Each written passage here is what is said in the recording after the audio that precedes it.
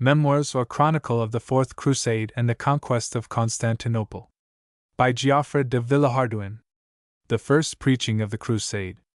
Be it known to you that 1197 years after the incarnation of our Lord Jesus Christ, in the time of Innocent Pope of Rome, and Philip King of France, and Richard King of England, there was in France a holy man named Fulk of Neuilly, which Neuilly is between Lagny-sur-Marne and Paris, and he was a priest and held the cure of the village. And this said Fulk began to speak of God throughout the Isle de France, and the other countries round about, and you must know that by him the Lord wrought many miracles. Be it known to you further, that the fame of this holy man so spread, that it reached the Pope of Rome, Innocent Asterisk, and the Pope sent to France, and ordered the right worthy man to preach the cross, the crusade, by his authority. And afterwards the Pope sent a cardinal of his, Master Peter of Capua, who himself had taken the cross, to proclaim the indulgence of which I now tell you, viz., that all who should take the cross and serve in the host for 1 year, would be delivered from all the sins they had committed, and acknowledged in confession. And because this indulgence was so great, the hearts of men were much moved, and many took the cross for the greatness of the pardon of those who took the cross. The other year after that right worthy man Fulk had so spoken of God, there was held a tourney in Champagne, at a castle called Ecry, and by God's grace it so happened that Thibaut, Count of Champagne and Brie, took the cross, and the Count Louis of Blois and Chartres likewise, and this was at the beginning of Advent, November 28, 1199. Now you must know that this Count Thibaut was but a young man, and not more than 22 years of age, and the Count Louis not more than 27. These two counts were nephews and cousins german to the King of France, and on the other part, nephews to the King of England. With these two counts there took the cross two very high and puissant barons of France, Simon of Montfort Asterisk, and Renaud of Montmirail. Great was the fame thereof throughout the land when these two high and puissant men took the cross. In the land of Count Thibaut of Champagne took the cross Garnier, Bishop of Troyes, Count Walter of Brienne, Geoffrey of Gennevilly Asterisk, who was seneschal of the land, Robert his brother, Walter of Vignery, Walter of Montbéliard, Eustace of Conflans, Guy of Plessis his brother, Henry of Arzeliers, Olger of Saint-Chiron, Villain of Neuilly, Geoffrey of Villehardouin, Marshal of Champagne, Geoffrey his nephew, William of Nolly, Walter of Fuligny, Everard of Montigny, Manasses of Lisle, Macaire of Saint Menehald, Miles the Brabant, Guy of Chaps, Clarambaud his nephew, Renaud of Dampierre, John Foisnes, and many other right worthy men whom this book does not here mention by name. With Count Louis took the cross Gervais of Chatel, Hervey his son, John of Verson, Oliver of Rochefort, Henry of Montreuil, Payen of Orleans, Peter of Brachidix, Hugh his brother, William of Sains, John of Friese, Walter of Gaudonville, Hugh of Cormeray, Geoffrey his brother, Hervey of Beauvoir, Robert of Freville, Peter his brother, Ory of Lisle, Robert of Cartier, and many more whom this book does not here mention by name. In the Isle de France took the cross Nivelon, Bishop of Soissons, Matthew of Montmorency, Guy the Castellan of Coucy, his nephew, Robert of Ronsoy, Ferry of Yers, John his brother, Walter of Saint Denis, Henry his brother, William of Auneuil, Robert Malvoisin, Drew of Cressensac, Bernard of Moreuil, and Garand of Boves, Robert his brother, and many more right worthy men with regard to whose names this book is here silent. At the beginning of the following Lent, on the day when folk are marked with ashes, February 23, 1200, the cross was taken at Bruges by Count Baldwin of Flanders and Hainault, and by the Countess Mary his wife, who was sister to the Count Thibaut of Champagne. Afterwards took the cross Henry his brother, Thierry his nephew, who was the son of Count Philip of Flanders, William the Advocate of Bethune, Conan his brother, John of Nelle Castellan of Bruges, Renier of Tritt, Reginald his son, Matthew of Wallencourt, James of Avanes, Baldwin of Beauvoir, Hugh of Beaumetz, Gerard of Mancycourt, Odo of Ham, William of Gamagnes, Drew of Beaurain, Roger of Mark, Eustace of Saubruic, Francis of Coligny, Walter of Bausies, Reginald of Mons, Walter of Tombs, Bernard of Summergen, and many more right worthy men in great number, with regard to whom this book does not speak further. Afterwards took the cross Count Hugh of St. Paul. With him took the cross Peter of Amiens his nephew, Eustace of Canteleu, Nicholas of Mailly, Ansgar of Chaos, Guy of Houdain, Walter of Nele, Peter his brother, and many other men who are unknown to us. Directly afterwards took the cross Geoffrey of Perchy, Stephen his brother, Rotrou of Montfort, Ives of La Jaille, Amory of Villeroy, Geoffrey of Beaumont, and many others whose names I do not know. The Crusaders sent 6 envoys to Venice. Afterwards the barons held a parliament at Soissons, to settle when they should start, and whither they should wend. But they could come to no agreement, because it did not seem to them that enough people had taken the cross. So during all that year, 1200, no 2 months passed without assemblings in Parliament at Compiègne. There met all the counts and barons who had taken the cross. Many were the opinions given and considered, but in the end it was agreed that envoys should be sent, the best that could be found, with full powers, as if they were the lords in person, to settle such matters as needed settlement. Of these envoys, Thibaut, Count of Champagne and Brie, sent 2, Baldwin, Count of Flanders and Hainault, 2, and Louis, Count of Blois and Chartres, 2. The envoys of the Count Thibaut were Geoffrey of Villehardouin, Marshal of Champagne, and Miles de Brabant. The envoys of Count Baldwin were Conan of Bethune, and Allard Maquereau, and the envoys of Count Louis were John of Fraise, and Walter of Gaudonville. To these 6 envoys the business in hand was fully committed, all the barons delivering to them valid charters, with seals attached, to the effect that they would undertake to maintain and carry out whatever conventions and agreements the envoys might enter into, in all seaports, and whithersoever else the envoys might fare. Thus were the 6 envoys dispatched, as you have been told, and they took counsel among themselves, and this was their conclusion, that in Venice they might expect to find a greater number of vessels than in any other port. So they journeyed day by day, till they came thither in the first week of Lent, February 1201. The envoys arrive in Venice, and proffer their request. The Doge of Venice, whose name was Henry Dandelot *, and who was very wise and very valiant, did them great honor, both he and the other folk, and entertained them right willingly, marveling, however, when the envoys had delivered their letters, what might be the matter of import that had brought them to that country. For the letters were letters of credence only, and declared no more than that the bearers were to be accredited as if they were the counts in person, and that the said counts would make good whatever the 6 envoys should undertake. So the Doge replied, Signors, I have seen your letters. Well do we know that of men uncrowned your lords are the greatest, and they advise us to put faith in what you tell us, and that they will maintain whatsoever you undertake. Now therefore speak, and let us know what is your pleasure. And the envoys answered, Sire, we would that you should assemble your council, and before your council we will declare the wishes of our lords, and let this be tomorrow, if it so pleases you. And the Doge replied asking for respite till the 4th day, when he would assemble his council, so that the envoys might state their requirements. The envoys waited then till the 4th day, as had been appointed them, and entered the palace, which was passing rich and beautiful, and found the Doge and his council in a chamber. There they delivered their message after this manner. Sire, we come to thee on the part of the high barons of France, who have taken the sign of the cross to avenge the shame done to Jesus Christ, and to reconquer Jerusalem, if so be that God will suffer it. And because they know that no people have such great power to help them as you and your people, therefore we pray you by God that you take pity on the land overseas and the shame of Christ, and use diligence that our lords have ships for transport and battle. And after what manner should we use diligence? Said the Doge. After all manners that you may advise and propose, rejoined the envoys, in so far as what you propose may be within our means.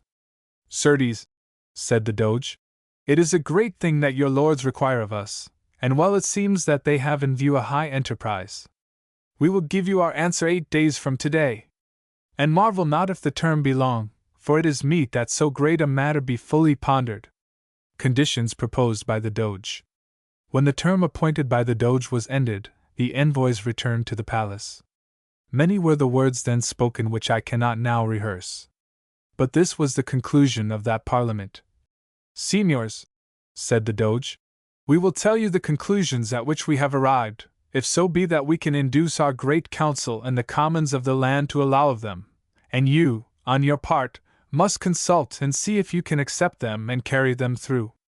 We will build transports to carry 4,500 horses, and 9,000 squires, and ships for 4,500 knights, and 20,000 sergeants of foot.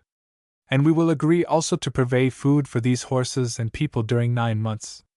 This is what we undertake to do at the least, on condition that you pay us for each horse 4 marks, and for each man 2 marks. And the covenants we are now explaining to you, we undertake to keep, wheresoever we may be, for a year, reckoning from the day on which we sail from the port of Venice in the service of God and of Christendom. Now the sum total of the expenses above named amounts to 85,000 marks. And this will we do moreover.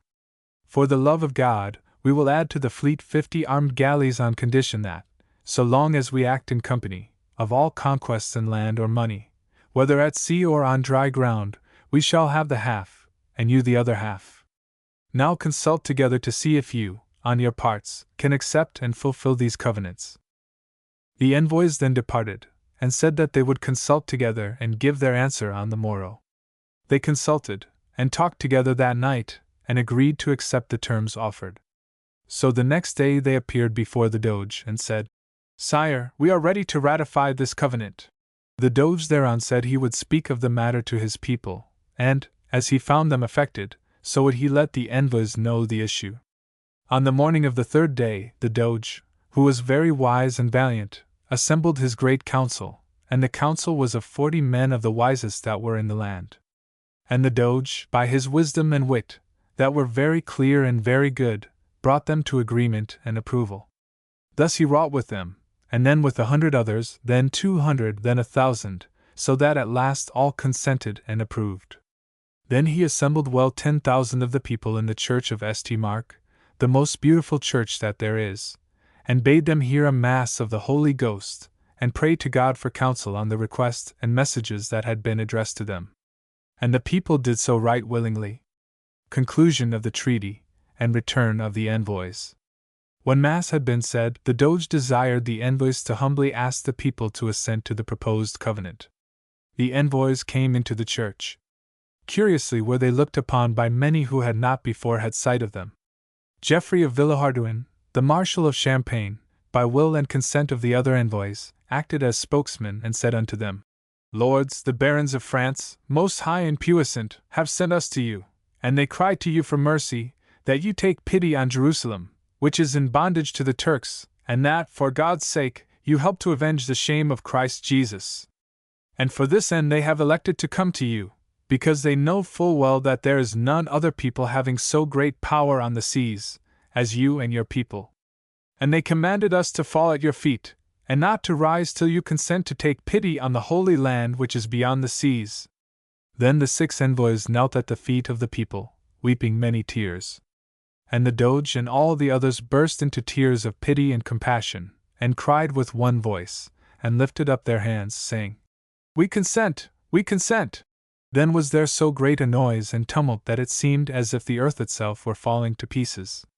And when this great tumult and passion of pity, greater did never any man see, were appeased, the good Doge of Venice, who was very wise and valiant, went up into the reading desk, and spoke to the people, and said to them, Signors, behold the honor that God has done you, for the best people in the world have set aside all other people, and chosen you to join them in so high an enterprise as the deliverance of our Lord.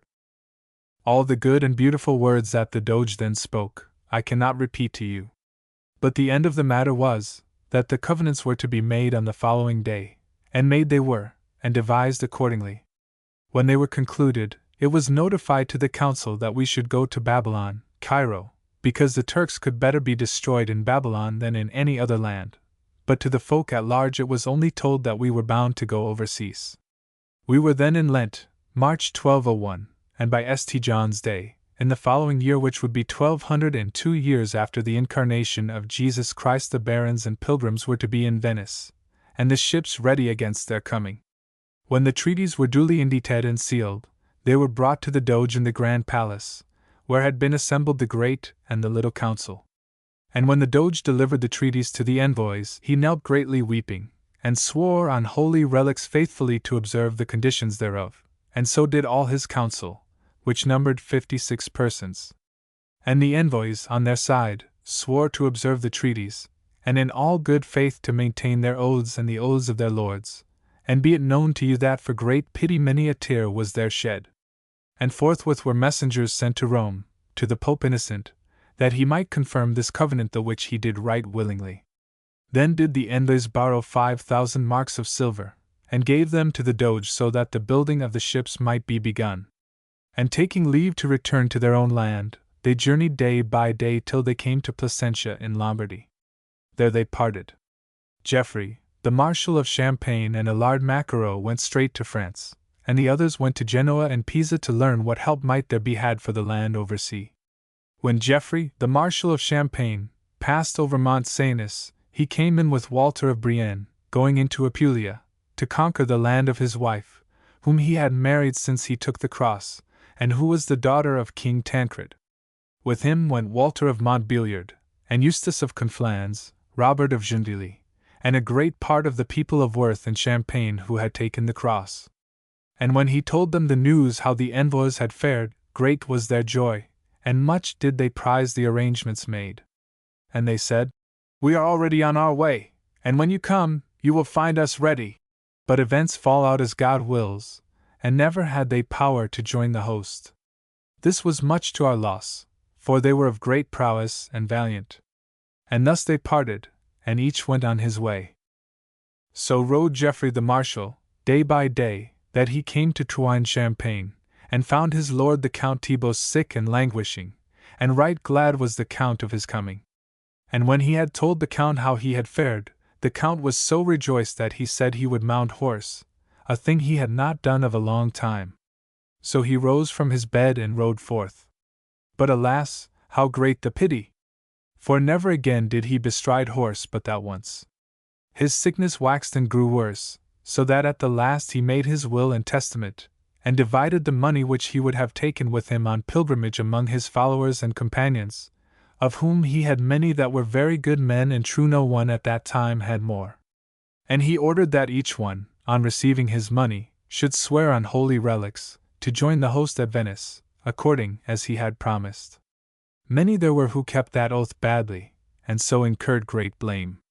The Count ordered that another portion of his treasure should be retained, and taken to the host, and there expended as might seem best. Thus died the Count, and no man in this world made a better end. And there were present at that time a very great assemblage of men of his lineage and of his vassals. But of the mourning and funeral pomp it is unmeet that I should here speak. Never was more honor paid to any man. And right well that it was so, for never was man of his age more beloved by his own men, nor by other folk.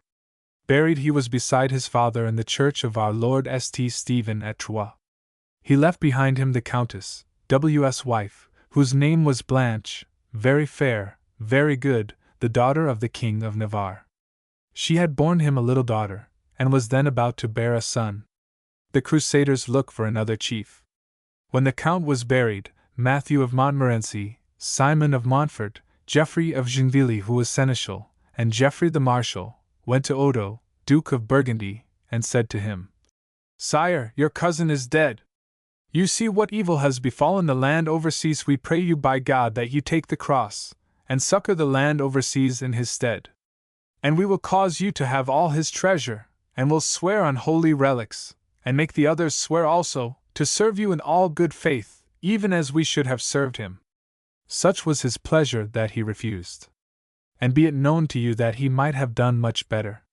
The envoys charged Geoffrey of Gentilly to make the selfsame offer to the Count of Bar-le-Duc, Thibault, who was cousin to the dead Count, and he refused also. Very great was the discomfort of the pilgrims, and of all who were about to go on God's service, at the death of Count Thibault of Champagne, and they held a parliament, at the beginning of the month, at Soissons, to determine what they should do. There were present Count Baldwin of Flanders and Hainault, the Count Louis of Blois and Chartres, the Count Geoffrey of Perchy, the Count Hugh of St. Paul, and many other men of worth. Geoffrey the Marshal spake to them and told them of the offer made to the Duke of Burgundy, and to the Count of Bar-le-Duc, and how they had refused it. "My lords," said he, "listen, I will advise you of somewhat if you will consent thereto. The Marquis of Montferrat is very worthy and valiant, and one of the most highly prized of living men. If you asked him to come here, and take the sign of the cross and put himself in place of the Count of Champagne, and you gave him the lordship of the host, full soon would he accept thereof. Many were the words spoken for and against, but in the end all agreed, both small and great. So were letters written, and envoys chosen, and the Marquis was sent for. And he came, on the day appointed, through Champagne and the Isle de France, where he received much honor, and specially from the King of France, who was his cousin. Boniface, Marquis of Montferrat, becomes chief of the crusade. New Crusaders, death of Geoffrey Count of Perchy. So he came to a parliament assembled at Soissons, and the main part of the counts and barons and of the other crusaders were there assembled. When they heard that the Marquis was coming, they went out to meet him, and did him much honor. In the morning the parliament was held in an orchard belonging to the Abbey of Our Lady of Soissons. There they besought the Marquis to do as they had desired of him, and prayed him, for the love of God, to take the cross, and accept the leadership of the host, and stand in the place of Thibaut Count of Champagne, and accept of his money and of his men. And they fell at his feet, with many tears, and he, on his part, fell at their feet, and said he would do it right willingly. Thus did the Marquis consent to their prayers, and receive the lordship of the host. Whereupon the Bishop of Soissons, and Master Fulk, the holy man, and 2 white monks whom the Marquis had brought with him from W.'s own land, led him into the church of Notre Dame, and attached the cross to his shoulder. Thus ended this parliament, and the next day he took leave to return to his own land and settle his own affairs, telling them all to settle their own affairs likewise, for that he would meet them at Venice. Thence did the Marquis go to attend the chapter at Citeaux, which is held on Holy Cross Day in September 14th, 1241. There he found a great number of abbots, barons, and other people of Burgundy, and Master Fulk went thither to preach the crusade. And at that place took the cross Odo the Champenois of Champlet, and William his brother, Richard of Dampierre, Odo his brother, Guy of Pesums, Edmund his brother, Guy of Conflans, and many other good men of Burgundy, whose names are not recorded. Afterwards took the cross the Bishop of Autun, Gines Count of Forez, Hugh of Burgy, father and son, Hugh of Coligny. Further on in Provence took the cross Peter Bromont, and many others whose names are unknown to us. Thus did the pilgrims make ready in all lands. Alas! A great mischance befell them in the following Lent, March 1202, before they had started, for the Count Geoffrey of Perchy fell sick, and made his will in such fashion that he directed that Stephen, his brother, should have his goods, and lead his men in the host. Of this exchange the pilgrims would willingly have been quit, had God so ordered. Thus did the Count make an end and die, and much evil ensued, for he was a baron high and honored, and a good knight. Greatly was he mourned throughout all his lands. First starting of the pilgrims for Venice, and of some who went not thither. After Easter and towards Whitsuntide, June 1202, began the pilgrims to leave their own country. And you must know that at their departure many were the tears shed for pity and sorrow, by their own people and by their friends. So they journeyed through Burgundy, and by the mountains of Montjoux, Jura, by Mont Cenis, and through Lombardy, and began to assemble at Venice, where they were lodged on an island which is called St. Nicholas in the port. At that time started from Flanders a fleet that carried a great number of good men at arms. Of this fleet were Captains John of Nelly, Castellan of Bruges, Thierry, who was the son of Count Philip of Flanders, and Nicholas of Mailly. And these promised Count Baldwin, and swore on holy relics, that they would go through the Straits of Morocco, and join themselves to him, and to the host of Venice, at whatsoever place they might hear that the Count was faring. And for this reason the Count of Flanders and Henry his brother had confided to them certain ships loaded with cloth and food and other wares. Very fair was this fleet, and rich, and great was the reliance that the Count of Flanders and the pilgrims placed upon it, because very many of their good sergeants were journeying therein. But ill did these keep the faith they had sworn to the Count, they and others like them, because they and such others of the same sort became fearful of the great perils that the host of Venice had undertaken. Thus did the Bishop of Autun fail us, and Gines the Count of Forez, and Peter Bromont, and many people besides, who were greatly blamed therein, and of little worth were the exploits they performed there where they did go.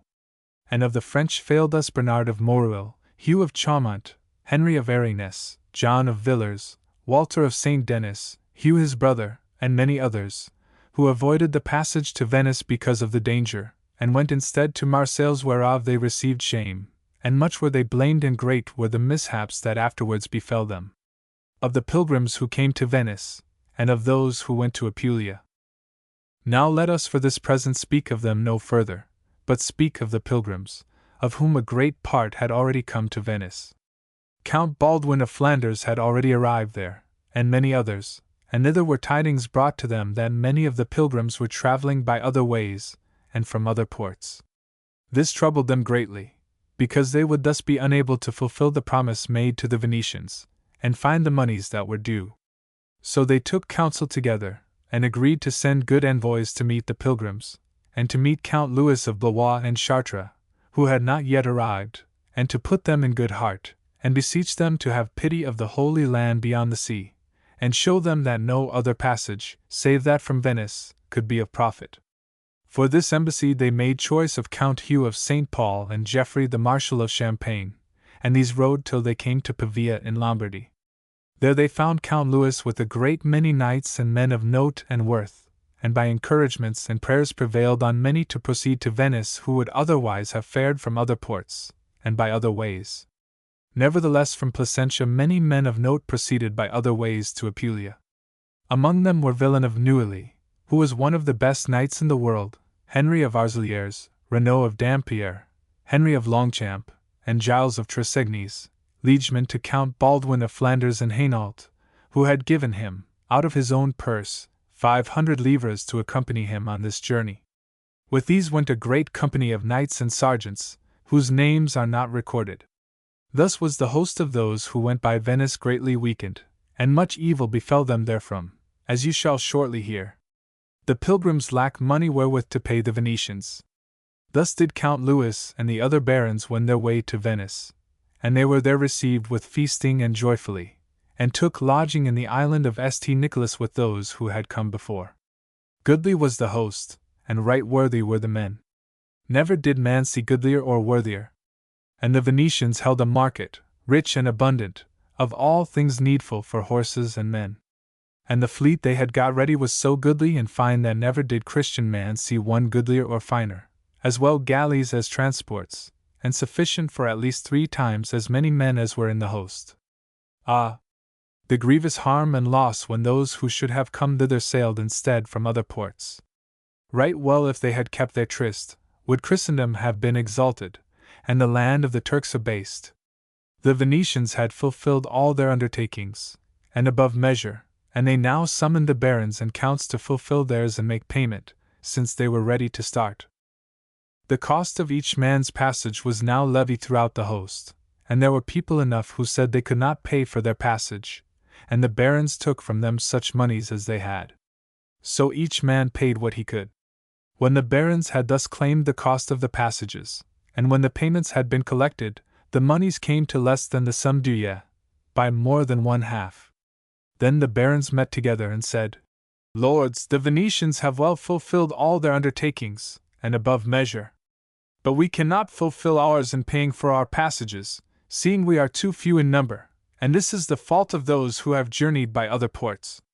For God's sake therefore let each contribute all that he has, so that we may fulfill our covenant, for better is it that we should give all that we have, than lose what we have already paid, and prove false to our covenants.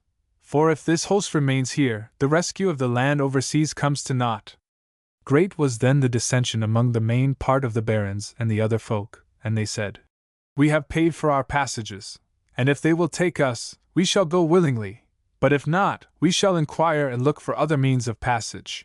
And they spoke thus because they wished that the host should fall to pieces and each return to his own land. But the other party said, Much rather would we give all that we have and go penniless with the host, than that the host should fall to pieces and fail, for God will doubtless repay us when it so pleases him. Then the Count of Flanders began to give all that he had and all that he could borrow, and so did Count Louis, and the Marquis, and the Count of St. Paul, and those who were of their party. Then might you have seen many a fine vessel of gold and silver borne in payment to the palace of the Doge. And when all had been brought together, there was still wanting, of the sum required, 34,000 marks of silver. Then those who had kept back their possessions and not brought them into the common stock were right glad, for they thought now surely the host must fail and go to pieces. But God, who advises those who have been ill-advised, would not so suffer it. The Crusaders obtained a respite by promising to help the Venetians against Zara. Then the Doge spoke to his people, and said unto them, Signors, these people cannot pay more, and in so far as they have paid at all, we have benefited by an agreement which they cannot now fulfill. But our right to keep this money would not everywhere be acknowledged, and if we so kept it we should be greatly blamed, both us and our land. Let us therefore offer them terms. The King of Hungary has taken from us Zara and Sclavonia, which is one of the strongest places in the world, and never shall we recover it with all the power that we possess, save with the help of these people. Let us therefore ask them to help us to reconquer it, and we will remit the payment of the debt of 34,000 marks of silver, until such time as it shall please God to allow us to gain the moneys by conquest, we and they together. Thus was agreement made. Much was it contested by those who wished that the host should be broken up. Nevertheless, the agreement was accepted and ratified. The Doge and a number of Venetians take the cross. Then, on a Sunday, was assemblage held in the church of St. Mark. It was a very high festival, and the people of the land were there, and the most part of the barons and pilgrims. Before the beginning of High Mass, the Doge of Venice, who bore the name of Henry Dandolo, went up into the reading desk, and spoke to the people, and said to them, Signors, you are associated with the most worthy people in the world, and for the highest enterprise ever undertaken, and I am a man old and feeble, who should have need of rest, and I am sick in body, but I see that no one could command and lead you like myself, who am your Lord. If you will consent that I take the sign of the cross to guard and direct you, and that my son remain in my place to guard the land, then shall I go to live or die with you and with the pilgrims. And when they had heard him, they cried with one voice, We pray you by God that you consent, and do it, and that you come with us. Very great was then the pity and compassion on the part of the people of the land and of the pilgrims, and many were the tears shed, because that worthy and good man would have had so much reason to remain behind, for he was an old man, and albeit his eyes were unclouded, yet he saw naught, having lost his sight through a wound in the head. He was of a great heart. Ah! How little like him were those who had gone to other ports to escape the danger. Thus he came down from the reading desk, and went before the altar, and knelt upon his knees greatly weeping. And they sewed the cross on to a great cotton hat, which he wore, in front, because he wished that all men should see it. And the Venetians began to take the cross in great numbers, a great multitude, for up to that day very few had taken the cross.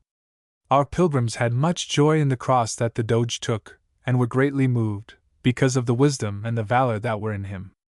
Thus did the Doge take the cross, as you have heard. Then the Venetians began to deliver the ships, the galleys, and the transports to the barons for departure. But so much time had already been spent since the appointed term, that September drew near, 1202. Message of Alexius, the son of Isaac, the dethroned emperor of Constantinople. Death of Fulk of Neuilly. Arrival of the Germans. Now give ear to one of the greatest marvels, and most wonderful adventures that you have ever heard tell of. At that time there was an emperor in Constantinople, whose name was Isaac, and he had a brother, Alexius by name, whom he had ransomed from captivity among the Turks. This Alexius took his brother the emperor, tore the eyes out of his head, and made himself emperor by the aforesaid treachery. He kept Isaac a long time in prison, together with a son whose name was Alexius. This son escaped from prison, and fled in a ship to a city on the sea, which is called Ancona. Thence he departed to go to King Philip of Germany, who had his sister for wife, and he came to Verona in Lombardy, and lodged in the town, and found there a number of pilgrims and other people who were on their way to join the host. And those who had helped him to escape, and were with him, said, Sire, here is an army in Venice, quite near to us, the best and most valiant people and knights that are in the world, and they are going overseas. Cry to them therefore for mercy, that they have pity on thee and on thy father, who have been so wrongfully dispossessed. And if they be willing to help thee, thou shalt be guided by them. Perchance they will take pity on thy estate. And Alexius said he would do this right willingly, and that the advice was good. Thus he appointed envoys, and sent them to the Marquis Boniface of Montferrat, who was chief of the host, and to the other barons. And when the barons saw them, they marveled greatly, and said to the envoys, We understand right well what you tell us. We will send an envoy with the prince to King Philip, whither he is going. If the prince will help to recover the land overseas, we will help him to recover his own land, for we know that it has been wrested from him and from his father wrongfully. So were envoys sent into Germany, both to the heir of Constantinople and to King Philip of Germany. Before this happened, of which I have just told you, there came news to the host which greatly saddened the barons and the other folk, viz., that Fulk, the good man, the holy man, who first preached the crusade, had made an end and was dead. And after this adventure, there came to the host a company of very good and worthy people from the Empire of Germany, of whose arrival they of the host were full fain. There came the Bishop of Halberstadt, Count Berthold of Katzenelnbogen, Gamir of Borland, Thierry of Luce, Henry of Orme, Thierry of Diest, Roger of Swaytre, Alexander of Villers, Ulrich of Tone, and many other good folk, whose names are not recorded in this book. The Crusaders leave Venice to besiege Zara. Then were the ships and transports apportioned by the barons. Ah, God, what fine war horses were put therein! And when the ships were fulfilled with arms and provisions, and knights and sergeants, the shields were ranged round the bulwarks and castles of the ships, and the banners displayed, many and fair. And be it known to you that the vessels carried more than 300 petraries and mangonels, and all such engines as are needed for the taking of cities, in great plenty. Never did finer fleet sail from any port. And this was in the octave of the feast of St. Remigius, October, in the year of the incarnation of Jesus Christ 1202. Thus did they sail from the port of Venice, as you have been told. On the eve of St. Martin, November 10th, they came before Zara in Sclavonia, and beheld the city enclosed by high walls and high towers, and vainly would you have sought for a fairer city, or one of greater strength, or richer. And when the pilgrims saw it, they marveled greatly, and said one to another, How could such a city be taken by force, save by the help of God himself? The first ships that came before the city cast anchor, and waited for the others, and in the morning the day was very fine and very clear, and all the galleys came up with the transports, and the other ships which were behind, and they took the port by force, and broke the chain that defended it, and was very strong and well wrought, and they landed in such sort that the port was between them and the town. Then might you have seen many a knight and many a sergeant swarming out of the ships, and taking from the transports many a good war horse, and many a rich tent and many a pavilion. Thus did the host encamp. And Zara was besieged on St. Martin's Day, November 11th, 1202. At this time all the barons had not yet arrived. Thus the Marquis of Montferrat had remained behind for some business that detained him. And Stephen of Perchy had remained at Venice sick, and Matthew of Montmorency. When they were healed of their sickness, Matthew of Montmorency came to rejoin the host at Zara. But Stephen of Perchy dealt less worthily, for he abandoned the host, and went to sojourn in Apulia. With him went Rocher of Montfort, and Ives of La Jael, and many others, who were much blamed therein, and they journeyed to Syria in the following spring. The inhabitants of Zara offered to capitulate, and then draw back. Zara is taken. On the day following the feast of St. Martin, certain of the people of Zara came forth, and spoke to the Doge of Venice, who was in his pavilion, and said to him that they would yield up the city and all their goods, their lives being spared, to his mercy. And the Doge replied that he would not accept these conditions, nor any conditions, save by consent of the counts and barons, with whom he would go and confer. While he went to confer with the counts and barons, that party, of whom you have already heard, who wished to disperse the host, spoke to the envoys and said, Why should you surrender your city? The pilgrims will not attack you, have no care of them. If you can defend yourselves against the Venetians, you will be safe enough. And they chose one of themselves, whose name was Robert of Boves, who went to the walls of the city, and spoke the same words. Therefore the envoys returned to the city, and the negotiations were broken off. The Doge of Venice, when he came to the counts and barons, said to them, Signors, the people who are therein desire to yield the city to my mercy, on condition only that their lives are spared. But I will enter into no agreement with them, neither this nor any other, save with your consent. And the barons answered, Sire, we advise you to accept these conditions, and we even beg of you so to do. He said he would do so, and they all returned together to the pavilion of the Doge to make the agreement, and found that the envoys had gone away by the advice of those who wished to disperse the host. Then rose the abbot of Vaux, of the order of the Cistercians, and said to them, Lords, I forbid you, on the part of the Pope of Rome, to attack this city, for those within it are Christians, and you are pilgrims.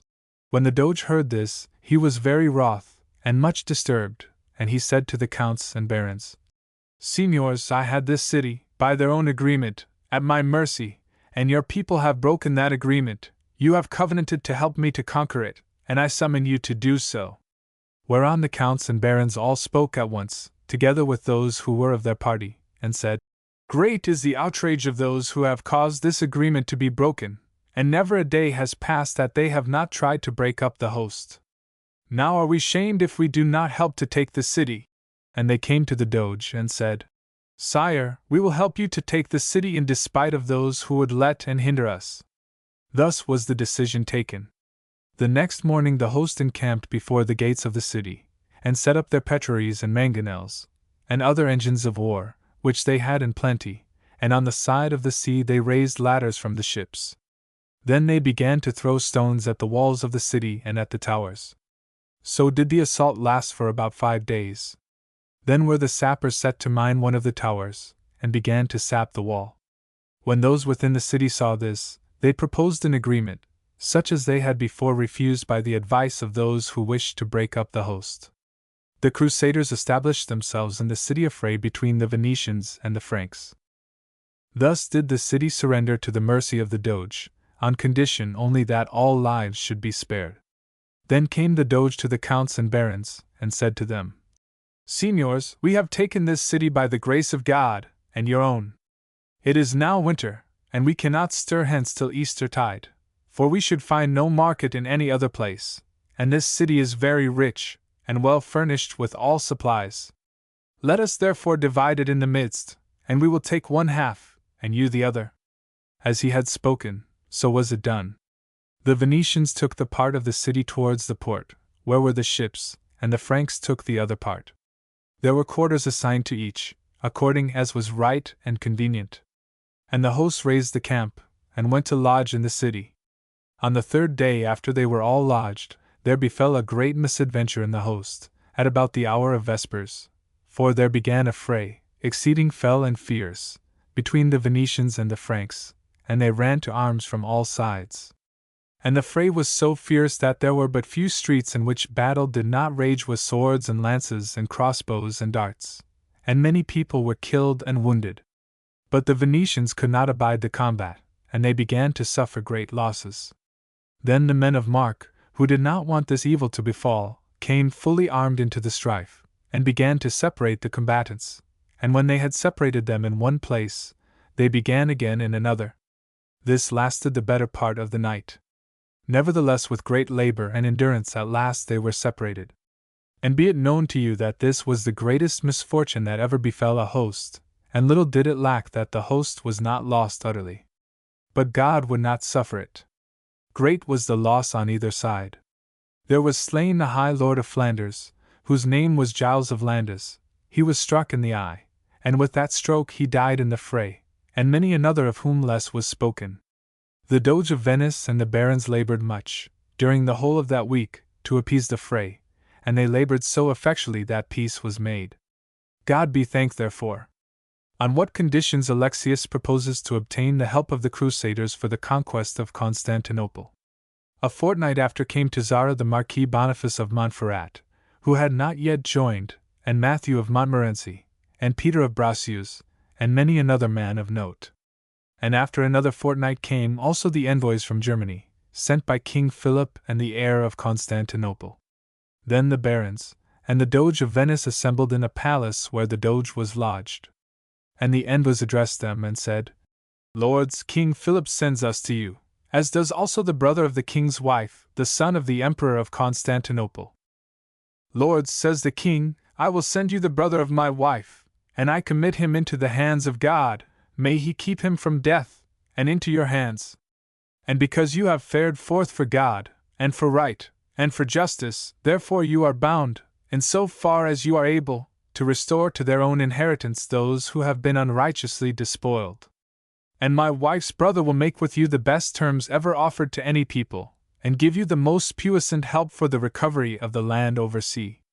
And first, if God grant that you restore him to his inheritance, he will place the whole empire of Romania in obedience to Rome, from which it has long been separated. Further, he knows that you have spent of your substance, and that you are poor, and he will give you 200,000 marks of silver, and food for all those of the host, both small and great. And he, of his own person, will go with you into the land of Babylon, or, if you hold that that will be better, send thither 10,000 men, at his own charges. And this service he will perform for 1 year. And all the days of his life he will maintain, at his own charges, 500 knights in the land overseas to guard that land. Lords, we have full power, said the envoys, to conclude this agreement, if you are willing to conclude it on your parts. And be it known to you, that so favorable an agreement has never before been offered to anyone, and that he that would refuse it can have but small desire of glory and conquest. The barons and the Doge said they would talk this over, and a parliament was called for the morrow. When all were assembled, the matter was laid before them. Discord among the Crusaders, of those who accept the proposals of the young Alexius. Then arose much debate. The abbot of Vaux, of the order of the Cistercians, spoke, and that party that wished for the dispersal of the host, and they said they would never consent, that it was not to fall on Christians that they had left their homes, and that they would go to Syria. And the other party replied, Fair lords, in Syria you will be able to do nothing, and that you may right well perceive by considering how those have fared who abandoned us, and sailed from other ports. And be it known to you that it is only by way of Babylon, or of Greece, that the land overseas can be recovered, if so be that it ever is recovered. And if we reject this covenant we shall be shamed to all time. There was discord in the host, as you hear. Nor need you be surprised if there was discord among the laymen, for the white monks of the order of Citeaux were also at issue among themselves in the host. The abbot of Luce, who was a holy man and a man of note, and other abbots who held with him, prayed and besought the people, for pity's sake and the sake of God, to keep the host together, and agreed to the proposed convention, in that it afforded the best means by which the land overseas might be recovered. While the abbot of Vaux, on the other hand, and those who held with him, preached full oft, and declared that all this was not, and that the host ought to go to the land of Syria, and there do what they could.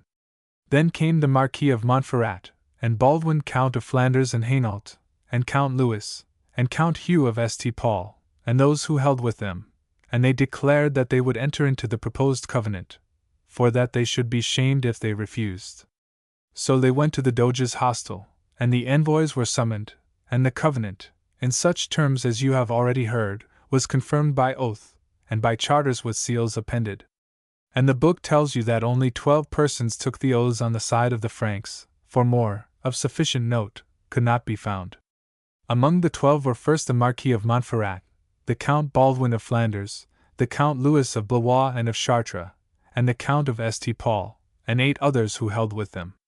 Thus was the agreement made, and the charters prepared, and a term fixed for the arrival of the heir of Constantinople, and the term so fixed was the 15th day after the following Easter. Of those who separated themselves from the host to go to Syria, and of the fleet of the Count of Flanders. Thus did the host sojourn at Zara all that winter, 1202 to 1203, in the face of the King of Hungary. And be it known to you that the hearts of the people were not at peace, for the one party used all efforts to break up the host, and the other to make it hold together. Many of the lesser folk escaped in the vessels of the merchants. In one ship escaped well nigh 500, and they were all drowned, and so lost. Another company escaped by land, and thought to pass through Sclavonia, and the peasants of that land fell upon them, and killed many, so that the remainder came back flying to the host. Thus did the host go greatly dwindling day by day. At that time a great lord of the host, who was from Germany, Garnier of Borland by name, so wrought that he escaped in a merchant vessel, and abandoned the host, whereby he incurred great blame. Not long afterwards, a great baron of France, Renaud of Montmirail by name, besought so earnestly, with the countenance of Count Louis, that he was sent to Syria on an embassy in one of the vessels of the fleet, and he swore with his right hand on holy relics, he and all the knights who went with him, that within 15 days after they had arrived in Syria, and delivered their message, they would return to the host. On this condition he left the host, and with him Hervey of the Chastel, his nephew, William the Vidame of Chartres, Geoffrey of Beaumont, John of Freville, Peter his brother, and many others. And the oaths that they swore were not kept, for they did not rejoin the host. Then came to the host news that was heard right willingly, viz., that the fleet from Flanders, of which mention has been made above, had arrived at Marseilles. And John of Nele, castellan of Bruges, who was captain of that host, and Thierry, who was the son of Count Philip of Flanders, and Nicholas of Mailly, advised the Count of Flanders, their lord, that they would winter at Marseilles, and asked him to let them know what was his will, and said that whatever was his will, that they would do. And he told them, by the advice of the Doge of Venice and the other barons, that they should sail at the end of the following March, and come to meet him at the port of Modin in Romania. Alas! They acted very evilly, for never did they keep their word, but went to Syria, where, as they well knew, they would achieve nothing. Now be it known to you, lords, that if God had not loved the host, it could never have held together, seeing how many people wished evil to it. The Crusaders obtained the Pope's absolution for the capture of Zara.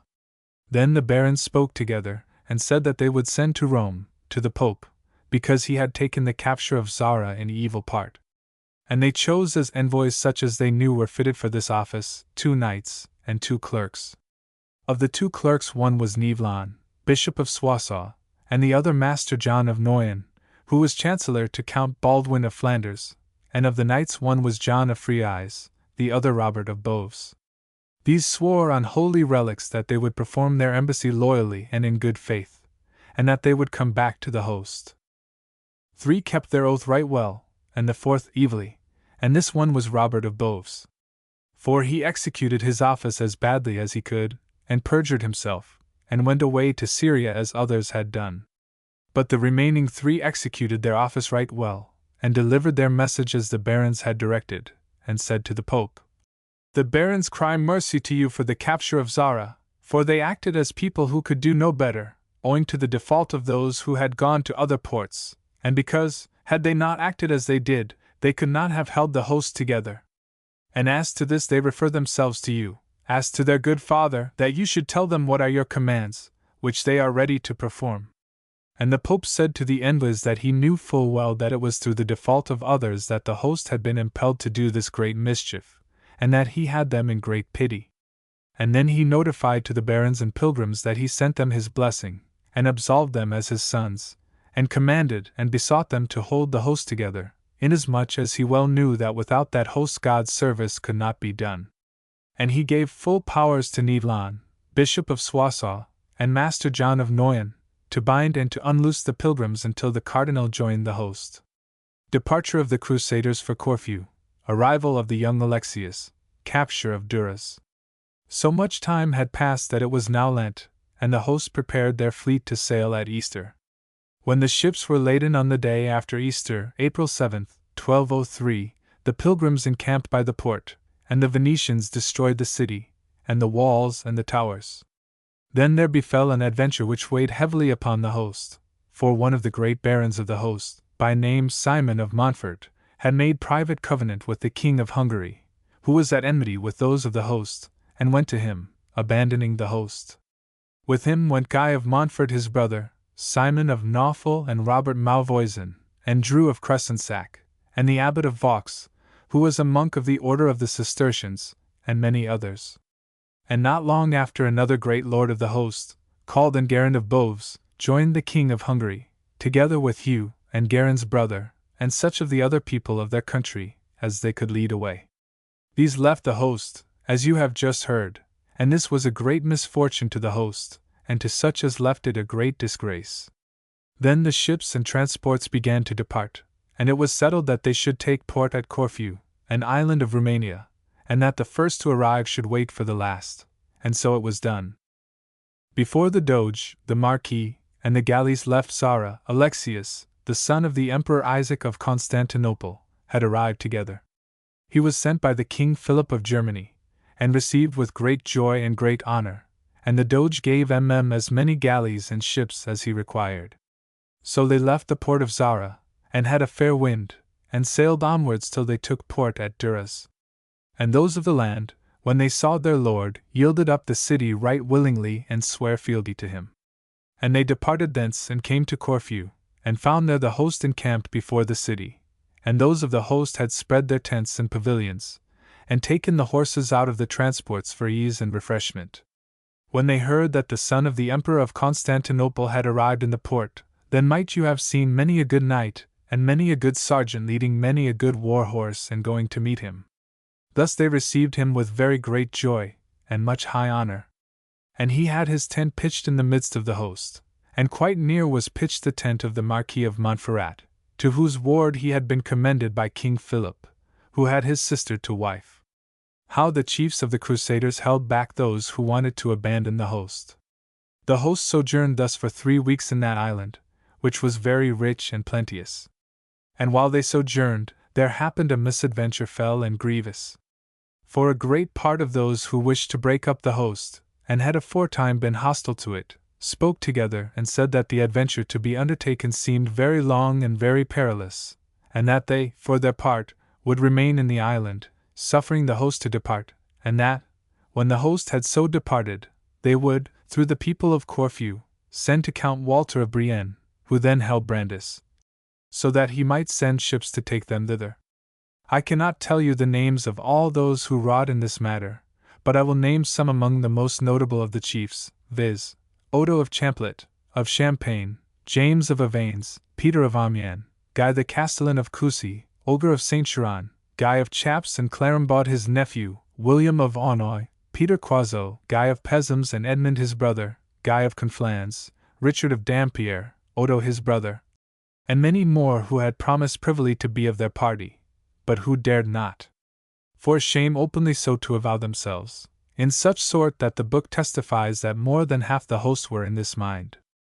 And when the Marquis of Montferrat heard thereof, and Count Baldwin of Flanders, and Count Louis, and the Count of St. Paul, and the barons who held with them, they were greatly troubled, and said, Lords, we are in evil case.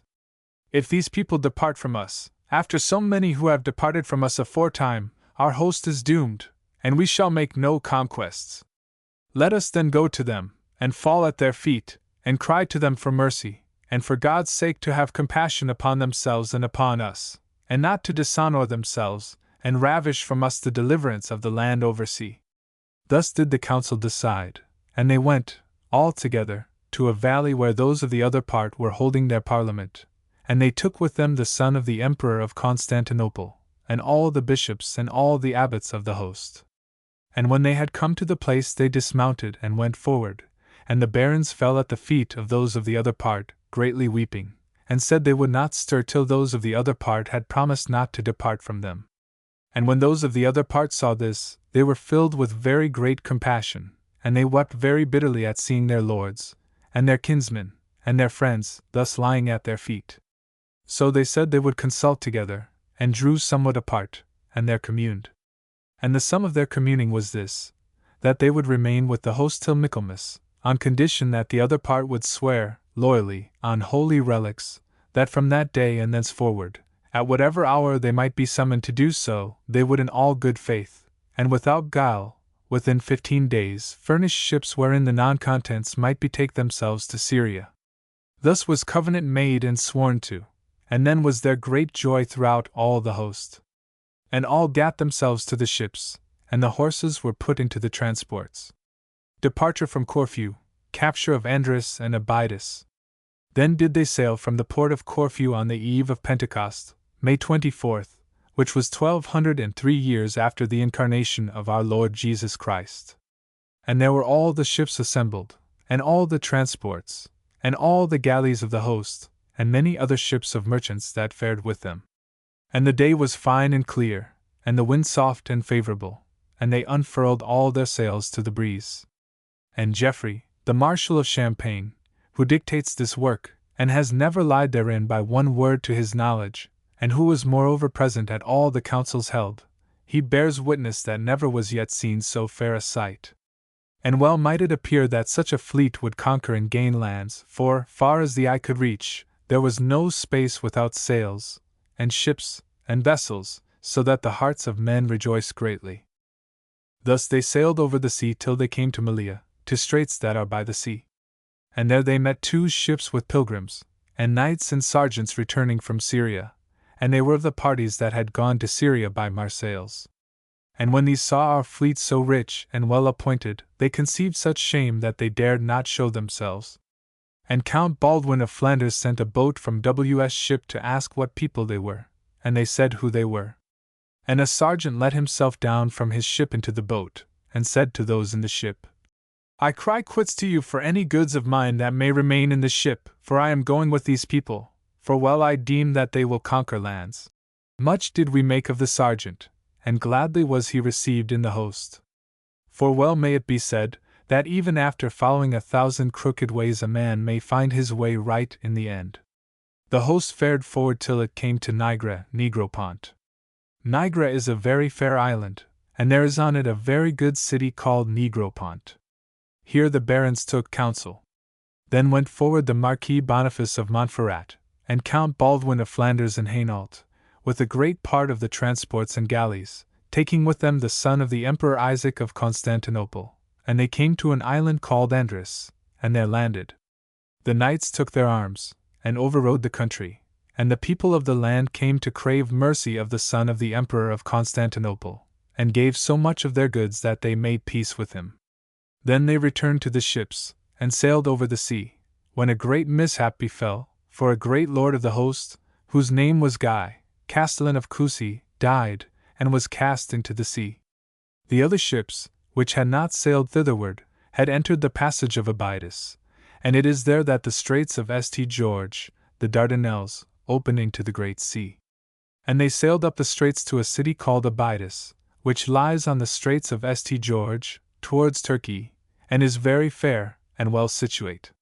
There they took port and landed, and those of the city came to meet them, and surrendered the city, as men without stomach to defend themselves. And such guard was established that those of the city lost not one stiver current. They sojourned there 8 days to wait for the ships' transports, and galleys that had not yet come up. And while they thus sojourned, they took corn from the land, for it was the season of harvest, and great was their need thereof, for before they had but little. And within those 8 days all the ships and barons had come up. God gave them fair weather. Arrival at St. Stephen, deliberation as to plan of attack. All started from the port of Abydos together. Then might you have seen the straits of St. George, as it were, in flower with ships and galleys sailing upwards, and the beauty thereof was a great marvel to behold. Thus they sailed up the straits of St. George till they came, on St. John the Baptist's eve, in June 23, 1203, to St. Stephen, an abbey that lay 3 leagues from Constantinople. There had those on board the ships and galleys and transports full sight of Constantinople, and they took port and anchored their vessels. Now you may know that those who had never before seen Constantinople looked upon it very earnestly, for they never thought there could be in all the world so rich a city, and they marked the high walls and strong towers that enclosed it round about, and the rich palaces, and mighty churches, of which there were so many that no one would have believed it who had not seen it with his eyes, and the height and the length of that city which above all others was sovereign. And be it known to you, that no man there was of such hardihood but his flesh trembled, and it was no wonder, for never was so great an enterprise undertaken by any people since the creation of the world. Then landed the counts and barons and the Doge of Venice, and a parliament was held in the church of St. Stephen. There were many opinions set forth, this way and that. All the words then spoken shall not be recorded in this book, But in the end the Doge rose on his feet and said, Signors, I know the state of this land better than you do, for I have been here erewhile. We have undertaken the greatest enterprise, and the most perilous, that ever people have undertaken. Therefore it behoves us to go to work warily. Be it known to you that if we go on dry ground, the land is great and large, and our people are poor and ill provided. Thus they will disperse to look for food, and the people of the land are in great multitude, and we cannot keep such good watch but that some of ours will be lost. Nor are we in case to lose any, for our people are but few indeed for the work in hand. Now there are islands close by which you can see from here, and these are inhabited, and produce corn, and food, and other things. Let us take port there, and gather the corn and provisions of the land. And when we have collected our supplies, let us go before the city, and do as our Lord shall provide. For he that has supplies wages war with more certainty than he that has none. To this counsel the lords and barons agreed, and all went back to their ships and vessels.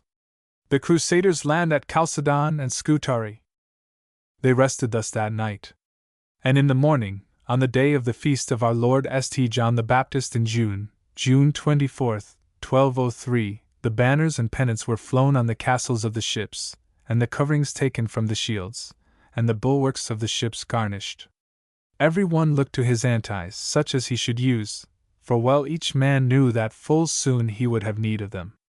The sailors weighed the anchors, and spread the sails to the wind, and God gave them a good wind, such as was convenient to them. Thus they passed before Constantinople, and so near to the walls and towers that we shot at many of their vessels. There were so many people on the walls and towers that it seemed as if there could be no more people in the world. Then did God our Lord set to naught the counsel of the day before, and keep us from sailing to the islands. That counsel fell to naught as if none had ever heard thereof. For lo, our ships made for the mainland as straight as ever they could, and took port before a palace of the Emperor Alexius, at a place called Chalcedon. This was in face of Constantinople, on the other side of the straits, towards Turkey. The palace was one of the most beautiful and delectable that ever eyes could see, with every delight therein that the heart of man could desire, and convenient for the house of a prince. The counts and barons landed and lodged themselves in the palace, and in the city round about, the main part pitched their tents. Then were the horses taken out of the transports, and the knights and sergeants got to land with all their arms, so that none remained in the ships save the mariners only. The country was fair, and rich, and well supplied with all good things, and the sheaves of corn, which had been reaped, were in the fields, so that all, and they stood in no small need, might take thereof. They sojourned thus in that palace the following day, and on the third day God gave them a good wind, and the mariners raised their anchors, and spread their sails to the wind. They went thus up the straits, a good league above Constantinople, to a palace that belonged to the Emperor Alexius, and was called Scutari. There the ships anchored, and the transports, and all the galleys. The horsemen who had lodged in the palace of Chalcedon went along the shore by land. The host of the French encamped thus on the straits of St. George, at Scutari, and above it. And when the Emperor Alexius saw this, he caused his host to issue from Constantinople, and encamp over against us on the other side of the straits, and there pitched his tents, so that we might not take land against him by force. The host of the French sojourned thus for 9 days, and those obtained supplies who needed them, and that was every one in the host. The foragers defeat the Greeks. During this time, a company of good and trustworthy men issued from the camp to guard the host, for fear it should be attacked, and the foragers searched the country. In the said company were Odo of Champlit, of Champagne, and William his brother, and Oger of Saint Geran, and Manasses of Lisle, and Count Gerard, a count of Lombardy, a retainer of the Marquis of Montferrat, and they had with them at least 80 knights who were good men and true. And they espied, at the foot of a mountain, some 3 leagues distant from the host, certain tents belonging to the Grand Duke of the Emperor of Constantinople, who had with him at least 500 Greek knights. When our people saw them, they formed their men into 4 battalions, and decided to attack. And when the Greeks saw this, they formed their battalions, and arrayed themselves in rank before their tents, and waited. And our people went forward and fell upon them right vigorously. By the help of God our Lord, this fight lasted but a little while, and the Greeks turned their backs. They were discomfited at the first onset, and our people pursued them for a full great league. There they won plenty of horses and stallions, and palfreys, and mules, and tents and pavilions, and such spoil as is usual in such case. So they returned to the host, where they were right well received, and their spoils were divided, as was fit. Message of the Emperor Alexius. Reply of the Crusaders. The next day after, the Emperor Alexius sent an envoy with letters to the counts and to the barons. This envoy was called Nicholas Rue, and he was a native of Lombardy. He found the barons in the rich palace of Scutari, where they were holding council, and he saluted them on the part of the Emperor Alexius of Constantinople, and tendered his letters to the Marquis of Montferrat, who received them. And the letters were read before all the barons, and there were in them words, written after various manners, which the book does not, here, relate, and at the end of the other words so written, came words of credit, accrediting the bearer of the letters, whose name was Nicholas Rue. Fair sir, said the barons, we have seen your letters, and they tell us that we are to give credit to what you say, and we credit you right well.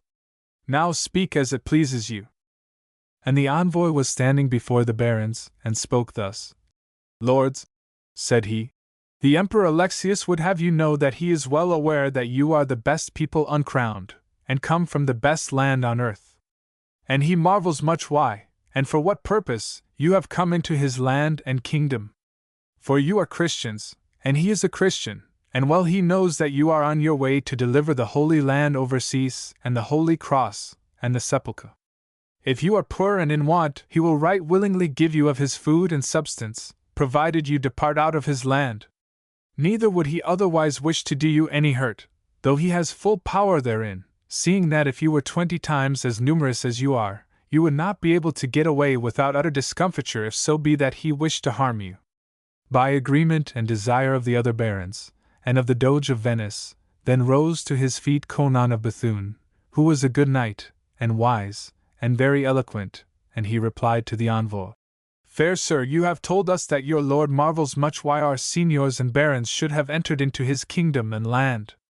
Into his land they have not entered, for he holds this land wrongfully and wickedly, and against God and against reason. It belongs to W.'s nephew, who sits upon a throne among us, and is the son of his brother, the Emperor Isaac. But if he is willing to throw himself on the mercy of his nephew, and to give him back his crown and empire, then we will pray his nephew to forgive him, and bestow upon him as much as will enable him to live wealthily. And if you come not as the bearer of such a message, then be not so bold as to come here again. So the envoy departed and went back to Constantinople, to the Emperor Alexius. The Crusaders showed the young Alexius to the people of Constantinople, and prepare for the battle. The barons consulted together on the morrow, and said that they would show the young Alexius, the son of the Emperor of Constantinople, to the people of the city. So they assembled all the galleys.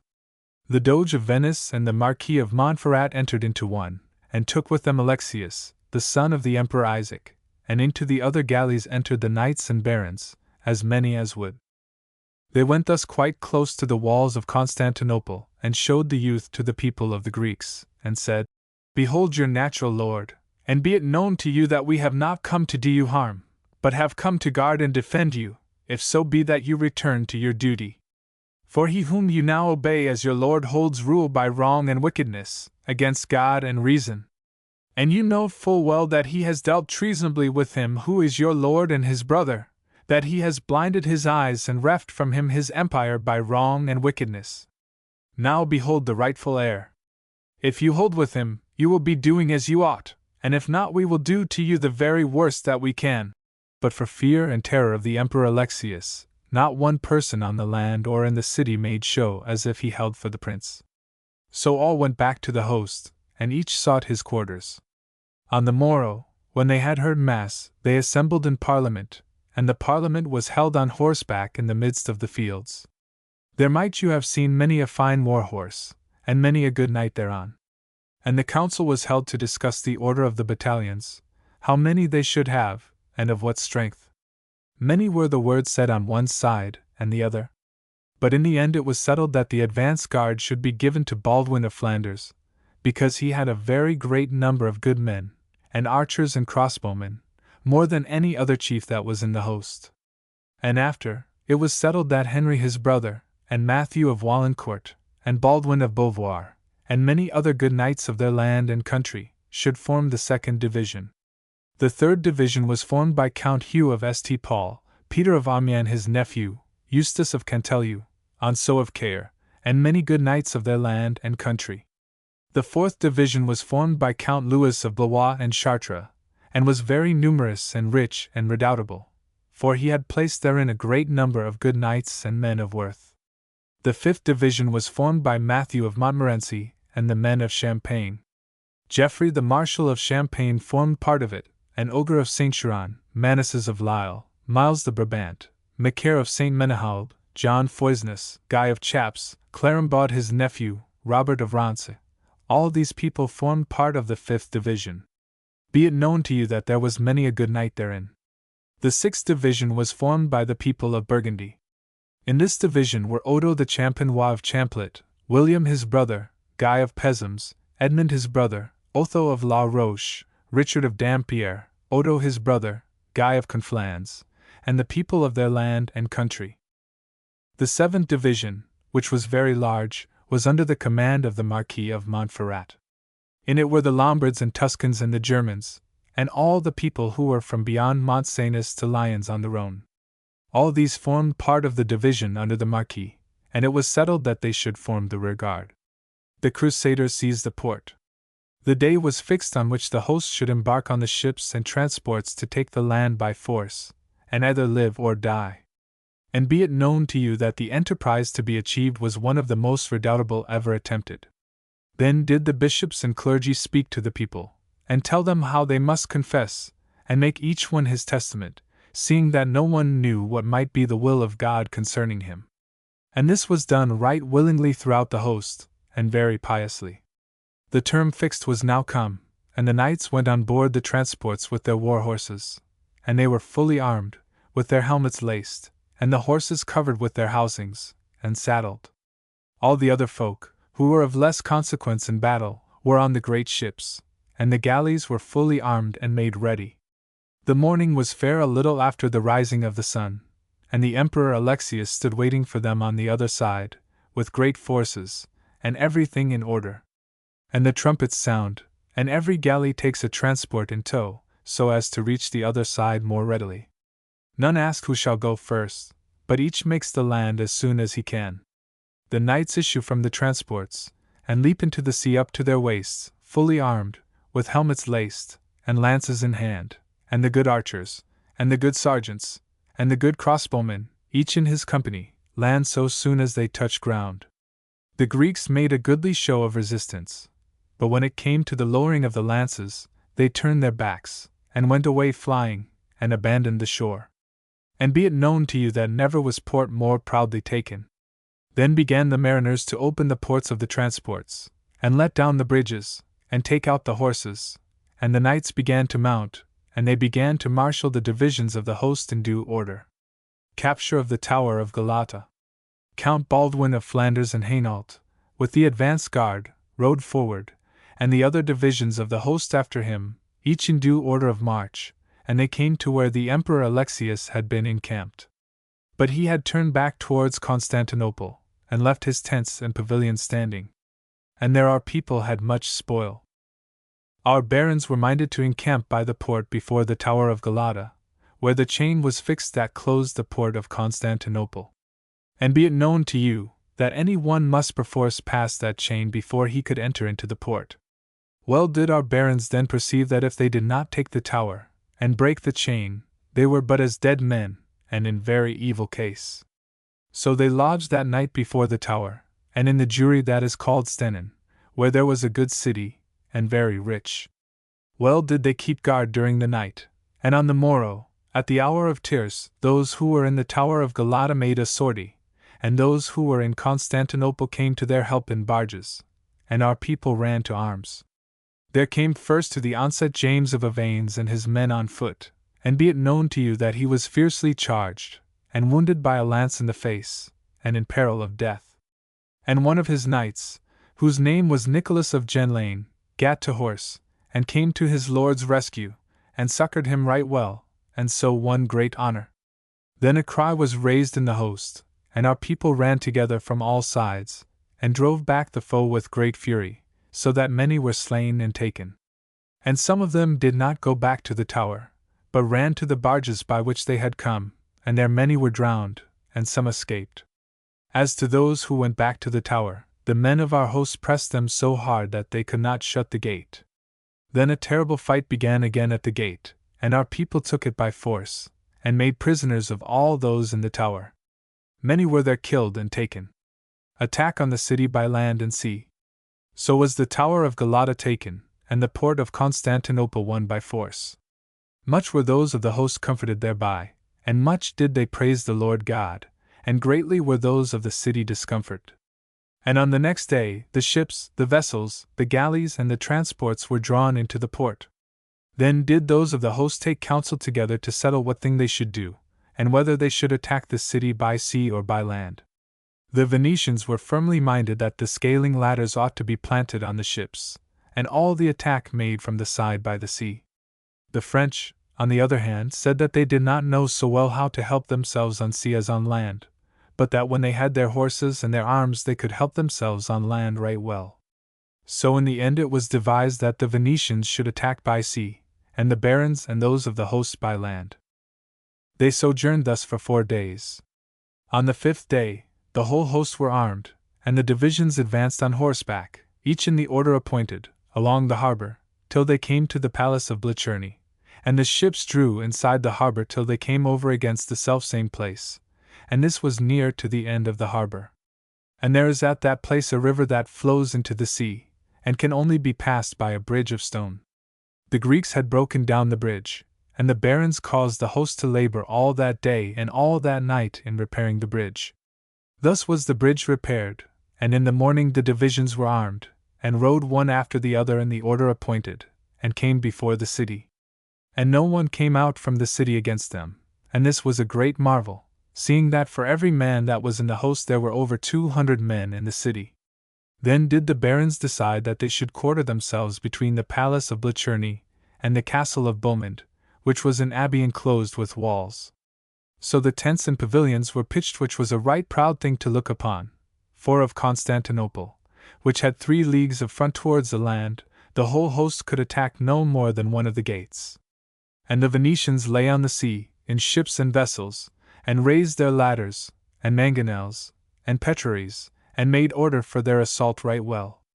And the barons for their part made ready their petraries and mangonels on land. And be it known to you that they did not have their time in peace and quiet, for there passed no hour of the night or day but one of the divisions had to stand armed before the gate, to guard the engines, and provide against attack. And, notwithstanding all this, the Greeks ceased not to attack them, by this gate and by others, and held them so short that 6 or 7 times a day the whole host was forced to run to arms. Nor could they forage for provisions more than 4 bowshots' distance from the camp. And their stores were but scanty, save of flour and bacon, and of those they had a little, and of fresh meat none at all, save what they got from the horses that were killed. And be it known to you that there was only food generally in the host for 3 weeks. Thus were they in very perilous case, for never did so few people besiege so many people in any city. First incidents of the assault. Then did they bethink themselves of a very good device, for they enclosed the whole camp with good lists, and good palisades, and good barriers, and were thus far stronger and much more secure. The Greeks meanwhile came on to the attack so frequently that they gave them no rest, and those of the host drove them back with great force, and every time that the Greeks issued forth they lost heavily. One day the Burgundians were on guard, and the Greeks made an attack upon them, with part of the best forces that they had. And the Burgundians ran upon the Greeks and drove them in very fiercely, and followed so close to the gate that stones of great weight were hurled upon them. There was taken one of the best Greeks of the city, whose name was Constantine Lascaris. William of Neuilly took him, all mounted upon his horse. And there did William of Champlitte have his arm broken with a stone, and great pity it was, for he was very brave and very valiant. I cannot tell you of all the good strokes that were there stricken, nor of all the wounded, nor all the dead. But before the fight was over, there came into it a knight of the following of Henry, the brother of Count Baldwin of Flanders and Hainault, and his name was Eustace of Marche, and he was armed only in padded vest and steel cap, with his shield at his neck, and he did so well in the fray that he won to himself great honor. Few were the days on which no sorties were made, but I cannot tell you of them all. So hardly did they hold us, that we could not sleep, nor rest, nor eat, save in arms. Yet another sortie was made from a gate further up, and there again did the Greeks lose heavily. And there a knight was slain, whose name was William of Gi, and there Matthew of Wallencourt did right well, and lost his horse, which was killed at the drawbridge of the gate, and many others who were in that fight did right well. From this gate, which was beyond the palace of Blitzerny, the Greeks issued most frequently, and there Peter of Bracieux gat himself more honor than any, because he was quartered the nearest, and so came most often into the fray. Assault of the city. Thus their peril and toil lasted for nearly 10 days, until, on a Thursday morning, July 17, 1203, all things were ready for the assault, and the ladders in trim. The Venetians also had made them ready by sea. The order of the assault was so devised, that of the 7 divisions 3 were to guard the camp outside the city, and other 4 to give the assault. The Marquis Boniface of Montferrat guarded the camp towards the fields, with the division of the Burgundians, the division of the men of Champagne, and Matthew of Montmorency. Count Baldwin of Flanders and Hainault went to the assault with his people, and Henry his brother, and Count Louis of Blois and Chartres, and Count Hugh of St. Paul, and those who held with them, went also to the assault. They planted 2 ladders at a barbican near the sea, and the wall was well defended by Englishmen and Danes, and the attack was stiff and good and fierce. By main strength certain knights and 2 sergeants got up the ladders and made themselves masters of the wall, and at least 15 got upon the wall, and fought there, hand to hand, with axes and swords, and those within redoubled their efforts and cast them out in very ugly sort, keeping 2 as prisoners. And those of our people who had been taken were led before the Emperor Alexius. Much was he pleased thereat. Thus did the assault leave matters on the side of the French. Many were wounded and many had their bones broken, so that the barons were very wroth. Meanwhile the Doge of Venice had not forgotten to do his part, but had ranged his ships and transports and vessels in line, and that line was well 3 crossbow shots in length, and the Venetians began to draw near to the part of the shore that lay under the walls and the towers. Then might you have seen the mangonels shooting from the ships and transports, and the crossbow bolts flying, and the bows letting fly their arrows deftly and well, and those within defending the walls and towers very fiercely, and the ladders on the ships coming so near that in many places swords and lances crossed, and the tumult and noise were so great that it seemed as if the very earth and sea were melting together. And be it known to you that the galleys did not dare to come to the shore. Capture of 25 towers. Now may you hear of a strange deed of prowess, for the Doge of Venice, who was an old man, and saw naught, seeing he was blind, stood, fully armed, on the prow of his galley, and had the standard of St. Mark before him, and he cried to his people to put him on land, or else that he would do justice upon their bodies with his hands. And so they did, for the galley was run aground, and they leapt therefrom, and bore the standard of St. Mark before him on to the land. And when the Venetians saw the standard of St. Mark on land, and the galley of their lord touching ground before them, each held himself for shamed, and they all gat to the land, and those in the transports leapt forth, and landed, and those in the big ships got into barges, and made for the shore, each and all as best they could. Then might you have seen an assault, great and marvelous, and to this bears witness Geoffrey of Villehardouin, who makes this book, that more than 40 people told him forsooth that they saw the standard of St. Mark of Venice at the top of one of the towers, and that no man knew who bore it thither. Now hear of a strange miracle. Those who are within the city fly and abandon the walls, and the Venetians enter in, each as fast and as best he can, and seize 25 of the towers, and man them with their people. And the Doge takes a boat, and sends messengers to the barons of the host to tell them that he has taken 25 towers, and that they may know forsooth that such towers cannot be retaken. The barons are so overjoyed that they cannot believe their ears, and the Venetians begin to send to the host in boats the horses and palfreys they have taken. When the Emperor Alexius saw that our people had thus entered into the city, he sent his people against them in such numbers that our people saw they would be unable to endure the onset. So they set fire to the buildings between them and the Greeks, and the wind blew from our side, and the fire began to wax so great that the Greeks could not see our people, who retired to the towers they had seized and conquered. The Emperor Alexius comes out for battle, but retires without attacking. Then the Emperor Alexius issued from the city, with all his forces, by other gates which were at least a league from the camp, and so many began to issue forth that it seemed as if the whole world were there assembled. The Emperor marshaled his troops in the plain, and they rode towards the camp, and when our Frenchmen saw them coming, they ran to arms from all sides. On that day Henry, the brother of Count Baldwin of Flanders, was mounting guard over the engines of war before the gate of Blicherny, together with Matthew of Walencourt, and Baldwin of Beauvoir, and their followers.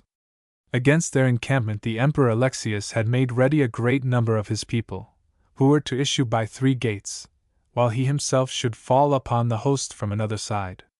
Then the 6 divisions issued from our camp as had been devised, and were marshalled in ranks before the palisades, the sergeants and squires on foot behind the horses, and the archers and crossbowmen in front. And there was a division of the knights on foot, for we had at least 200 who were without horses. Thus they stood still before the palisades. And this showed great good sense, for if they had moved to the attack, the numbers of the enemy were such that they must have been overwhelmed and, as it were, drowned among them. It seemed as if the whole plain was covered with troops, and they advanced slowly and in order. Well might we appear in perilous case, for we had but 6 divisions, while the Greeks had full 40, and there was not one of their divisions but was larger than any of ours. But ours were ordered in such sort that none could attack them save in front. And the Emperor Alexius rode so far forward that either side could shoot at the other. And when the Doge of Venice heard this, he made his people come forth, and leave the towers they had taken, and said he would live or die with the pilgrims. So he came to the camp, and was himself the first to land, and brought with him such of his people as he could. Thus, for a long space, the armies of the pilgrims and of the Greeks stood one against the other, for the Greeks did not dare to throw themselves upon our ranks, and our people would not move from their palisades. And when the Emperor Alexius saw this, he began to withdraw his people, and when he had rallied them, he turned back. And seeing this, the host of the pilgrims began to march towards him with slow steps, and the Greek troops began to move backwards, and retreated to a palace called Philopus. And be it known to you, that never did God save any people from such peril as he saved the host that day. And be it known to you further that there was none in the host so hardy but he had great joy thereof. Thus did the battle remain for that day. As it pleased God, nothing further was done. The Emperor Alexius returned to the city, and those of the host to their quarters, the latter taking off their armor, for they were weary and overwrought, and they ate and drank little, seeing that their store of food was but scanty. Alexius abandons Constantinople. His brother Isaac is replaced on the throne. The Crusaders send him a message. Now listen to the miracles of our Lord, how gracious are they whithersoever it pleases him to perform them. That very might the Emperor Alexius of Constantinople took of his treasure as much as he could carry, and took with him as many of his people as would go, and so fled and abandoned the city. And those of the city remained astonished, and they drew to the prison in which lay the Emperor Isaac, whose eyes had been put out. Him they clothed imperially, and bore to the great palace of Blicherny, and seated on a high throne, and there they did to him obeisance as their lord. Then they took messengers, by the advice of the Emperor Isaac, and sent them to the host, to apprise the son of the Emperor Isaac, and the barons, that the Emperor Alexius had fled, and that they had again raised up the Emperor Isaac as emperor. When the young man knew of this, he summoned the Marquis Boniface of Montferrat, and the Marquis summoned the barons throughout the host. And when they were met in the pavilion of the Emperor Isaac's son, he told them the news. And when they heard it, their joy was such as cannot be uttered, for never was greater joy in all this world. And greatly and most devoutly was our Lord praised by all, in that he had succored them within so short a term, and exalted them so high from such a low estate. And therefore well may one say, Him whom God will help can no man injure. Then the day began to dawn, and the host to put on their armor, and all gat them to their arms throughout the host, because they did not greatly trust the Greeks. And messengers began to come out from the city, 2 or 3 together, and told the same tale. The barons and counts, and the Doge of Venice had agreed to send envoys into the city, to know how matters really stood, and if that was true which had been reported, to demand of the Father that he should ratify the covenants made by the Son, and if he would not, to declare that they on their part should not suffer the Son to enter into the city. So envoys were chosen. One was Matthew of Montmorency, and Geoffrey the Marshal of Champagne was the other, and 2 Venetians on the part of the Doge of Venice. The envoys were conducted to the gate, and the gate was opened to them, and they dismounted from their horses. The Greeks had set Englishmen and Danes, with their axes, at the gate and right up to the palace of Blicherny. Thus were the envoys conducted to the great palace. There they found the Emperor Isaac, so richly clad that you would seek in vain throughout the world for a man more richly apparelled than he, and by his side the Empress, his wife, a most fair lady, the sister of the King of Hungary, and of great men and great ladies there were so many, that you could not stir foot for the press, and the ladies were so richly adorned that richer adornment might not be. And all those who, the day before, had been against the emperor were, on that day, subject in everything to his good pleasure. The Emperor Isaac ratifies the covenants entered into by his son. The envoys came before the Emperor Isaac, and the emperor and all those about him did them great honor. And the envoys said that they desired to speak to him privily, on the part of his son, and of the barons of the host. And he rose and entered into a chamber, and took with him only the empress, and his chancellor, and his dragoman, interpreter, and the 4 envoys. By consent of the other envoys, Geoffrey of Villehardouin, the Marshal of Champagne, acted as spokesman, and he said to the Emperor Isaac, Sire, thou sayest the service we have rendered to thy son, and how we have kept our covenants with him. But he cannot come hither till he has given us surety for the covenants he has made with us. And he asks of thee, as thy son, to confirm those covenants in the same form, and the same manner that he has done. What covenants are they? Said the emperor. They are such as we shall tell you, replied the envoys. In the first place, to put the whole empire of Romania in obedience to Rome, from which it has been separated this long while. Further, to give 200,000 marks of silver to those of the host, with food for 1 year for small and great, to send 10,000 men, horse and foot, many on foot as we shall devise and as many mounted, in his own ships, and at his own charges, to the land of Babylon, and keep them there for a year. And during his lifetime to keep, at his own charges, 500 knights in the land overseas so that they may guard that land. Such is the covenant that your son made with us, and it was confirmed by oath, and charters with seals appended, and by King Philip of Germany who has your daughter to wife. This covenant we desire you to confirm. Certes, said the emperor, this covenant is very onerous, and I do not see how effect can be given to it. Nevertheless, you have done us such service, both to my son and to myself, that if we bestowed upon you the whole empire, you would have deserved it well. Many words were then spoken in this sense and that, but in the end, the father confirmed the covenants, as his son had confirmed them, by oath and by charters with gold seals appended. These charters were delivered to the envoys. Then they took their leave of the Emperor Isaac, and went back to the host, and told the barons that they had fulfilled their mission. Entry of the Crusaders into Constantinople. Coronation of the young Alexius. Then did the barons mount their horses, and led the young man, with great rejoicings, into the city, to his father, and the Greeks opened the gate to him, and received him with very much rejoicing and great feasting. The joy of the father and of the son was very great, because of a long time they had not seen one another, and because, by God's help and that of the pilgrims, they had passed from so great poverty and ruin to such high estate. Therefore the joy was great inside Constantinople, and also without, among the host of the pilgrims, because of the honor and victory that God had given them. And on the morrow the emperor and his son also besought the counts and the barons, for God's sake, to go and quarter themselves on the other side of the straits, toward Estina and Galata, for, if they quartered themselves in the city, it was to be feared that quarrels would ensue between them and the Greeks, and it might well chance that the city would be destroyed. And the counts and barons said that they had already served him in so many ways that they would not now refuse any request of his. So they went and quartered themselves on the other side, and sojourned there in peace and quiet, and with great store of good provisions.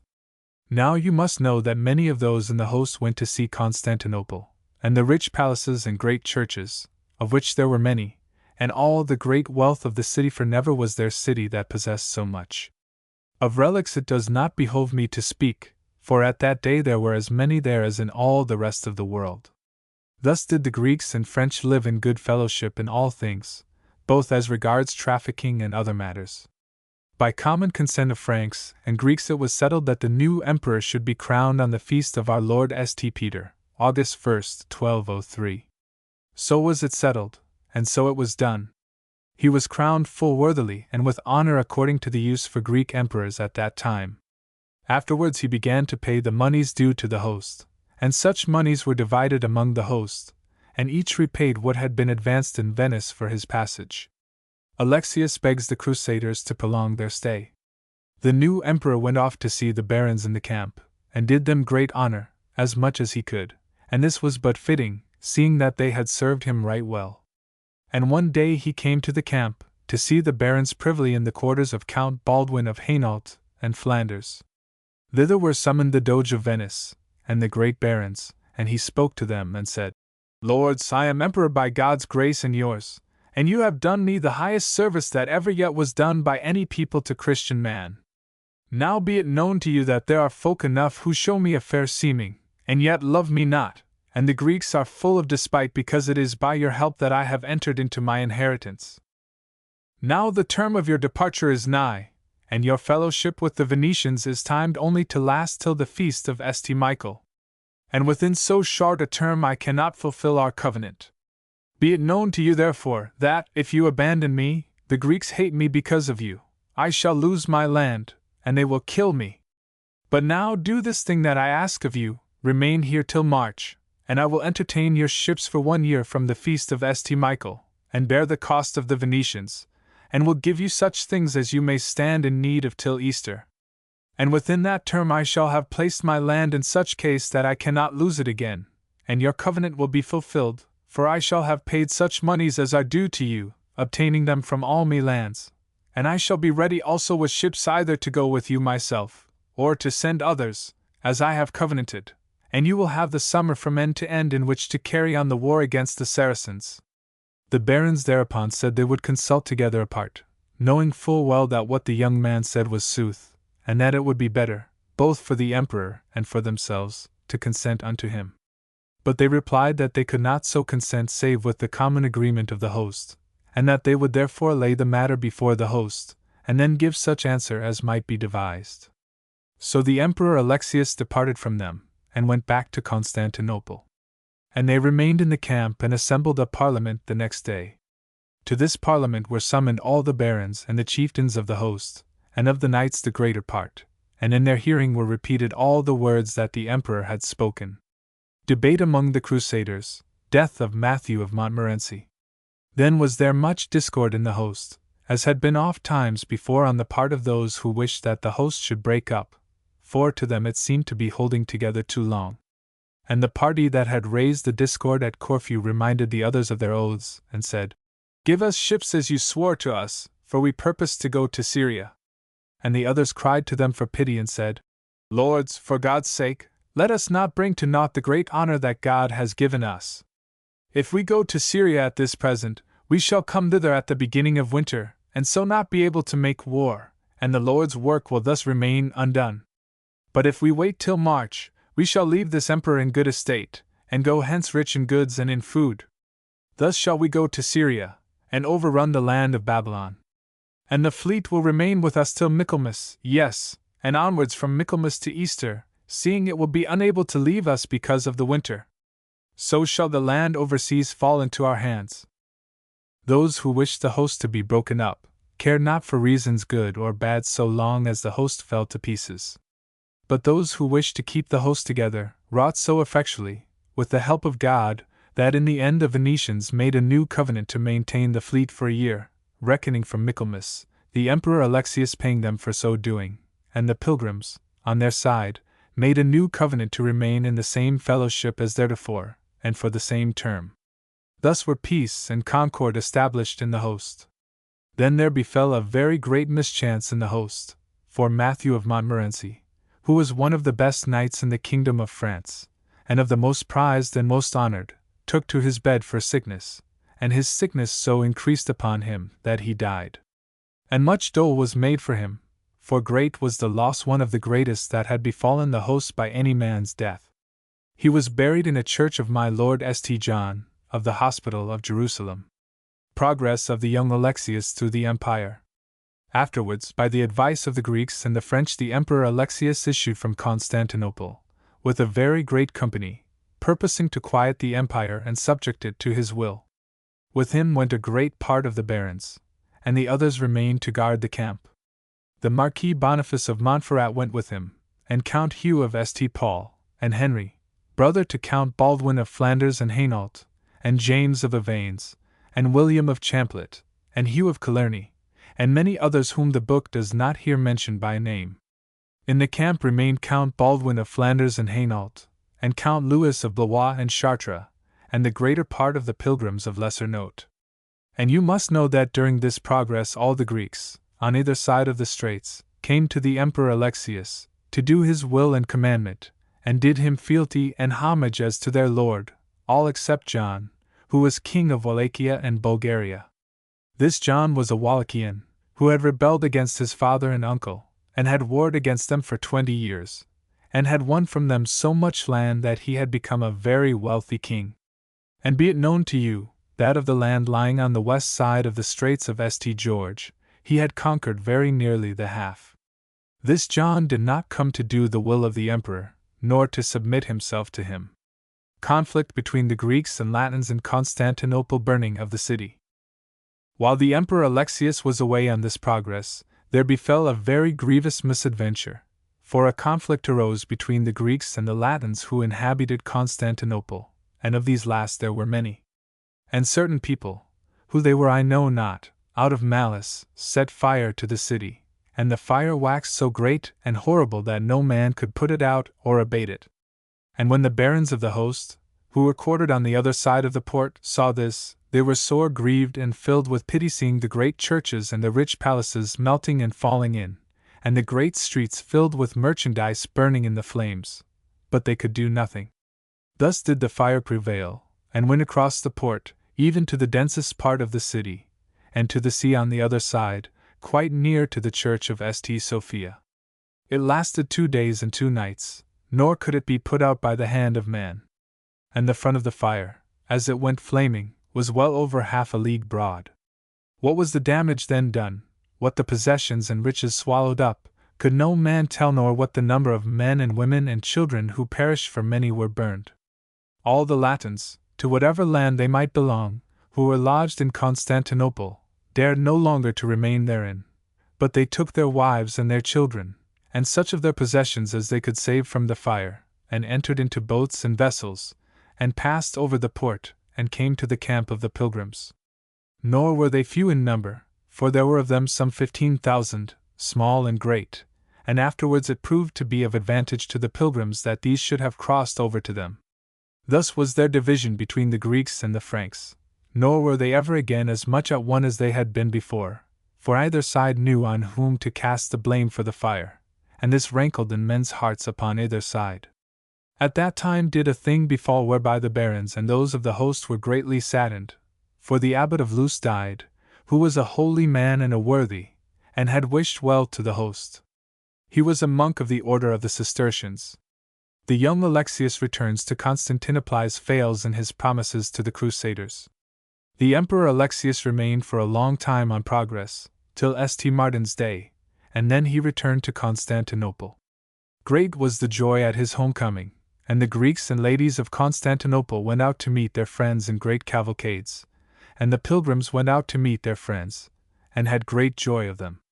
So did the emperor re-enter Constantinople and the palace of Blicherny, and the Marquis of Montferrat and the other barons returned to the camp.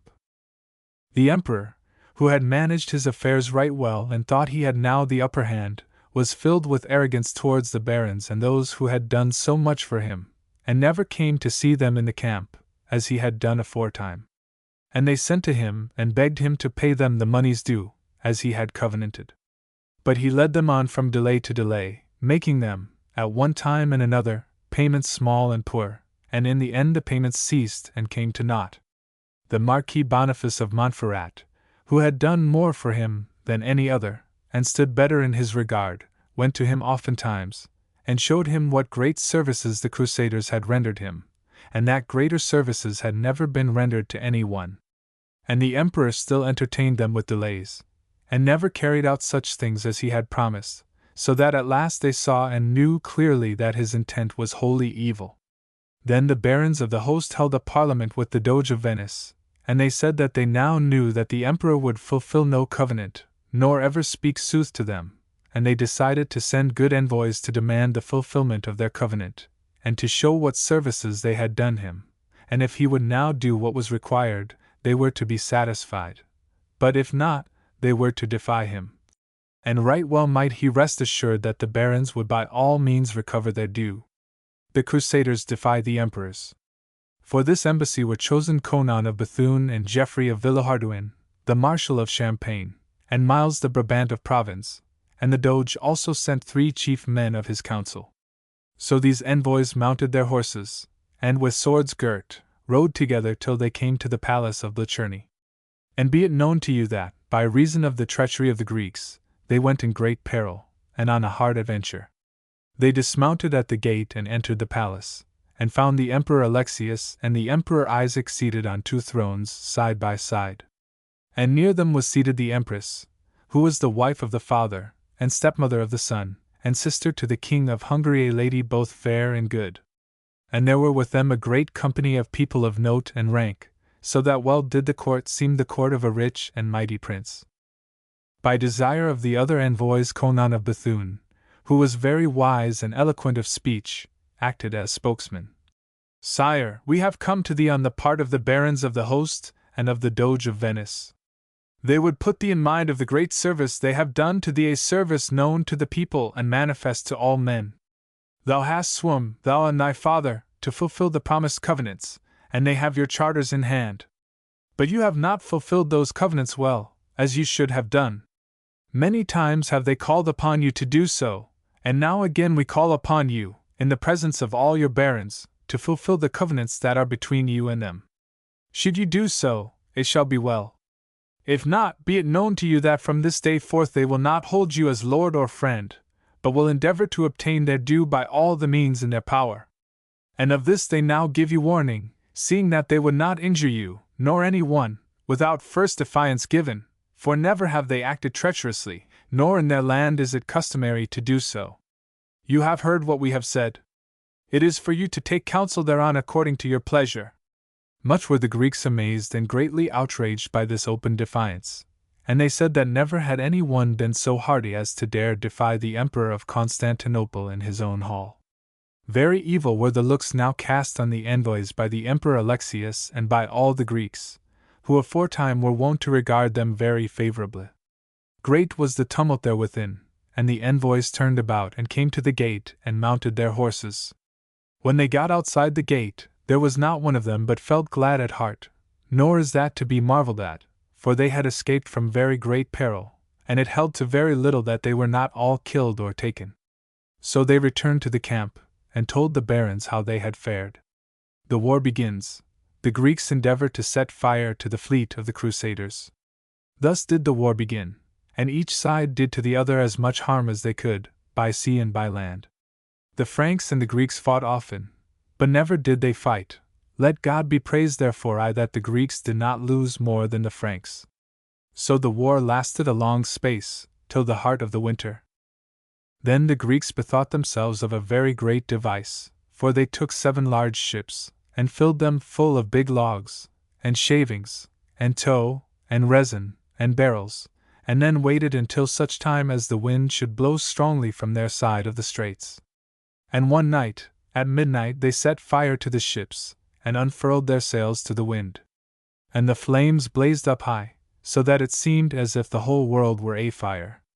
Thus did the burning ships come towards the fleet of the pilgrims, and a great cry arose in the host, and all sprang to arms on every side. The Venetians ran to their ships, and so did all those who had ships in possession, and they began to draw them away out of the flames very vigorously. And to this bears witness Geoffrey the Marshal of Champagne, who dictates this work, that never did people help themselves better at sea than the Venetians did that night, for they sprang into the galleys and boats belonging to the ships, and seized upon the fire ships, all burning as they were, with hooks, and dragged them by main force before their enemies, outside the port, and set them into the current of the straits, and left them to go burning down the straits. So many of the Greeks had come down to the shore that they were without end and innumerable, and their cries were so great that it seemed as if the earth and sea would melt together. They got into barges and boats, and shot at those on our side who were battling with the flames, so that some were wounded. All the knights of the host, as soon as they heard the clamor, armed themselves, and the battalions marched out into the plain, each according to the order in which they had been quartered, for they feared lest the Greeks should also attack them on land. They endured thus in labor and anguish till daylight, but by God's help those on our side lost nothing, save a Pisan ship, which was full of merchandise, and was burned with fire. Deadly was the peril in which we stood that night, for if the fleet had been consumed, all would have been lost, and we should never have been able to get away by land or sea. Such was the guerdon which the Emperor Alexius would have bestowed upon us in return for our services. Murzuphles usurps the empire, Isaac dies, and the young Alexius is strangled. Then the Greeks, being thus embroiled with the Franks, saw that there was no hope of peace, so they privily took counsel together to betray their lord. Now there was a Greek who stood higher in his favor than all others, and had done more to make him embroil himself with the Franks than any other. This Greek was named Murzuphles. With the advice and consent of the others, one night towards midnight, when the Emperor Alexius was asleep in his chamber, those who ought to have been guarding him, and specially Murzuphles, took him in his bed and threw him into a dungeon in prison. Then Murzuphles assumed the scarlet buskins with the help and by the counsel of the other Greeks, January 1204. So he made himself emperor. Afterwards they crowned him at St. Sophia. Now see if ever people were guilty of such horrible treachery. When the Emperor Isaac heard that his son was taken and Murzuphles crowned, great fear came upon him, and he fell into a sickness that lasted no long time. So he died. And the Emperor Murzuphles caused the son, whom he had in prison, to be poisoned 2 or 3 times, but it did not please God that he should thus die. Afterwards the emperor went and strangled him, and when he had strangled him, he caused it to be reported everywhere that he had died a natural death, and had him mourned for, and buried honorably and as an emperor, and made great show of grief. But murder cannot be hid. Soon was it clearly known, both to the Greeks and to the French, that this murder had been committed, as has just been told to you. Then did the barons of the host and the Doge of Venice assemble in Parliament, and with them met the bishops and the clergy. And all the clergy, including those who had powers from the Pope, showed to the barons and to the pilgrims that any one guilty of such a murder had no right to hold lands, and that those who consented thereto were abettors of the murder, and beyond all this, that the Greeks had withdrawn themselves from obedience to Rome. Wherefore we tell you, said the clergy, that this war is lawful and just, and that if you have a right intention in conquering this land, to bring it into the Roman obedience, all those who die after confession shall have part in the indulgence granted by the Pope. And you must know that by this the barons and pilgrims were greatly comforted. The Crusaders continued the war, defeat of Murzuphles. Dire was the war between the Franks and the Greeks, for it abated not, but rather increased and waxed fiercer, so that few were the days on which there was not fighting by sea or land.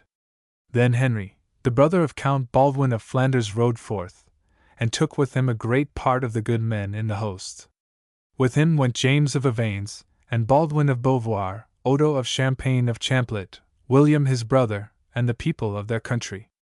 They started at vesper time and rode all night, and on the morrow, when it was full day, they came to a good city, called File, and took it, and they had great gain, beasts, and prisoners, and clothing, and food, which they sent in boats down the straits to the camp, for the city lies on the Sea of Russia. So they sojourned 2 days in that city, with food in great plenty, enough and to spare. The 3rd day they departed with the beasts and the booty, and rode back towards the camp. Now the Emperor Murzuphles heard tell how they had issued from the camp, and he left Constantinople by night, with a great part of his people, and set himself in ambush at a place by which they must needs pass. And he watched them pass with their beasts and their booty, each division, the one after the other, till it came to the rearguard. The rearguard was under the command of Henry, the brother of Count Baldwin of Flanders, and formed of his people, and the Emperor Murzuphles fell upon them at the entrance to a wood, whereupon they turned against him. Very fiercely did the battle rage there.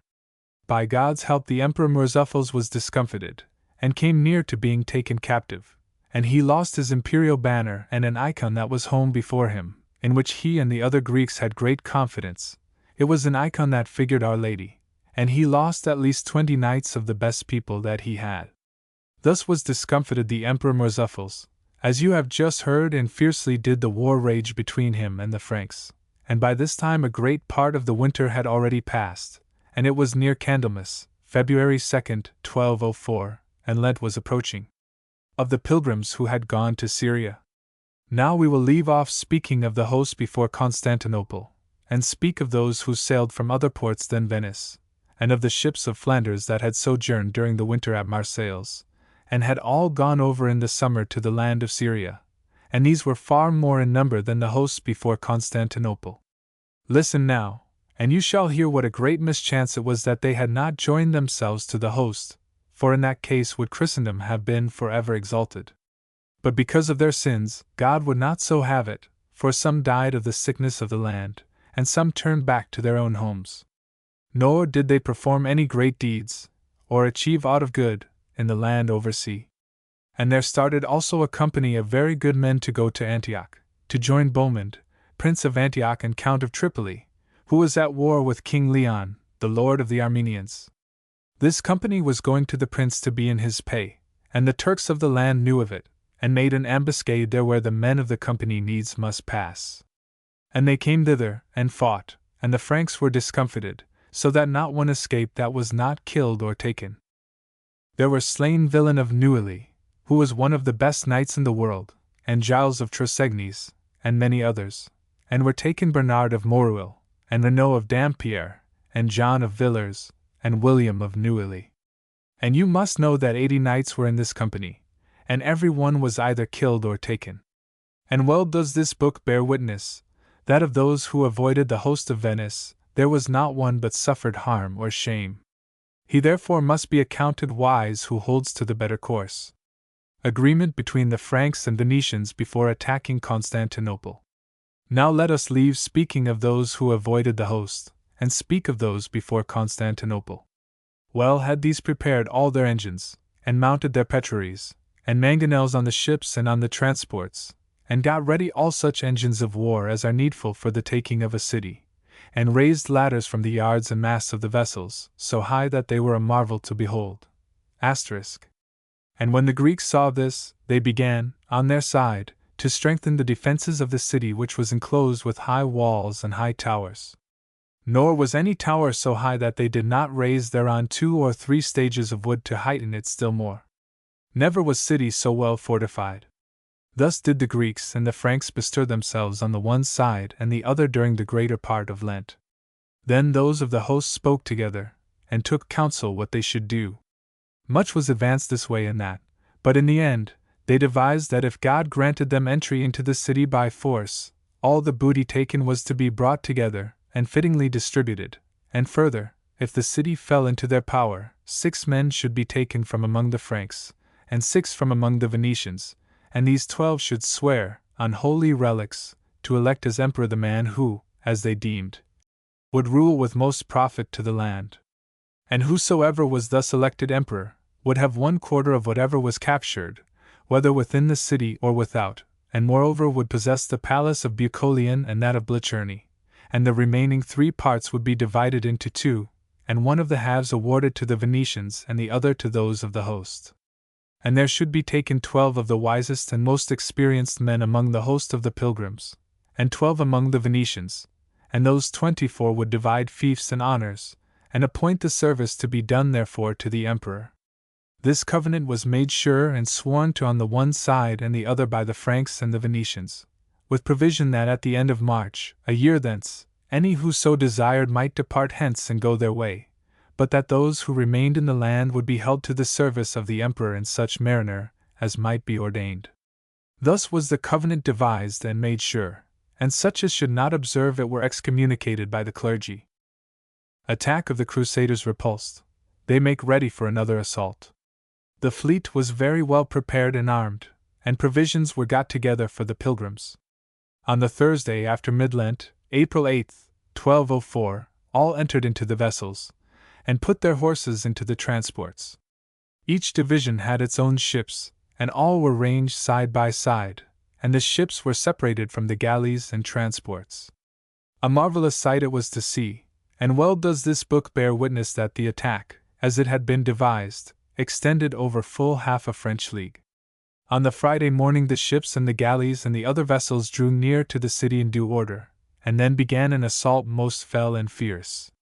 In many places the pilgrims landed and went up to the walls, and in many places the scaling ladders on the ships approached so close, that those on the towers and on the walls and those on the ladders crossed lances, hand to hand.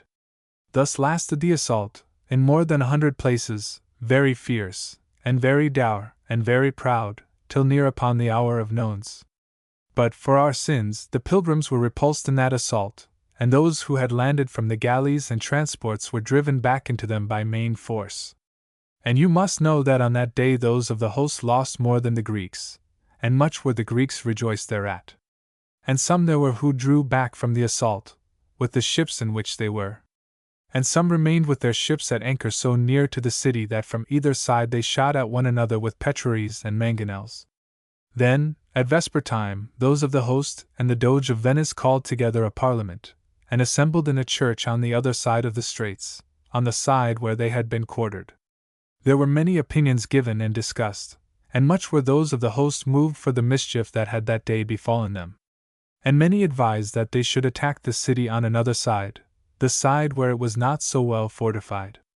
But the Venetians, who had fuller knowledge of the sea, said that if they went to that other side, the current would carry them down the straits, and that they would be unable to stop their ships.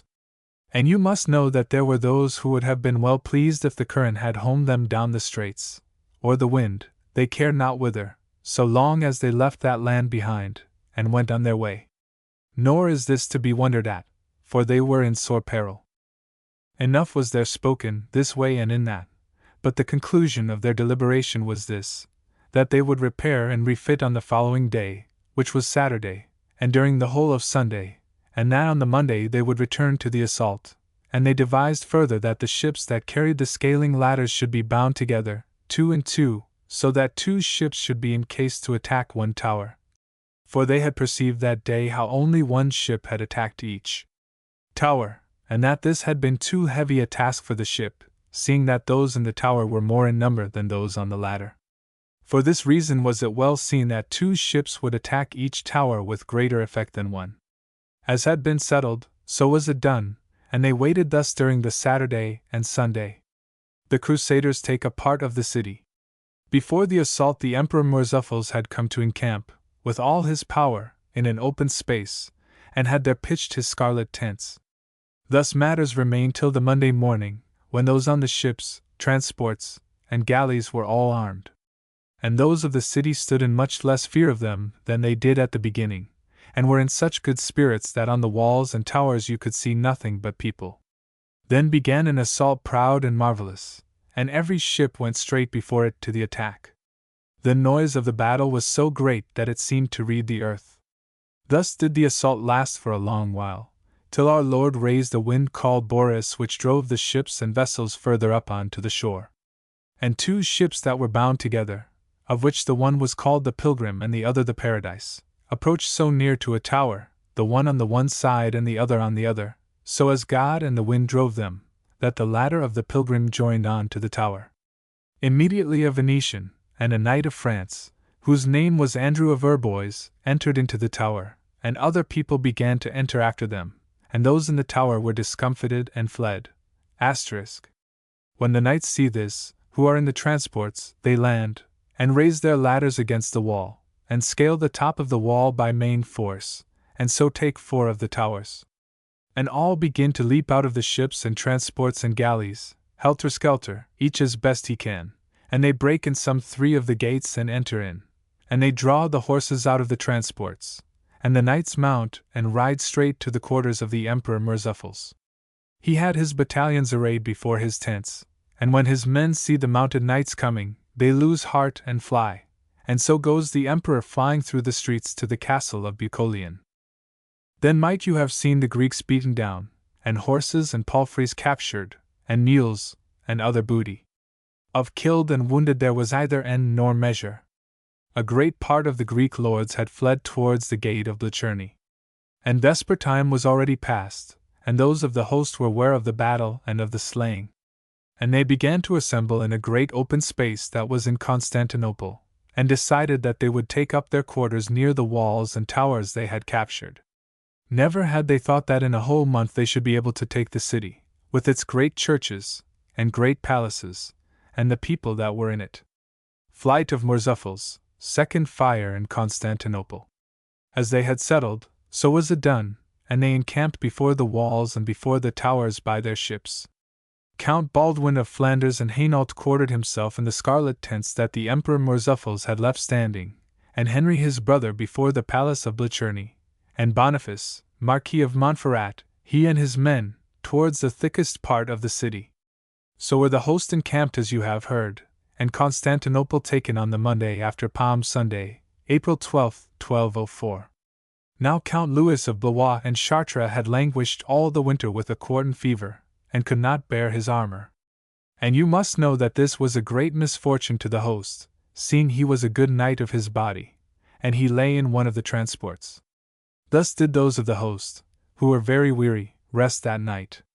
But the Emperor Murzuphles rested not, for he assembled all his people, and said he would go and attack the Franks.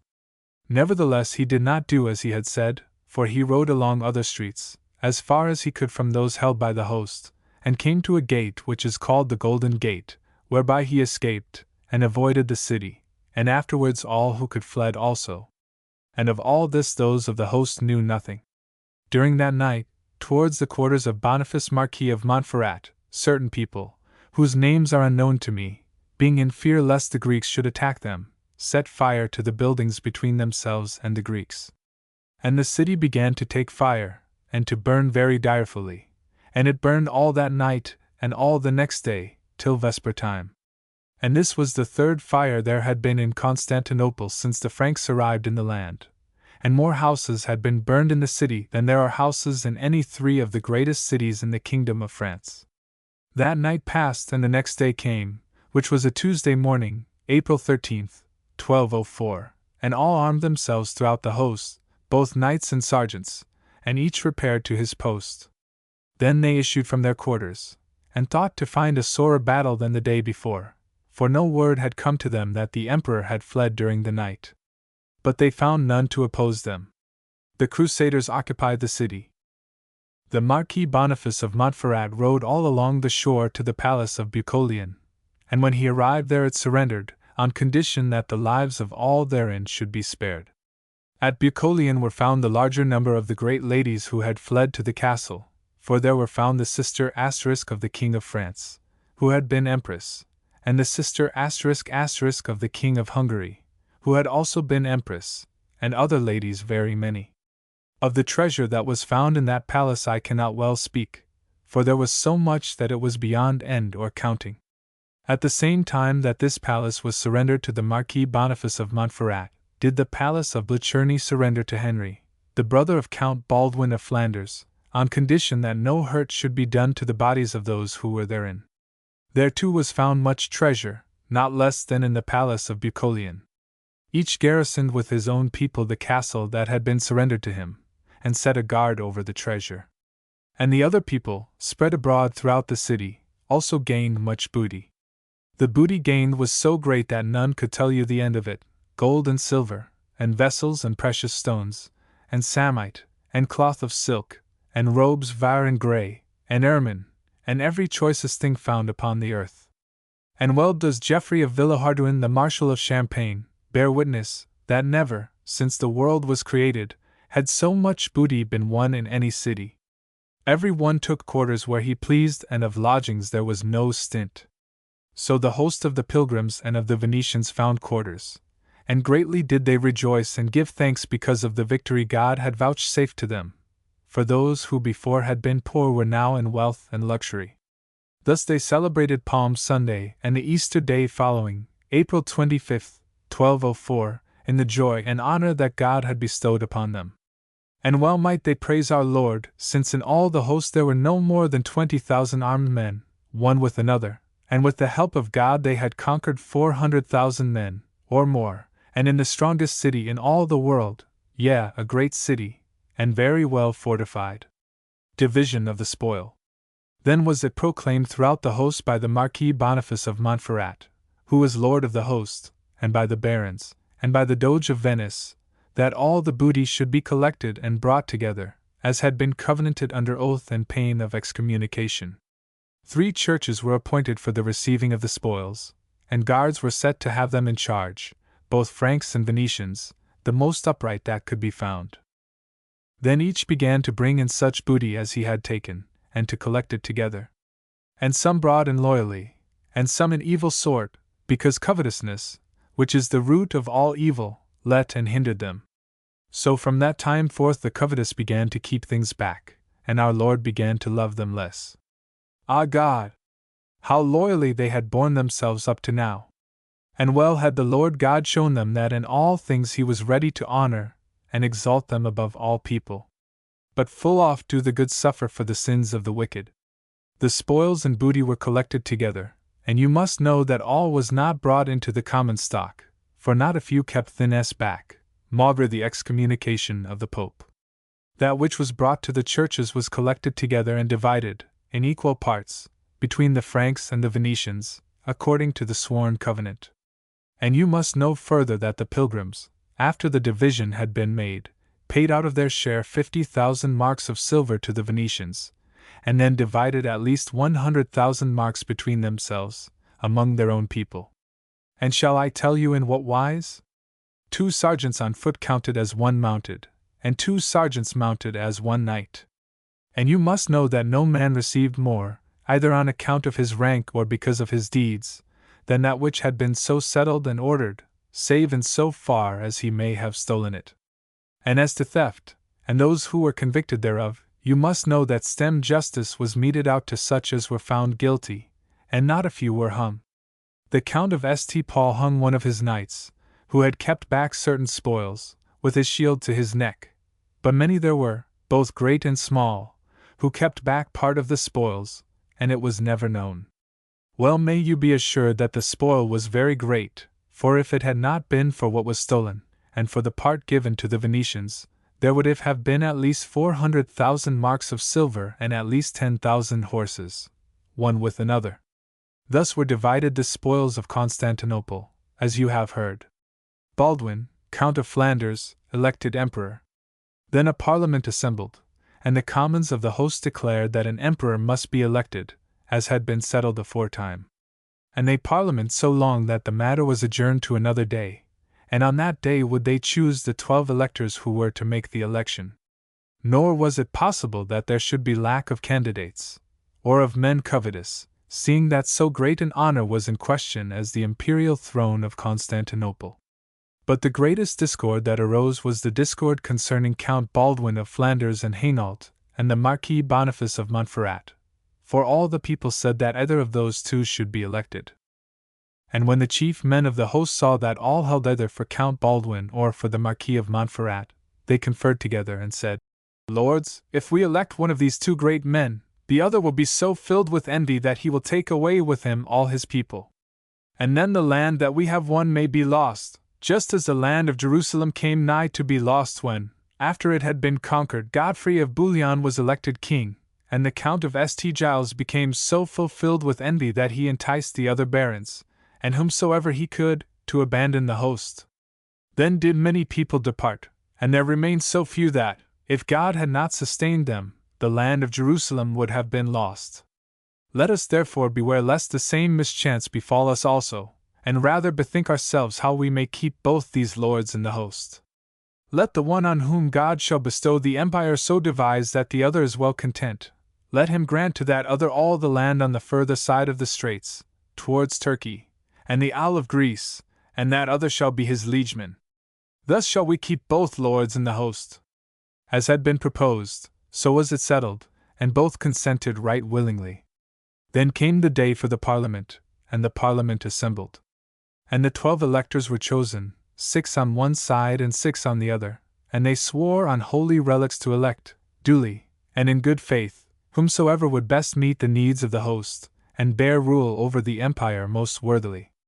Thus were the 12 chosen, and a day appointed for the election of the emperor, and on the appointed day the 12 electors met at a rich palace, one of the fairest in the world, where the Doge of Venice had his quarters. Great and marvelous was the concourse, for every one wished to see who should be elected. Then were the 12 electors called, and set in a very rich chapel within the palace, and the door was shut, so that no one remained with them. The barons and knights stayed without in a great palace. The council lasted till they were agreed, and by consent of all they appointed Nevelin, Bishop of Soissons, who was one of the 12, to act as spokesman. Then they came out to the place where all the barons were assembled, and the Doge of Venice. Now you must know that many set eyes upon them, to know how the election had turned. And the bishop, lifting up his voice, while all listened intently, spoke as he had been charged, and said, Lords, we are agreed, let God be thanked, upon the choice of an emperor, and you have all sworn that he whom we shall elect as emperor shall be held by you to be emperor indeed, and that at any one gainsay him, you will be his helpers. And we name him now at the self-same hour when God was born, the Count Baldwin of Flanders and Hainault.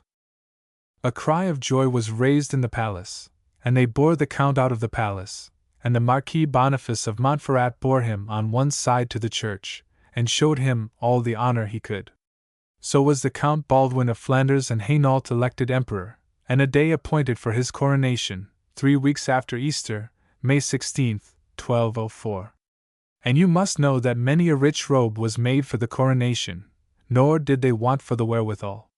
Boniface weds Isaac's widow, and after Baldwin's coronation obtains the kingdom of Salonica. Before the time appointed for the coronation, the Marquis Boniface of Montferrat espoused the empress who had been the wife of the Emperor Isaac, and was sister to the King of Hungary. And within that time also did one of the most noble barons of the host, who bore the name of Odo of Champlet of Champagne, make an end and die.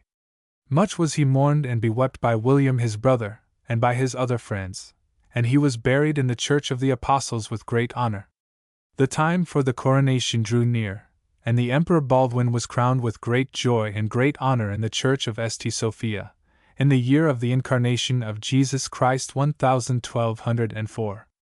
Of the rejoicings and feasting there is no need to speak further, for the barons and knights did all they could, and the Marquis Boniface of Montferrat and Count Louis of Blois and Chartres did homage to the emperor as their lord. After the great rejoicings and ceremonies of the coronation, he was taken in great pomp, and with a great procession, to the rich palace of Bucolion. And when the feastings were over he began to discuss his affairs.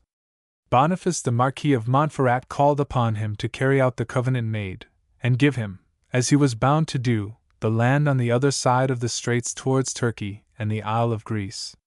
And the emperor acknowledged that he was bound so to do, and said he would do it right willingly. And when the Marquis of Montferrat saw that the emperor was willing to carry out this covenant so debonairly, he besought him, in exchange for this land, to bestow upon him the kingdom of Salonica, because it lay near the land of the King of Hungary, whose sister he had taken to wife. Much was this matter debated in various ways, but in the end the emperor granted the land of Salonica to the Marquis, and the Marquis did homage therefor. And at this there was much joy throughout the host, because the Marquis was one of the knights most highly prized in all the world, and one whom the knights most loved, inasmuch as no one dealt with them more liberally than he. Thus the Marquis remained in the land, as you have heard. Baldwin marches against Murzuffels. The Emperor Murzuphles had not yet removed more than 4 days' journey from Constantinople, and he had taken with him the Empress who had been the wife of the Emperor Alexius, who aforetime had fled, and his daughter. This Emperor Alexius was in a city called Messinopolis, with all his people, and still held a great part of the land. And at that time the men of note in Greece departed, and a large number passed over the straits towards Turkey, and each one, for his own advantage, made himself master of such lands as he could lay hands upon, and the same thing happened also throughout the other parts of the empire. The Emperor Murzuphles made no long tarrying before he took a city which had surrendered to my lord the Emperor Baldwin, a city called Chorlu. So he took it and sacked it, and seized whatever he found there. When the news thereof came to the Emperor Baldwin, he took counsel with the barons, and with the Doge of Venice, and they agreed to this, that he should issue forth, with all his host, to make conquest of the land, and leave a garrison in Constantinople to keep it sure, seeing that the city had been newly taken and was peopled with the Greeks. So did they decide, and the host was called together, and decision made as to who should remain in Constantinople, and who should go in the host with the Emperor Baldwin. In Constantinople remained Count Louis of Blois and Chartres, who had been sick, and was not yet recovered, and the Doge of Venice. And Conon of Bethune remained in the palaces of Blicherny and Bucolion to keep the city, and with him Geoffrey the Marshal of Champagne, and Miles the Brabant of Provence, and Manasses of Lisle, and all their people. All the rest made ready to go in the host with the emperor. Before the Emperor Baldwin left Constantinople, his brother Henry departed thence, by his command, with 100 very good knights, and he rode from city to city, and in every city to which he came the people swore fealty to the emperor. So he fared forward till he came to Adrianople, which was a good city, and wealthy, and those of the city received him right willingly and swore fealty to the emperor.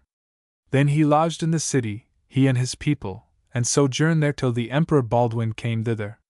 Murzuphles takes refuge with Alexius, the brother of Isaac, who puts out his eyes. The Emperor Murzuphles, when he heard that they thus advanced against him, did not dare to abide their coming, but remained always 2 or 3 days' march in advance. So he fared forward till he came near Messinopolis, where the Emperor Alexius was sojourning, and he sent on messengers, telling Alexius that he would give him help, and do all his behests. And the Emperor Alexius answered that he should be as welcome as if he were his own son, and that he would give him his daughter to wife, and make of him his son. So the Emperor Murzuphles encamped before Messinopolis, and pitched his tents and pavilions, and Alexius was quartered within the city. So they conferred together, and Alexius gave him his daughter to wife, and they entered into alliance, and said they should be as one. They sojourned thus for I know not how many days, the one in the camp and the other in the city, and then did the Emperor Alexius invite the Emperor Murzuphles to come and eat with him, and to go with him to the baths. So were matters settled. The Emperor Murzuphles came privately, and with few people, and when he was within the house, the Emperor Alexius called him into a privy chamber, and had him thrown on to the ground, and the eyes drawn out of his head. And this was done in such treacherous wise as you have heard.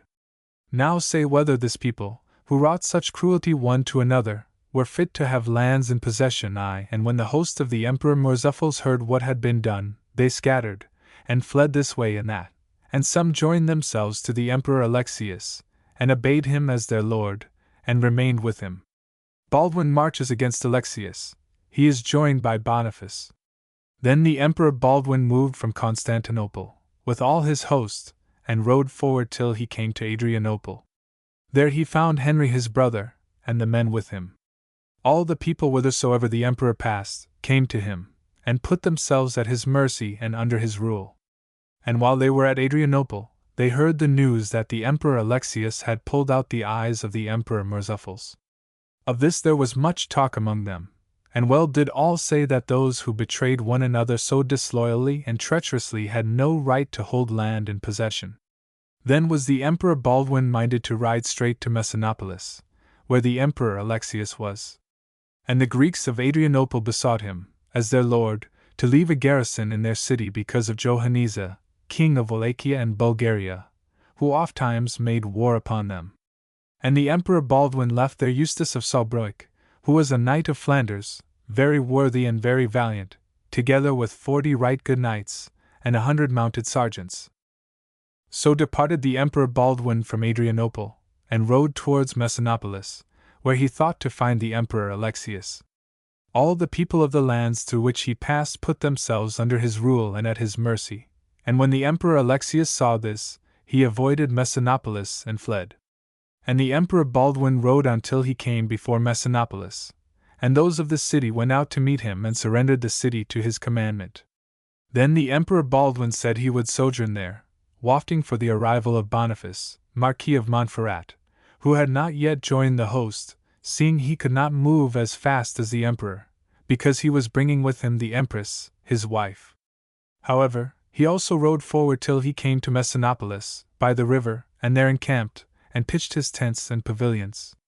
And on the morrow he went to speak to the Emperor Baldwin, and to see him, and reminded him of his promise. "Sire," said he, "tidings have come to me from Salonica that the people of the land would have me know that they are ready to receive me willingly as their lord. And I am your liegeman, and hold the land from you.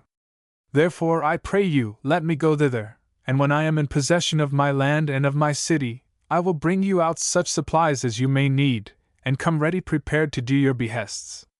But do not go and ruin my land. Let us rather, if it so pleases you, march against Johanniza, the king of Wallachia and Bulgaria, who holds a great part of the land wrongfully." Rupture between Baldwin and Boniface. The one marches on Salonica, the other on Demotica. I know not by whose counsel it was that the Emperor replied that he was determined to march towards Salonica, and would afterwards attend to his other affairs. "Sire," said Boniface, Marquis of Montferrat, "I pray thee, since I am able without thee to get possession of my land, that thou wilt not enter therein. But if thou dost enter therein, I shall deem that thou art not acting for my good. And be it known to thee that I shall not go with thee, but depart from among you." And the Emperor Baldwin replied that, notwithstanding all this, he should most certainly go. Alas! How ill-advised were they, both the one and the other, and how great was the sin of those who caused this quarrel. For if God had not taken pity upon them, now would they have lost all the conquests they had made, and Christendom been in danger of ruin. So by ill fortune was their division between the Emperor Baldwin of Constantinople and Boniface, Marquis of Montferrat, and by ill advice. The Emperor Baldwin rode towards Salonica, as he devised, with all his people, and with all his power. And Boniface, the Marquis of Montferrat, went back, and he took with him a great number of right worthy people. With him went James of Avanes, William of Champlit, Hugh of Coligny, Count Berthold of Katzenelnbogen, and the greater part of those who came from the Empire of Germany and held with the Marquis. Thus did the Marquis ride back till he came to a castle, very goodly, very strong, and very rich, which is called Demotica, and it was surrendered by a Greek of the city, and when the Marquis had entered therein he garrisoned it. Then, because of their knowledge of the Empress, his wife, the Greeks began to turn towards him, and to surrender to his rule from all the country round about, within a day or two's journey. The Emperor Baldwin rode straight on to Salonica, and came to a castle called Christopolis, one of the strongest in the world. And it surrendered, and those of the city did homage to him. Afterwards he came to another place called Blash, which was very strong and very rich, and this too surrendered, and the people did homage. Next he came to Setros, a city strong and rich, and it also came to his rule and order, and did homage.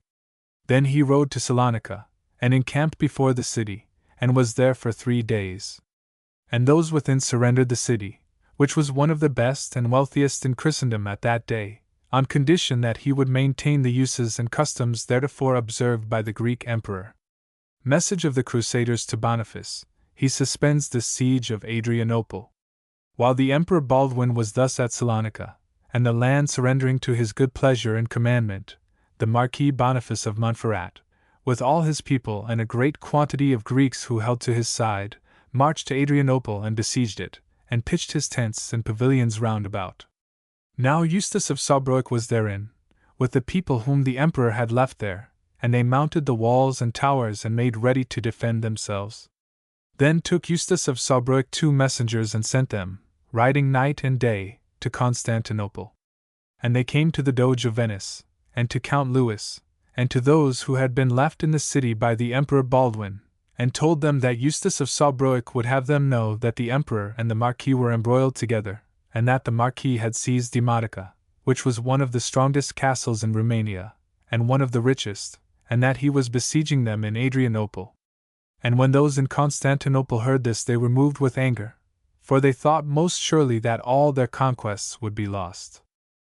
Then assembled in the palace of Blicherny the Doge of Venice, and Count Louis of Blois and Chartres, and the other barons that were in Constantinople, and much were they distraught, and greatly were they angered, and fiercely did they complain of those who had put enmity between the Emperor and the Marquis. At the prayer of the Doge of Venice and of Count Louis, Geoffrey of Villehardouin, the Marshal of Champagne, was enjoined to go to the siege of Adrianople, and appease the war, if he could, because he was well in favor with the Marquis, and therefore they thought he would have more influence than any other. And he, because of their prayers, and of their great need, said he would go willingly, and he took with him Manasses of Lisle, who was one of the good knights of the host, and one of the most honored. So they departed from Constantinople, and rode day by day till they came to Adrianople, where the siege was going on. And when the Marquis heard thereof, he came out of the camp and went to meet them. With him came James of Avanes, and William of Champlet, and Hugh of Coligny, and Otho of La Roche, who were the chief counselors of the Marquis. And when he saw the envoys, he did them much honor, and showed them much fair seeming. Geoffrey the Marshal, with whom he was on very good terms, spoke to him very sharply, reproaching him with the fashion in which he had taken the land of the Emperor and besieged the Emperor's people in Adrianople, and that without apprising those in Constantinople, who surely would have obtained such redress as was due if the Emperor had done him any wrong. And the Marquis disculpated himself much, and said it was because of the wrong the Emperor had done him that he had acted in such sort. So wrought Geoffrey, the Marshal of Champagne, with the help of God, and of the barons who were in the confidence of the Marquis, and who loved the said Geoffrey well, that the Marquis assured him he would leave the matter in the hands of the Doge of Venice, and of Count Louis of Blois and Chartres, and of Conan of Bethune, and of Geoffrey of Villehardouin, the Marshal, all of whom well knew what was the covenant made between himself and the Emperor. So was a truce established between those in the camp and those in the city. And you must know that Geoffrey the Marshal, and Manasses of Lisle, were right joyously looked upon, both by those in the camp and those in the city, for very strongly did either side wish for peace. And in such measure as the Franks rejoiced, so were the Greeks dolent, because right willingly would they have seen the Franks quarreling and at war. Thus was the siege of Adrianople raised, and the Marquis returned with all his people to Demotica, where was the Empress his wife. Message of the Crusaders to Baldwin, death of several knights. The envoys returned to Constantinople, and told what they had done. Greatly did the Doge of Venice, and Count Louis of Blois, and all besides then rejoice that to these envoys had been committed the negotiations for a peace, and they chose good messengers, and wrote a letter, and sent it to the Emperor Baldwin, telling him that the Marquis had referred himself to them, with assurances that he would accept their arbitration, and that he, the Emperor, was even more strongly bound to do the same, and that they besought him to do so, for they would in no wise countenance war, and promised to accept their arbitration, as the Marquis had done. While this was in progress, the Emperor Baldwin had settled matters at Salonika and departed thence, garrisoning it with his people, and had left there as chief Rainier of Mons, who was a good knight and a valiant. And tidings had come to him that the Marquis had taken Demotica, and established himself therein, and conquered a great part of the land lying round about, and besieged the Emperor's people in Adrianople. Greatly enraged was the Emperor Baldwin when these tidings came to him, and much did he hasten so as to raise the siege of Adrianople, and do to the Marquis all the harm that he could. Ah God! What mischief their discord might have caused! If God had not seen to it, Christendom would have been undone. So did the Emperor Baldwin journey day by day. And a very great mischance had befallen those who were before Salonika, for many people of the host were stricken down with sickness. Many who could not be moved had to remain in the castles by which the Emperor passed, and many were brought along in litters, journeying in sore pain, and many there were who died at Setros, La Serra. Among those who so died at Setros was Master John of Noyon, Chancellor to the Emperor Baldwin. He was a good clerk, and very wise, and much had he comforted the host by the word of God, which he well knew how to preach. And you must know that by his death the good men of the host were much discomfited. Nor was it long ere another great misfortune befell the host, for Peter of Amiens died, who was a man rich and noble, and a good and brave knight, and great dole was made for him by Hugh of St. Paul, who was his cousin german, and heavily did his death weigh upon the host. Shortly after died Gerard of Mancycourt, who was a knight much prized, and Giles of Annoy, and many other good people.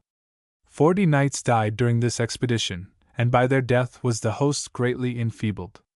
Baldwin's reply to the message of the Crusaders. The Emperor Baldwin journeyed so day by day that he met the messengers sent by those of Constantinople. One of the messengers was a knight belonging to the land of Count Louis of Blois, and the Count's liegeman. His name was Beg of Franchers, and he was wise and eloquent. He spoke the message of his lord and the other barons right manfully, and said, Sire, the Doge of Venice, and Count Louis, my lord, and the other barons who are in Constantinople send you health and greeting as to their lord, and they complain to God and to you of those who have raised discord between you and the Marquis of Montferrat, whereby it failed but little that Christendom was not undone, and they tell you that you did very ill when you listened to such counselors. Now they apprise you that the Marquis has referred to them the quarrel that there is between him and you, and they pray you, as their lord, to refer that quarrel to them likewise, and to promise to abide by their ruling. And be it known to you that they will in no wise, nor on any ground, suffer that you should go to war. The Emperor Baldwin went to confer with his council, and said he would reply anon. Many there were in the Emperor's council who had helped to cause the quarrel, and they were greatly outraged by the declaration sent by those at Constantinople, and they said, Sire, you hear what they declared to you, that they will not suffer you to take vengeance of your enemy. Truly it seems that if you will not do as they order, they will set themselves against you.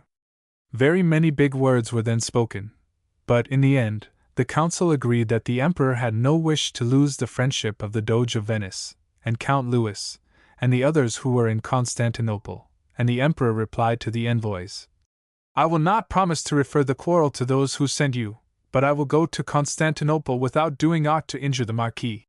So the Emperor Baldwin journeyed day by day till he came to Constantinople, and the barons, and the other people, went to meet him, and received him as their lord with great honor.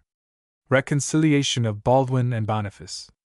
On the 4th day the Emperor knew clearly that he had been ill-advised to quarrel with the Marquis, and then the Doge of Venice and Count Louis came to speak to him, and said, Sire, we would pray you to refer this matter to us, as the Marquis has done. And the Emperor said he would do so right willingly. Then were envoys chosen to fetch the Marquis, and bring him thither.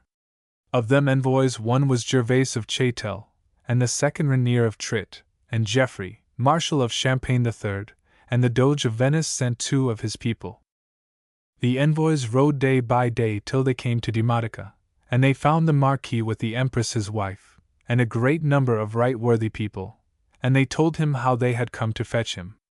Then did Geoffrey the Marshal desire him to come to Constantinople, as he had promised, and make peace in such wise as might be settled by those in whose hands he had remitted his cause, and they promised him safe conduct, as also to those who might go with him.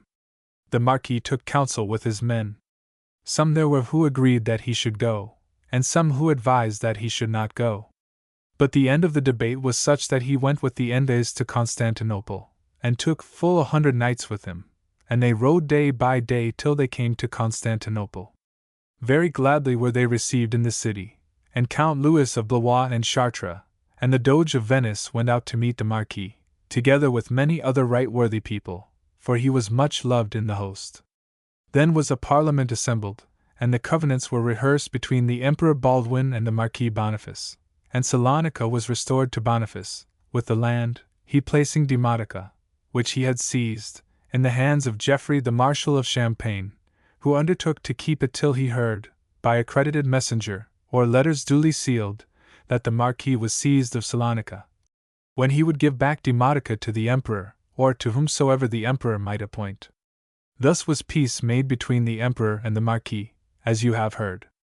And great was the joy thereof throughout the host, for out of this quarrel might very great evil have arisen. The kingdom of Salonica is restored to Boniface. Division of the land between the Crusaders. The Marquis then took leave, and went towards Salonica with his people, and with his wife, and with him rode the envoys of the Emperor, and as they went from castle to castle, each, with all its lordship, was restored to the Marquis on the part of the Emperor. So they came to Salonica, and those who held the place for the Emperor surrendered it.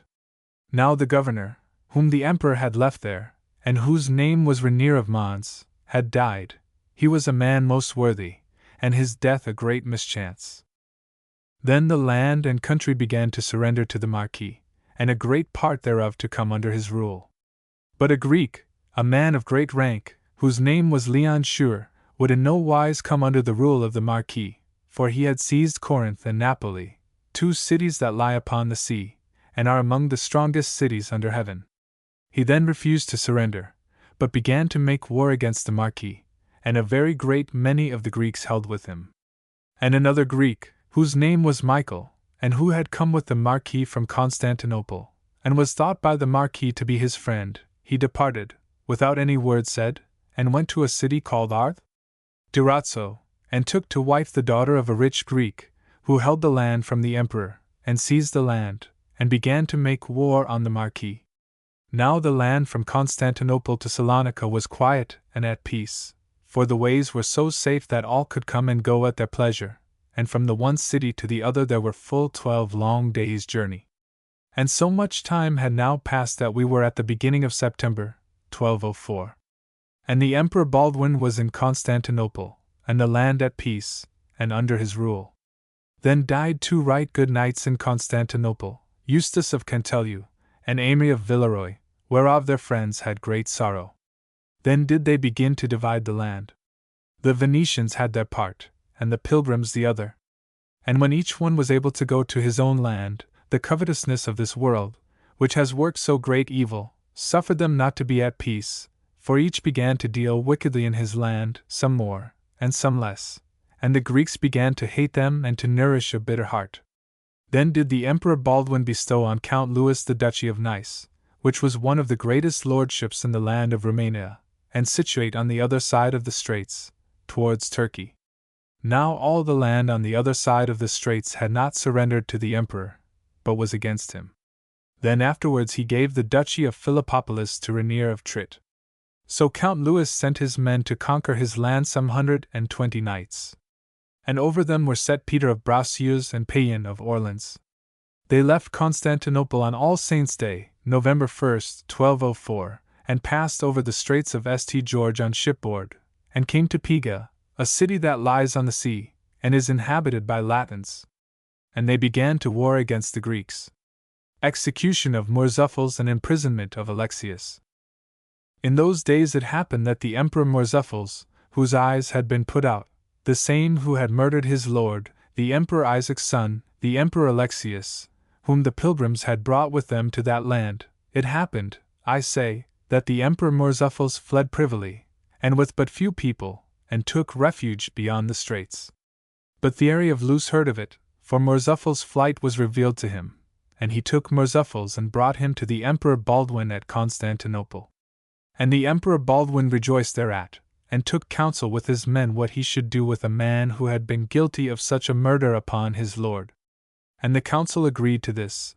There was in Constantinople, towards the middle of the city, a column, one of the highest and the most finely wrought in marble that I had ever seen, and Murzuphles should be taken to the top of that column and made to leap down, in the sight of all the people, because it was fit that an act of justice so notable should be seen of the whole world.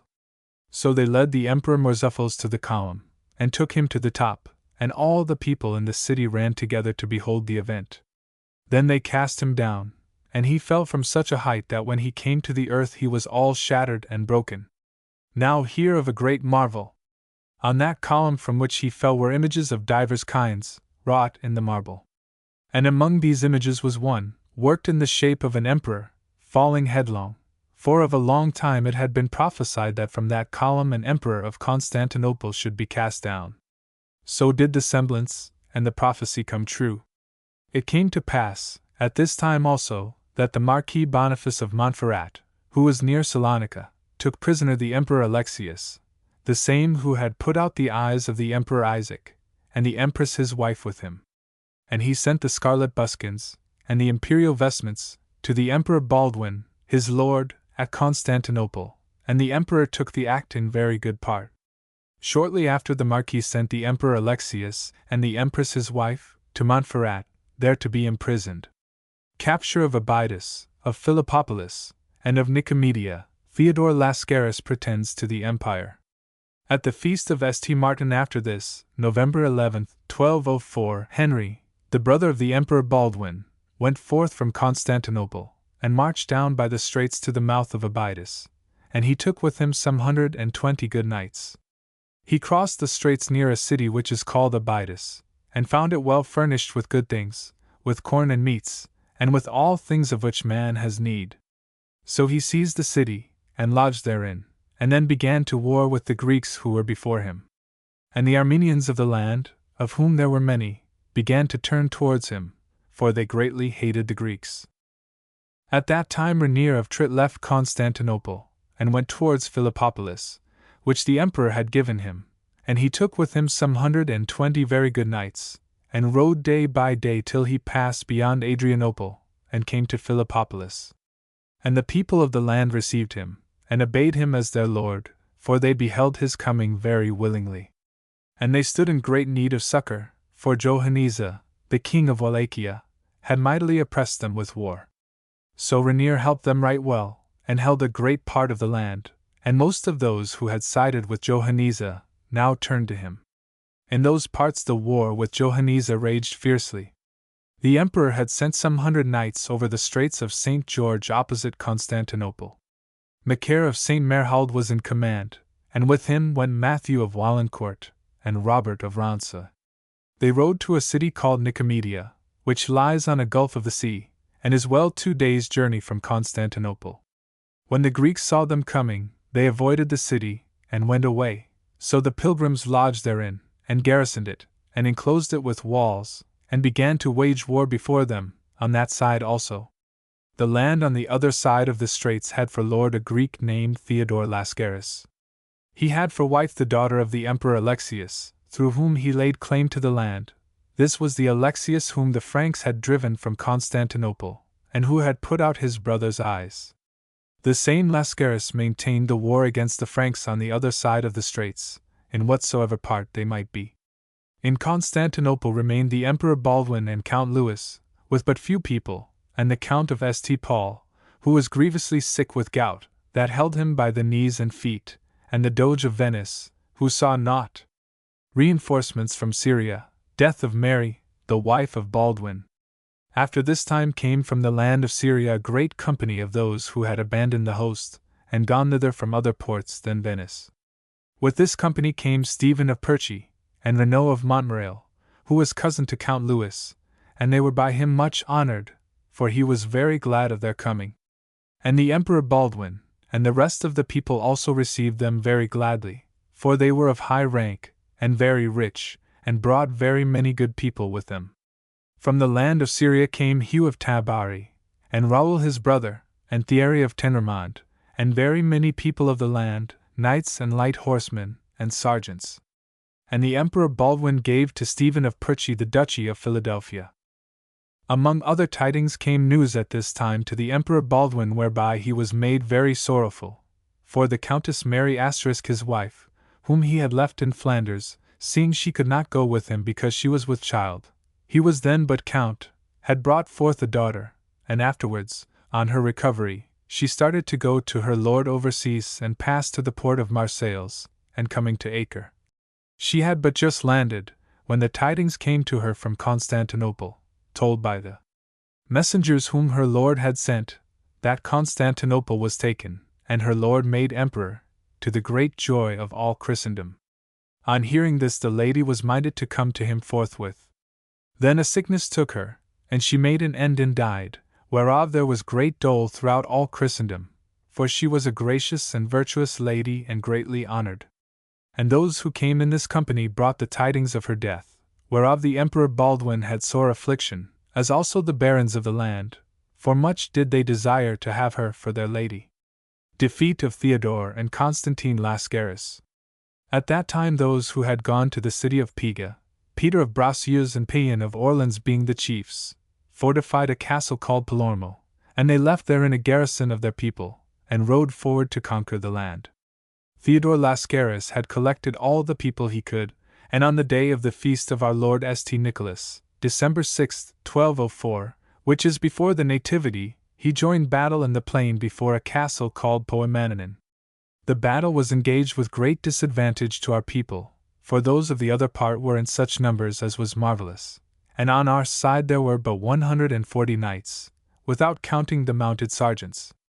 But our Lord orders battles as it pleases him. By his grace and by his will, the Franks vanquished the Greeks and discomfited them, so that they suffered very great loss. And within the week, they surrendered a very large part of the land.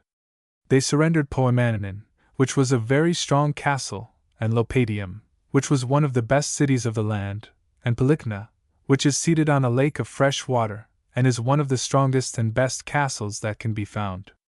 And you must know that our people fared very excellently, and by God's help had their will of that land. Shortly after, by the advice of the Armenians, Henry, the brother of the Emperor Baldwin of Constantinople, started from the city of Abydos, leaving therein a garrison of his people, and rode to a city called Adramyttium, which lies on the sea, a 2 days' journey from Abydos. This city yielded to him, and he lodged therein, and a great part of the land surrendered, for the city was well supplied with corn and meats, and other goods. Then he maintained the war in those parts against the Greeks. Theodore Lascaris, who had been discomfited at Poemananan, collected as many people as he could, and assembled a very great army, and gave the command thereof to Constantine, his brother, who was one of the best Greeks in Romania, and then rode straight towards Adramyttium.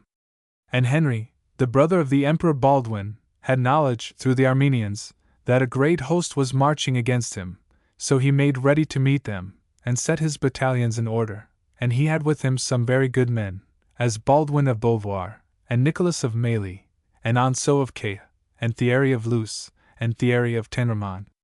So it happened that on the Saturday which is before Midlent, March 19, 1205, came Constantine Lascaris with his great host, before Adramyttium. And Henry, when he knew of his coming, took counsel, and said he would not suffer himself to be shut up in the city, but would issue forth. And those of the other part came on with all their host, in great companies of horse and foot, and those on our part went out to meet them, and began the onslaught. Then was there a dour battle and fighting hand to hand, but by God's help the Franks prevailed, and discomfited their foes, so that many were killed and taken captive, and there was much booty. Then were the Franks at ease, and very rich, so that the people of the land turned to them, and began to bring in their rents. Boniface attacks Liancourt. He is joined by Geoffrey of Villehardouin, the nephew. Now let us leave speaking further, for the nonce, of those at Constantinople, and return to the Marquis Boniface of Montferrat. The Marquis had gone, as you have heard, towards Salonica, and then ridden forth against Liancourt, who held Napoli and Corinth, 2 of the strongest cities in the world. Boniface besieged both cities at once. James of Avanes, with many other good men, remained before Corinth, and the rest encamped before Napoli, and laid siege to it. Then befell a certain adventure in the land. For Geoffrey of Villehardouin, who was nephew to Geoffrey of Villehardouin, Marshal of Romania and Champagne, being his brother's son, was moved to leave Syria with the company that came to Constantinople. But wind and chance carried him to the port of Modin, and there his ship was injured, so that, of necessity, it behoved him to winter in that country. And a Greek, who was a great lord of the land, knew of it, and came to him, and did him much honor, and said, Fair sir, the Franks have conquered Constantinople, and elected an emperor. If thou wilt make alliance with me, I will deal with thee in all good faith, and we together will conquer much land. So they made alliance on oath, the Greek and Geoffrey of Villehardouin, and conquered together a great part of the country, and Geoffrey of Villehardouin found much good faith in the Greek. But adventures happen as God wills, and sickness laid hold of the Greek, and he made an end and died.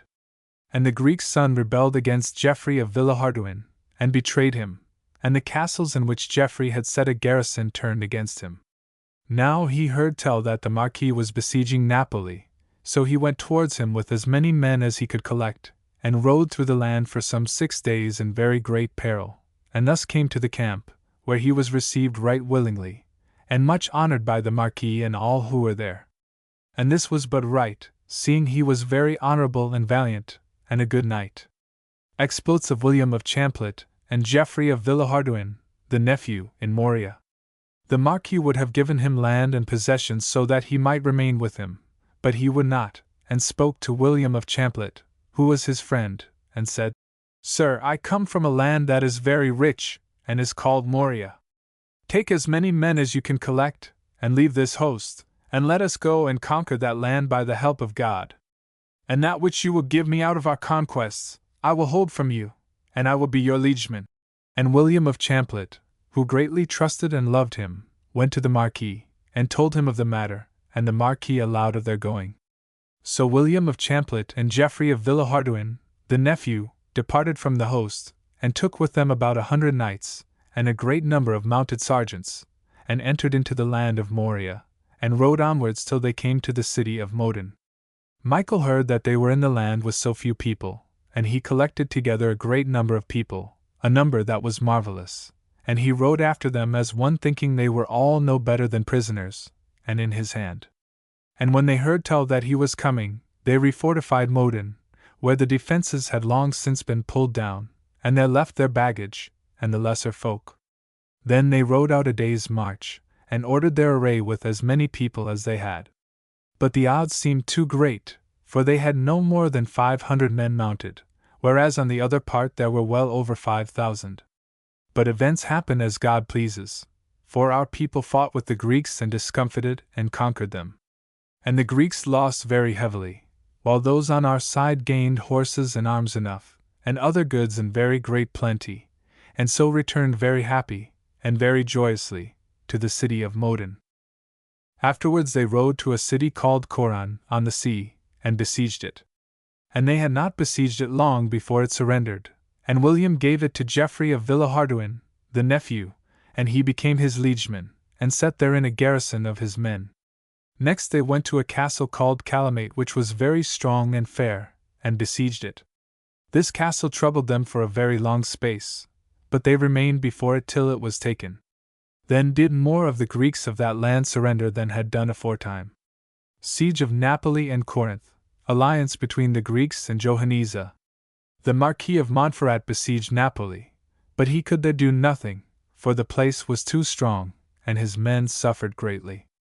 James of Avanes, meanwhile, continued to besiege Corinth, where he had been left by the Marquis.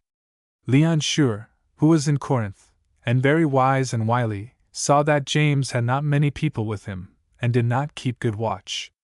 So one morning, at the break of day, he issued from the city in force, and got as far as the tents, and killed many before they could get to their armor.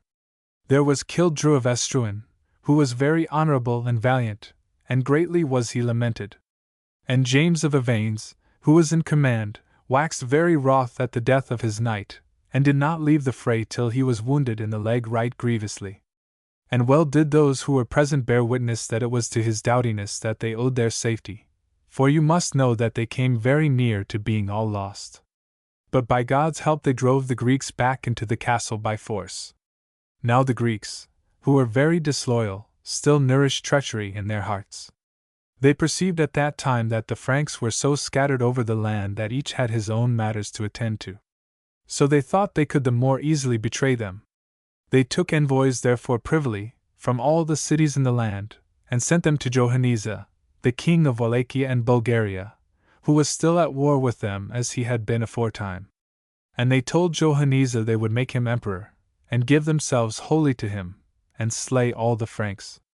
So they swore that they would obey him as their lord, and he swore that he would defend them as though they were his own people. Such was the oath sworn. Uprising of the Greeks at Demotica and Adrianople, their defeat at Arcadiopolis. At that time there happened a great misfortune at Constantinople, for Count Hugh of St. Paul, who had long been in bed, sick of the gout, made an end and died, and this caused great sorrow, and was a great mishap, and much was he bewept by his men and by his friends. He was buried with great honor in the church of our Lord St. George of Mangana. Now Count Hugh in his lifetime had held a castle called Demotica, which was very strong and rich, and he had therein some of his knights and sergeants. The Greeks, who had made oath to the king of Wallachia that they would kill and betray the Franks, betrayed them in that castle, and slaughtered many and took many captive. Few escaped, and those who escaped went flying to a city called Adrianople, which the Venetians held at that time. Not long after the Greeks in Adrianople rose in arms, and such of our men as were therein, and had been set to guard it, came out in great peril, and left the city. Tidings thereof came to the Emperor Baldwin of Constantinople, who had but few men with him, he and Count Louis of Blois. Much were they then troubled and dismayed.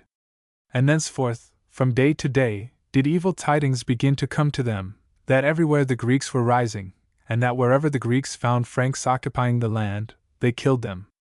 And those who had left Adrianople, the Venetians and the others who were there, came to a city called Surilum, that belonged to the Emperor Baldwin.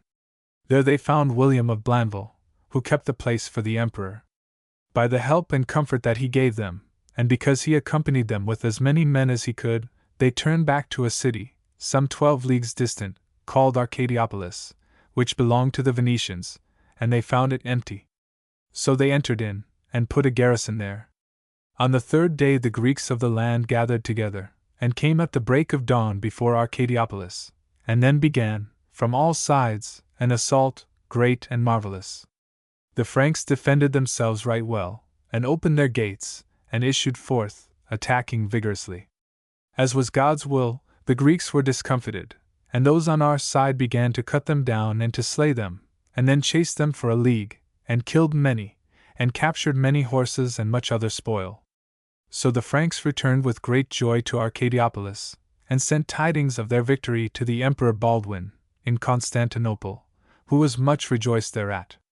Nevertheless they dared not hold the city of Arcadiopolis, but left it on the morrow, and abandoned it, and returned to the city of Surilum. Here they remained in very great doubt, for they misdoubted the Greeks who were in the city as much as those who were without, because the Greeks in the city had also taken part in the oaths sworn to the king of Wallachia, and were bound to betray the Franks. And many there were who did not dare to abide in Surilum, but made their way back to Constantinople. The Crusaders on the other side of the straits are recalled to march on Adrianople, expedition of Geoffrey of Villehardouin. Then the Emperor Baldwin and the Doge of Venice, and Count Louis took counsel together, for they saw they were losing the whole land. And they settled that the Emperor should tell his brother Henry, who was at Adramyttium, to abandon whatsoever conquests he had made, and come to their succor. Count Louis, on his side, sent to Payan of Orleans and Peter of Bracieux, who were at Lopatium, and to all the people that were with them, telling them to leave whatsoever conquests they had made, save Pioa only, that lay on the sea, where they were to set a garrison, the smallest they could, and that the remainder were to come to their succor. The Emperor directed Macaire of St. Menehould, and Matthew of Walencourt, and Robert of Rancé, who had some 100 knights with them in Nicomedia, to leave Nicomedia and come to their succor. By command of the Emperor Baldwin, Geoffrey of Villehardouin, Marshal of Champagne and of Romania, issued from Constantinople, with Manasses of Lille, and with as many men as they could collect, and these were few enough, seeing that all the land was being lost. And they rode to the city of Surilum, which is distant a 3 days' journey. There they found William of Blanville, and those that were with him, in very great fear, and much were these reassured at their coming. At that place they remained 4 days. The Emperor Baldwin sent after Geoffrey the Marshal as many as he could, of such people as were coming into Constantinople, so that on the 4th day there were at Surilum 80 knights. Then did Geoffrey the Marshal move forward, and Manasses of Lille, and their people, and they rode on, and came to the city of Arcadiopolis, and quartered themselves therein. There they remained a day, and then moved to a city called Bulgaropolis. The Greeks had avoided this city, and the Franks quartered themselves therein. The following day they rode to a city called Negais, which was very fair and strong, and well furnished with all good things. And they found that the Greeks had abandoned it, and were all gone to Adrianople. Now Adrianople was distant 9 French leagues, and therein were gathered all the great multitude of the Greeks. And the Franks decided that they should wait where they were till the coming of the Emperor Baldwin. Rainier of Trid abandoned at Philippopolis by his son, and the greater part of his people. Now does this book relate a great marvel, for Rainier of Trid, who was at Philippopolis, a good 9 days' journey from Constantinople, with at least 120 knights, was deserted by Reginald his son, and Giles his brother, and James of Bondies, who was his nephew, and Achard of Verdun, who had his daughter to wife. And they had taken some 30 of his knights, and thought to come to Constantinople, and they had left him, you must know, in great peril. But they found the country raised against them, and were discomfited, and the Greeks took them, and afterwards handed them over to the king of Wallachia, who had their heads cut off. And you must know that they were but little pitied by the people, because they had behaved in such evil sort to one whom they were bound to treat quite otherwise. And when the other knights of Rainier de Trit saw that he was thus abandoned by those who were much more bound to him than themselves, they felt the less shame, and some 80 together left him, and departed by another way.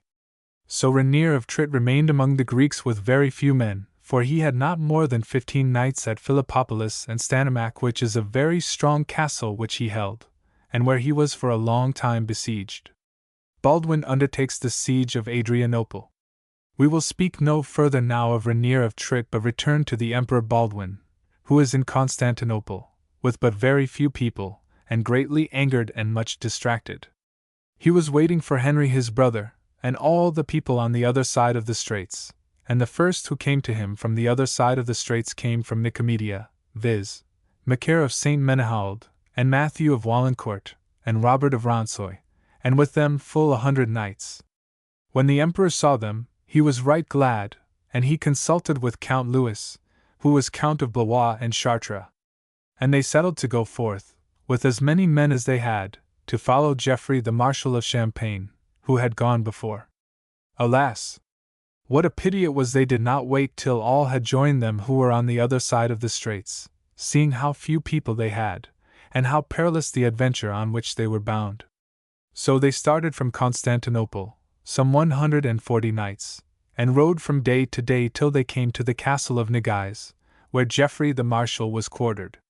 That night they took counsel together, and the decision to which they came was, that on the morrow they should go before Adrianople, and lay siege to it. So they ordered their battalions, and did for the best with such people as they had. When the morning came, and full daylight, they rode as had been arranged, and came before Adrianople.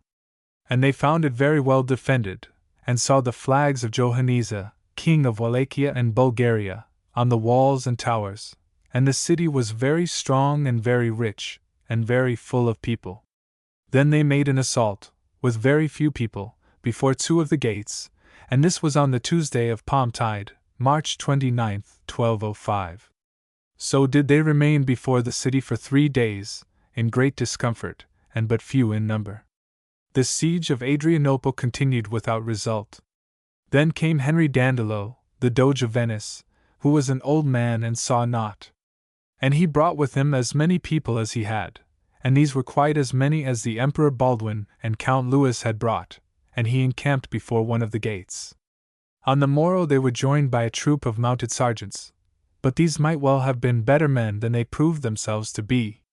And the host * had small store of provisions, because the merchants could not come with them, nor could they go foraging, because of the many Greeks that were spread throughout the land. Johannes, king of Wallachia, was coming to succor Adrianople with a very great host, for he brought with him Wallachians and Bulgarians, and full 14,000 Comans who had never been baptized. Now because of the dearth of provisions, Count Louis of Blois and Chartres went foraging on Palm Sunday. With him went Stephen of Perchy, brother of Count Geoffrey of Perchy, and Renaud of Montmirail, who was brother of Count Hervey of Nevers, and Gervais of Chatel, and more than half of the host. They went to a castle called Putis, and found it well garrisoned with Greeks, and assailed it with great force and fury. but they were able to achieve nothing, and so retreated without taking any spoils. Thus they remained during the week of the 2 Easters, Palm Sunday to Easter Day, and fashioned engines of divers sorts, and set such miners as they had to work underground, and so undermine the wall. And thus did they celebrate Easter, April 10th, before Adrianople, being but few in number and scant of provisions. Johanniza, king of Wallachia, comes to relieve Adrianople. Then came tidings that Johanniza, king of Wallachia, was coming upon them to relieve the city. So they set their affairs in order, and it was arranged that Geoffrey the Marshal and Manasses of Lisle should guard the camp, and that the Emperor Baldwin and all the remainder of the host should issue from the camp if so be that Johanniza came and offered battle. Thus they remained till the Wednesday of Easter week, and Johanniza had by that time approached so near that he encamped at about 5 leagues from us. And he sent his comans running before our camp, and a cry was raised throughout the camp, and our men issued there from helter-skelter, and pursued the comans for a full league very foolishly, for when they wished to return, the comans began to shoot at them in grievous wise, and wounded a good many of their horses. So our men returned to the camp, and the barons were summoned to the quarters of the Emperor Baldwin. And they took counsel, and all said that they had dealt foolishly in thus pursuing people who were so lightly armed. And in the end they settled that if Johanniza came on again, they would issue forth, and set themselves in array of battle before the camp, and there wait for him, and not move from thence. And they had it proclaimed throughout the host that none should be so rash as to disregard this order, and move from his post for any cry or tumult that might come to his ears. And it was settled that Geoffrey the Marshal should keep guard on the side of the city, with Manasses of Lisle. So they passed that night till the Thursday morning in Easter week, when they heard Mass and ate their dinner. And the comans ran up to their tents, and a cry arose, and they ran to arms, and issued from the camp with all their battalions in array, as had afore been devised. Defeat of the Crusaders, Baldwin taken prisoner. Count Louis went out first with his battalion, and began to follow after the comans, and sent to urge the Emperor to come after him. Alas! How ill did they keep to what had been settled the night before! For they ran in pursuit of the comans for at least 2 leagues, and joined issue with them, and chased them a long space. And then the comans turned back upon them, and began to cry out and to shoot. On our side there were battalions made up of other people than knights, people having too little knowledge of arms, and they began to wax afraid and be discomfited. And Count Louis, who had been the first to attack, was wounded in 2 places full sorely, and the comans and Wallachians began to invade our ranks, and the Count had fallen, and one of his knights, whose name was John of Frais, dismounted, and set him on his horse. Many were Count Louis's people who said, "Sir, get you hence, for you are too sorely wounded, and in 2 places." And he said, "The Lord God forbid that ever I should be reproached with flying from the field, and abandoning the Emperor."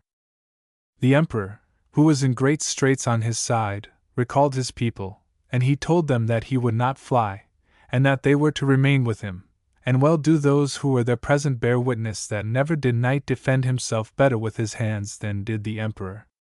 This combat lasted a long time. Some were there who did well, and some were there who fled. In the end, for so God suffers misadventures to occur, they were discomfited. There on the field remained the Emperor Baldwin, who never would fly, and Count Louis. The Emperor Baldwin was taken alive and Count Louis was slain. Alas! How woeful was our loss! There was lost the Bishop Peter of Bethlehem, and Stephen of Perchy, brother to Count Geoffrey, and Renaud of Montmirail, brother of the Count of Nevers, and Matthew of Wallencourt, and Robert of Ronsoy, John of Frais, Walter of Neuilly, Ferry of Yers, John his brother, Eustace of Humont, John his brother, Baldwin of Neuville, and many more of whom the book does not here make mention. Those who were able to escape, they came back flying to the camp. The Crusaders raised the siege of Adrianople. When Geoffrey the Marshal of Champagne, who was keeping guard at one of the gates of the city, saw this, he issued from the camp as soon as he could, with all the men that were with him, and gave command to Manasses of Lisle, who was on guard at another gate, that he should follow after him. And he rode forth with all his force at full speed, and in full array, to meet the fugitives, and the fugitives all rallied round him. And Manasseh of Lau followed as soon as he was able, with his men, and joined himself to him, so that together they formed a very strong body, and all those who came out of the rout, and whom they could stop, were taken into their ranks. The rout was thus stayed between nones and vespers. But the most part of the fugitives were so afeard that they fled right before them till they came to the tents and quarters. Thus was the rout stayed, as you have heard, and the Comans, with the Wallachians and Greeks, who were in full chase, ceased their pursuit. But these still galled our force with their bows and arrows, and the men of our force kept still with their faces turned towards them. Thus did both sides remain till nightfall, when the Comans and Wallachians began to retire.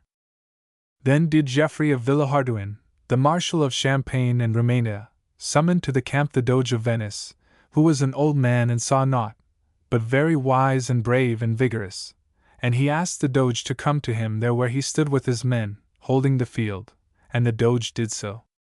And when the Marshal saw him, he called him into council, aside, all alone, and said to him, Lord, you see the misadventure that has befallen us. We have lost the Emperor Baldwin and Count Louis, and the larger part of our people, and of the best. Now let us bethink ourselves how to save what is left. For if God does not take pity of them, we are but lost. And in the end they settled it thus, that the Doge would return to the camp, and put heart into the people, and order that every one should arm and remain quiet in his tent or pavilion, and that Geoffrey the Marshal would remain in full order of battle before the camp till it was night, so that their enemies might not see the host move, and that when it was night all would move from before the city. The Doge of Venice would go before, and Geoffrey the Marshal would form the rear guard, with those who were with him. Retreat of the Crusaders. Thus they waited till it was night, and when it was night the Doge of Venice left the camp, as had been arranged, and Geoffrey the Marshal formed the rear guard. And they departed at foot pace, and took with them all their people mounted and dismounted, the wounded as well those who were whole, they left not one behind. And they journeyed towards a city that lies upon the sea, called Rodasto, and that was full 3 days' journey distant. So they departed from Adrianople, as you have heard, and this adventure befell in the year of the incarnation of Jesus Christ 1205. And in the night that the host left Adrianople, it happened that a company started to get to Constantinople earlier, and by a more direct way, and they were greatly blamed therefor. In this company was a certain count from Lombardy named Gerard, who came from the land of the Marquis, and Odo of Ham, who was lord of a castle called Ham in Vermandois, and John of Mazarols, and many others to the number of 25 knights, whom the book does not name. And they went away so fast after the discomfiture, which had taken place on the Thursday evening, that they came to Constantinople on the Saturday night, though it was ordinarily a good 5 days' journey. And they told the news to the Cardinal Peter of Capua, who was there by the authority of Innocent Pope of Rome, and to Conon of Bethune, who guarded the city, and to Miles the Brabant, and to the other good men in the city. And you must know that these were greatly afeared, and thought of a certainty that all the rest, who had been left before Adrianople, were lost, for they had no news of them. Peter of Brassiers and Payan of Orleans meet the retreating host. Now will we say no more about those at Constantinople, who were in sore trouble, but go back to the Doge of Venice and Geoffrey the Marshal, who marched all the night that they left Adrianople, till the dawn of the following day, and then they came to a city called Pamphile. Now listen, and you shall hear how adventures befall as God wills, for in that city had lain during the night Peter of Brassiers and Payan of Orleans, and all the men belonging to the land of Count Louis, at least 100 very good knights and 140 mounted sergeants, and they were coming from the other side of the straits to join the host at Adrianople. When they saw the host coming, they ran to their arms right nimbly, for they thought we were the Greeks. So they armed themselves, and sent to know what people we were, when their messengers discovered that we were the hosts retreating after our discomfiture. So the messengers went back, and told them that the Emperor Baldwin was lost, and their lord Count Louis, of whose land and country they were, and of whose following. Sadder news could they not have heard. There might you have seen many tears wept, and many hands wrung for sorrow and pity. And they went on, all a-net as they were, till they came to where Geoffrey, the Marshal of Champagne, was keeping guard in the rear, in very great anxiety and misease. For Johannes, the king of Wallachia and Bulgaria, had come at the point of day before Adrianople with all his host, and found that we had departed, and so ridden after us till it was full day, and when he found us not, he was full of grief. And well was it that he found us not, for if he had found us we must all have been lost beyond recovery. Sir, said Peter of Bracieux and Payen of Orleans to Geoffrey the Marshal, what would you have us do? We will do whatever you wish. And he answered them, you see how matters stand with us. You are fresh and unworried, and your horses also, therefore do you keep guard in the rear, and I will go forward and hold in hand our people, who are greatly dismayed and in sore need of comfort. To this they consented right willingly. So they established the rearguard duly and efficiently, and as men who well knew how, for they were good knights and honorable. The host reaches Rodasto.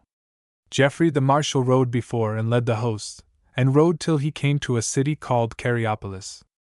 Then he saw that the horses were weary with marching all night, and entered into the city, and put them up till noon.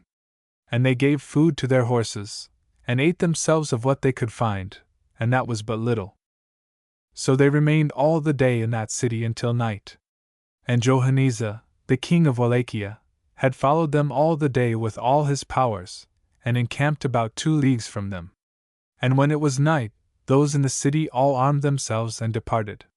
Geoffrey the Marshal led the van, and those formed the rearguard who had formed it during the day. So they rode through that night, and the following day, April 16th, in great fear and much hardship, till they came to the city of Rodasto, a city very rich and very strong, and inhabited by Greeks. These Greeks did not dare to defend themselves, so our people entered in and took quarters, so at last were they in safety. Thus did the host escape from Adrianople, as you have heard. Then was a council held in the city of Rodasto, and it seemed to the council that Constantinople was in greater jeopardy than they were. So they took messengers, and sent them by sea, telling them to travel night and day, and to advise those in the city not to be anxious about them, for they had escaped, and that they would repair back to Constantinople as soon as they could. 7,000 pilgrims leave the Crusaders. At the time when the messengers arrived, there were in Constantinople 5 ships of Venice, very large and very good, laden with pilgrims, and knights and sergeants, who were leaving the land and returning to their own countries. There were at least 7,000 men at arms in the ships, and one was William the Advocate of Bethune, and there were besides Baldwin of Aubigny, and John of Verson, who belonged to the land of Count Louis, and was his liegeman, and at least 100 other knights, whom the book does not here name. Master Peter of Capua, who was cardinal from the Pope of Rome, Innocent, and Conon of Bethune, who commanded in Constantinople, and Miles the Brabant, and a great number of other men of mark, went to the 5 ships, and prayed those who were in them, with sighs and tears, to have mercy and pity upon Christendom, and upon their liege lords who had been lost in battle, and to remain for the love of God. But they would not listen to a single word, and left the port. They spread their sails, and went their way, as God ordained, in such sort that the wind took them to the port of Rodasto, and this was on the day following that on which those who had escaped from the discomfiture came thither. The same prayers, with tears and weeping, that had been addressed to them at Constantinople, those same prayers were now addressed to them at Rodasto, and Geoffrey the Marshal, and those who were with him, besought them to have mercy and pity on the land, and remain, for never would they be able to succor any land in such dire need. They replied that they would consult together, and give an answer on the morrow. And now listen to the adventure which befell that night in the city. There was a knight from the land of Count Louis, called Peter of Freville, who was held in honor, and of great name.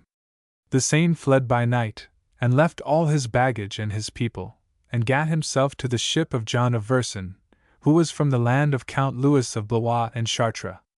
And those on board the 5 ships, who in the morning were to give their answer to Geoffrey the Marshal and to the Doge of Venice, so soon as they saw the day, they spread their sails, and went their way without word said to any one. Much and great blame did they receive, both in the land whither they went, and in the land they had left, and he who received most blame of all was Peter of Freville.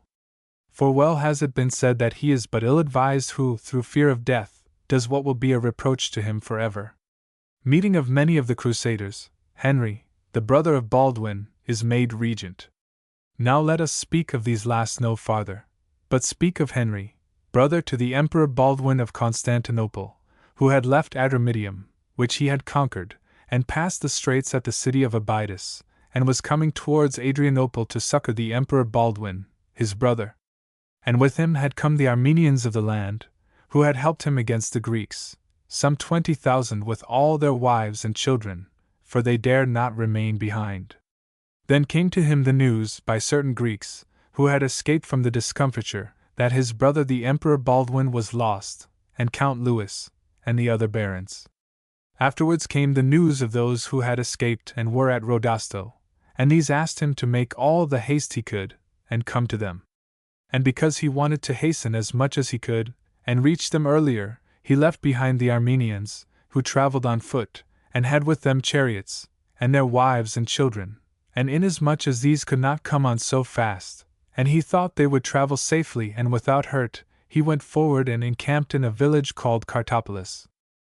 On that very day came thither the nephew of Geoffrey the Marshal, Anso of Corcelis, whom Geoffrey had summoned from the parts of Macer, Trajanopolis, and the Bay, lands that had been bestowed upon him, and with Anso came the people from Philippopolis, who had left Rainier of Trit. This company held full 100 good knights, and full 500 mounted sergeants, who all were on their way to Adrianople to succor the Emperor Baldwin. But tidings had come to them, as to the others, that the Emperor had been defeated, so they turned to go to Rodasto, and came to encamp at Cartopolis, the village where Henry, the brother of the Emperor Baldwin, was then encamped. And when Baldwin's men saw them coming, they ran to arms, for they thought they were Greeks, and the others thought the same of Baldwin's men. And so they advanced till they became known to one another, and each was right glad of the other's coming, and felt all the safer, and they quartered themselves in the village that night until the morrow. On the morrow they left, and rode straight towards Rodasto, and came that night to the city, and there they found the Doge of Venice and Geoffrey the Marshal, and all who had escaped from the late discomfiture, and right glad were these to see them.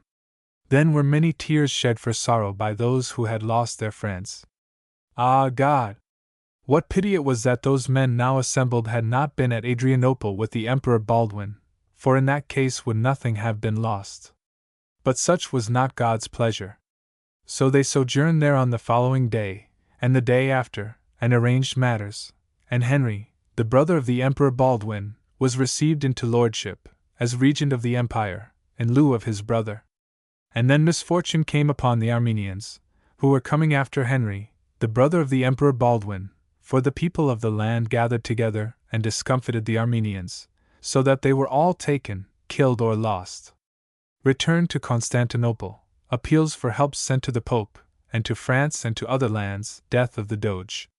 Johanniza, king of Wallachia and Bulgaria, had with him all his power, and he occupied the whole land, and the country, and the cities, and the castles held for him, and his comans overran the land as far as Constantinople. Henry the regent of the empire, and the Doge of Venice, and Geoffrey the Marshal, were still at Rodasto, which is a 3 days' journey from Constantinople. And they took counsel, and the Doge of Venice set a garrison of Venetians in Rodasto, for it was theirs.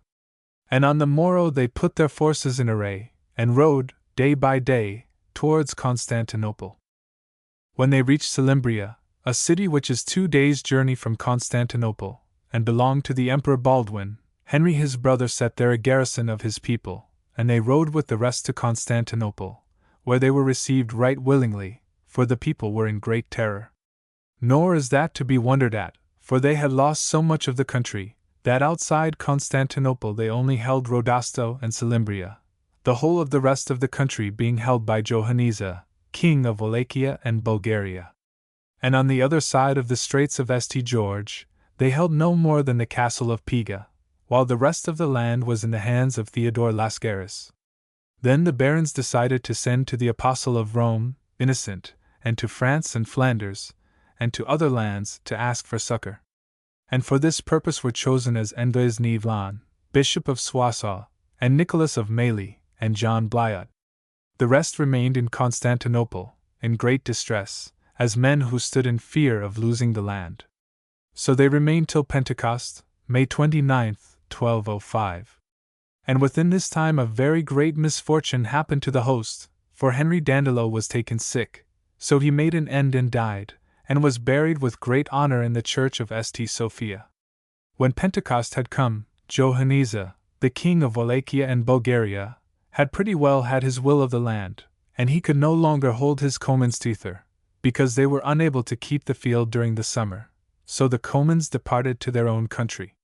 And he, with all his host of Bulgarians and Greeks, marched against the Marquis towards Salonika.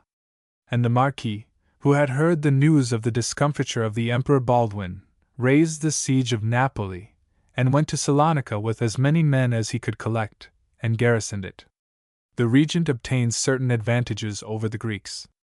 Henry, the brother of the Emperor Baldwin of Constantinople, with as many people as he could gather, marched against the Greeks to a city called Surilum, which is a 3 days' journey from Constantinople. This city surrendered, and the Greeks swore fealty to him, an oath which at that time men observed badly. From thence he marched to Arcadiopolis, and found it void, for the Greeks did not dare to await his coming. And from thence again he rode to the city of Byzee, which was very strong, and well garrisoned with Greeks, and this city too surrendered. Afterwards he rode to the city of Napoli, Apros, which also remained well garrisoned with Greeks. As our people were preparing for an assault, the Greeks within the city asked to negotiate for capitulation. But while they thus negotiated, the men of the host effected an entrance into the city on another side, and Henry the regent of the empire, and those who were negotiating knew nothing of it. And this proved very disastrous to the Greeks. For the Franks, who had effected an entrance, began to slaughter them, and to seize their goods, and to take all that they had. So were many killed and taken captive. In this wise was Napoli, Apros, captured, and the host remained there 3 days. And the Greeks were so terrified by this slaughter, that they abandoned all the cities and castles of the land, and fled for refuge to Adrianople and Demotica, which were very strong and good cities. Ceres surrenders to Johannes, he forfeits his word. At that time it happened that Johannes, the king of Wallachia and Bulgaria, with all his host, marched against the Marquis, towards a city called Ceres. And the Marquis had set a strong garrison of his people in the city, for he had set there Hugh of Coligny, who was a very good knight, and high in rank, and William of Aries, who was his marshal, and great part of his best men. And Johannes, the king of Wallachia, besieged them, nor had he been there long before he took the burg by force. And at the taking of the burg a great misfortune befell, for Hugh of Coligny was killed, he was struck through the eye. When he was killed, who was the best of them all, the rest of the garrison were greatly afeard. They drew back into the castle, which was very strong, and Johannes besieged them, and erected his petraries and mangonels. Nor had he besieged them long before they began to talk about surrendering, for which they were afterwards blamed, and incurred great reproach. And they agreed to yield up the castle to Johannes, and Johannes on his side caused 25 of the men of highest rank that he had to swear to them that they should be taken, safe and sound, with all their horses, and all their arms, and all their baggage, to Salonika, or Constantinople, or Hungary, whichever of the 3 it liked them best. In this manner was Ceres surrendered, and Johannes caused the besieged to come forth from the castle and encamp near him in the fields, and he treated them with much fair seeming, and sent them presents. So he kept them for 3 days, and then he lied and forswore his promises, for he had them taken, and spoiled of their goods, and led away to Wallachia, naked, and unshod, and on foot. The poor and the mean people, who were of little worth, he sent into Hungary, and as for the others, he caused their heads to be cut off. Of such mortal treachery was the king of Wallachia guilty, as you have heard. Here did the host suffer grievous loss, one of the most dolorous that ever it suffered. And Johannes had the castle and city razed, and went on after the Marquis. The regent besieges Adrianople in vain. Henry, the regent of the empire, with all his power, rode towards Adrianople, and laid siege to it, and he was in great peril, for there were many, both within and without the city, who so hemmed him in, he and his people, that they could scantly buy provisions, or go foraging. Therefore they enclosed their camp with palisades and barriers, and told off part of their men to keep guard within the palisades and barriers, while the others attacked the city. And they devised machines of divers kinds, and scaling ladders, and many other engines, and wrought diligently to take the city. But they could not take it, for the city was very strong and well furnished for defense. So matters went ill with them, and many of their people were wounded, and one of their good knights, Peter of Bracieux, was struck on the forehead from a mangonel, and brought near to death, but he recovered, by the will of God, and was taken away in a litter. When they saw that they could in no wise prevail against the city, Henry the regent of the empire, and the French host departed. And greatly were they harassed by the people of the land and by the Greeks, and they rode from day to day till they came to a city called Pamphile, and lodged there, and sojourned in it for 2 months. And they made thence many forays towards Demotica and the country round about, where they captured much cattle, and other booty. So the host remained in those parts till the beginning of winter, and supplies came to them from Rodasto, and from the sea. Destruction of Philippopolis by Johannisa. Now let us leave speaking of Henry, the regent of the empire, and speak of Johannisa, the king of Wallachia and Bulgaria, who had taken Ceres, as you have already heard, and killed by treachery those who had surrendered to him. Afterwards he had ridden towards Salonica, and sojourned there by a long while, and wasted a great part of the land. The Marquis Boniface of Montferrat was at Salonica, very wroth, and sorrowing greatly for the loss of his lord the Emperor Baldwin, and for the other barons, and for his castle of Ceres that he had lost, and for his men. And when Johannisa saw that he could do nothing more, he retired towards his own land, with all his force. And the people in Philippopolis, which belonged to Rainier of Trit, for the Emperor Baldwin had bestowed it upon him, heard tell how the Emperor Baldwin was lost, and many of his barons, and that the Marquis had lost Ceres, and they saw that the relatives of Rainier of Trit, and his own son and his nephew, had abandoned him, and that he had with him but very few people.